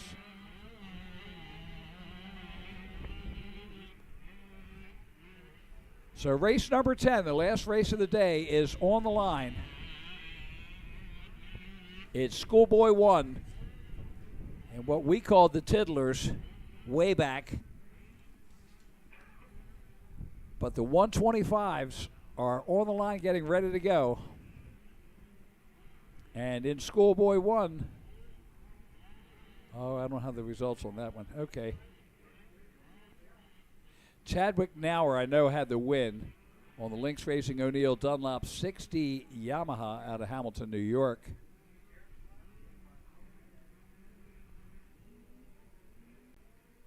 And the rest of it is Landon George was up there on the Evansburg Yamaha out of Mineral Point, Pennsylvania.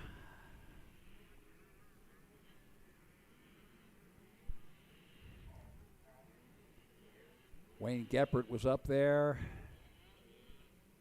Skylar Bentley. But I don't have the stats in front of me from race number 1, so I apologize for that. Let's see if Chadwick Nauer is find out if he is a mud rider.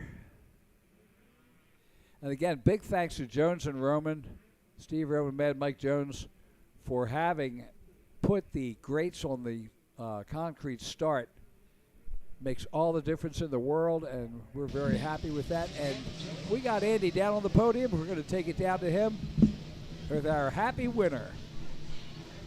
Hey guys, I'm down here with Cameron Anderson, Massachusetts' own fast kid that came down for the 1-1 overall finish, 65-7-11. Welcome to Pennsylvania, man. You had a great day. Tell us about it. Yeah, the track was a little slick, and I just let the bike eat, because the track was just slick, because when you get on the gas, you would just We've got the barn burners going, WMX, 450 Pro-Am, and a lot of other classes. So we are getting ready for some great racing tomorrow right here on rmgsports.net. Hey, tell all your friends they're not charging you a cent to watch motocross. And we're going to keep it that way all season. Again, we are so proud to work with the staff here at Pleasure Valley, and rmgsports.net is bringing it to you live all year. Next up will be the Northeast Youth Regional, and that will be coming up in June. I think that's June 7th and 8th, that we will be here with the regional action. Top 7 riders are going to Loretta's. Oh, Nelly. We are ready for the barn burner that weekend. You see it packed there? Well, guess what? That regional, this entire place will be like a can of sardines packed. So as we get ready down on the line for race number 10, Schoolboy 1, 12-17, basically that's telling you it's 125s and super minis allowed out there.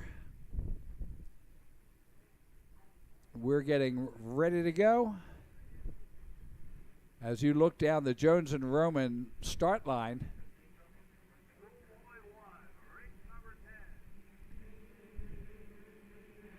and here we go into the first turn.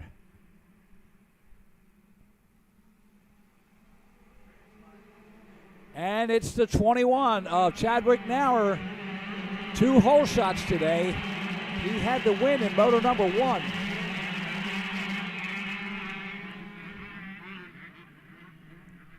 And look at that. The track looks really, really good. Camera, not so much, but the track's good. I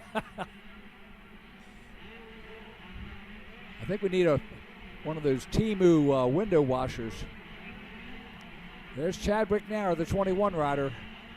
Had the win in moto number 1, down through the tail of the dragon. There's 2nd and 3rd.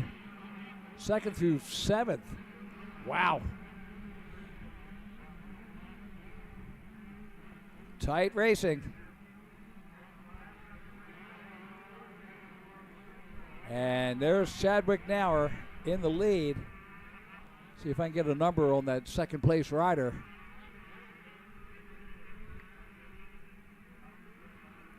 There's the battle for 3rd. And 4th place now takes over the 3rd position.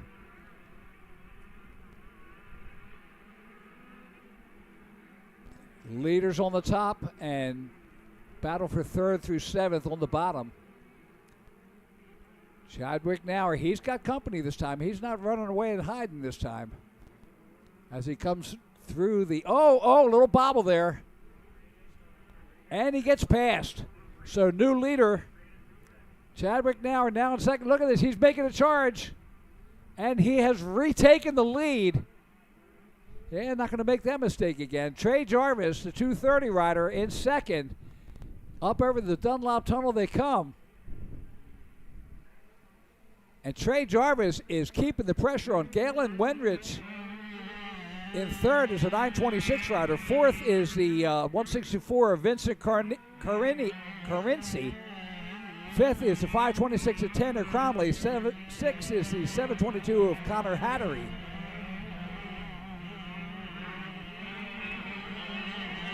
There's our leaders. Now a little bobble in that off camber all the way at the top. He's not going to make that mistake again, hopefully. Through the tail of the Dragon they come. Chadwick Nauer, Trey Jarvis on the KTM behind him.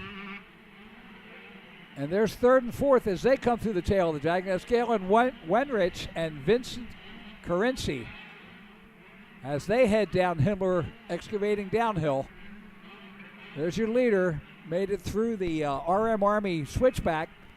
Now up into the MX6 triple double.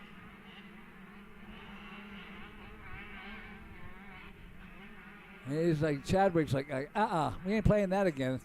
There's your battle with Wenrich and Carinci for third.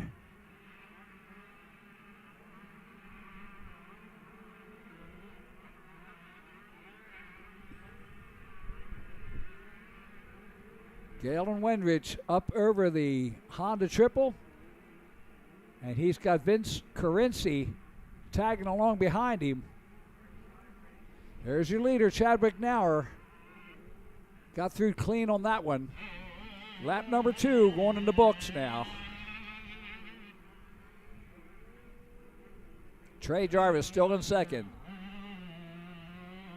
Galen Wenrich and Vince Carinci still battling it out for third. Tanner Cromley in fifth. Connor Hattery in sixth. Palmer's now moved up into sixth. Hattery back to seventh. Landon George in eighth. Steve Totkus in ninth. And Trevor and Gabriel Clark rounds out the top 10.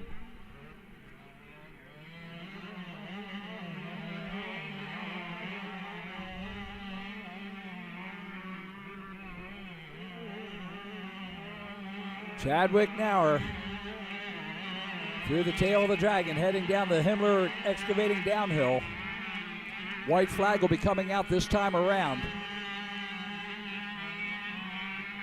He's coming up on a lapper. There you see the Nauer weaving his way through there, getting around the lapper as he heads up the MX6 triple double. That's another lapper up ahead of him. Here comes the 230 of Jarvis. Jarvis threading his way through those lappers now as we look at the Team Green bowl turn. There's Nauer, and you could just see Jarvis, Trey Jarvis, just behind him. Now that's Galen Wenrich and Vince Carinci as they come through over the Honda triple.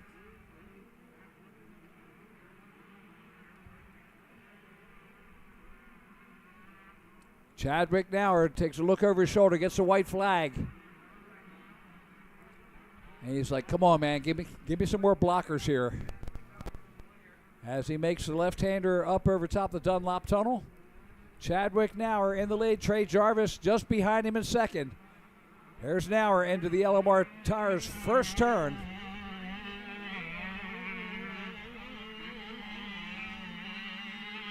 Trey Jarvis in second. You can see him just hanging there.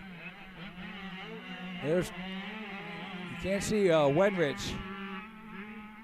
But Nauer with turning to 157. Trey Jarvis a 156.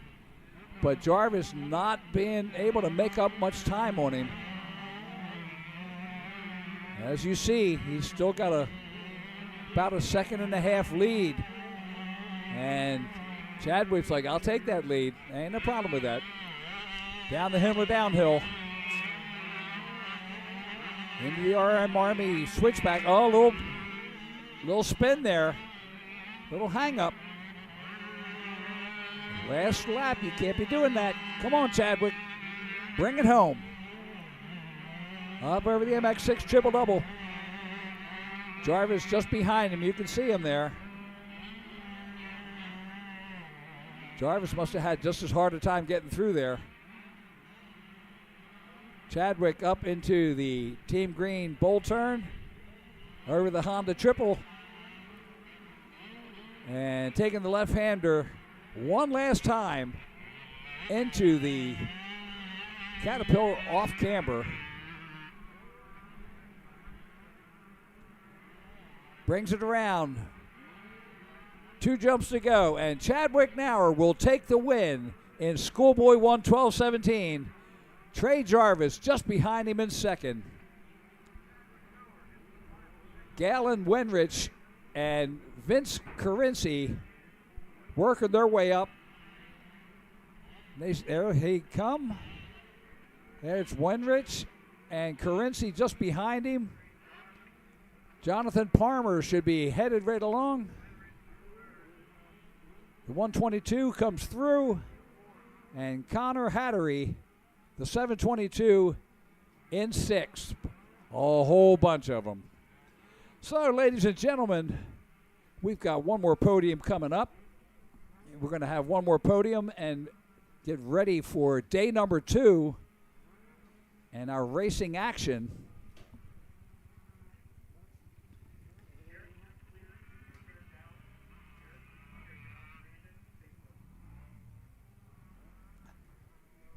So you can see, I'm thinking that tomorrow it's going to look like this all day. Beautiful blue skies, few clouds in the background, but a wonderful day in store for us for the major portion of the classes as we get ready for day number 2 of the Dylan Slusser Memorial Race right here at Pleasure Valley. Again, Andy's getting ready on the podium up there. So we're going to have him just a few moments doing the final podium. And, of course, tomorrow morning you can join us at rmgsports.net. We'll be starting just around 9 o'clock. That's probably the closest area. Again, we will, if we're late, then we're just waiting for practices to get through and the opening ceremony as we get ready for day number 2 of the 2025 Dylan Slusser AMA Pro-Am at Pleasure Valley.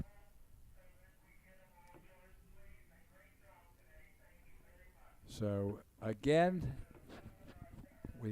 one podium left to go.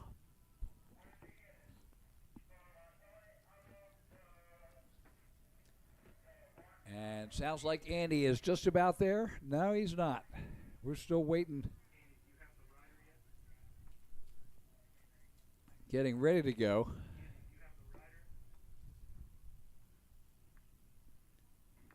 What a beautiful, beautiful track. Even with that downpour, I mean, it was slick, but it did not get absolutely gooey, nasty mud, which can happen out here. So great job by the PVR staff for having this track all packed in, ready to go. And we are getting ready for the last podium. Doesn't sound like they're going to be able to do it.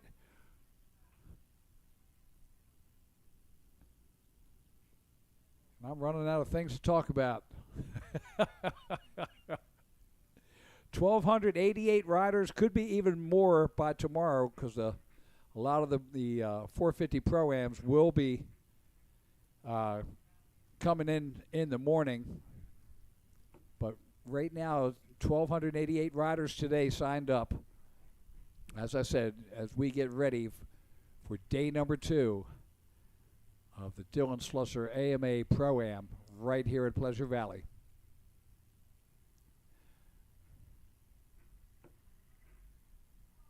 I see, hey, we have a crowd gathering down there. I don't think we have a rider yet.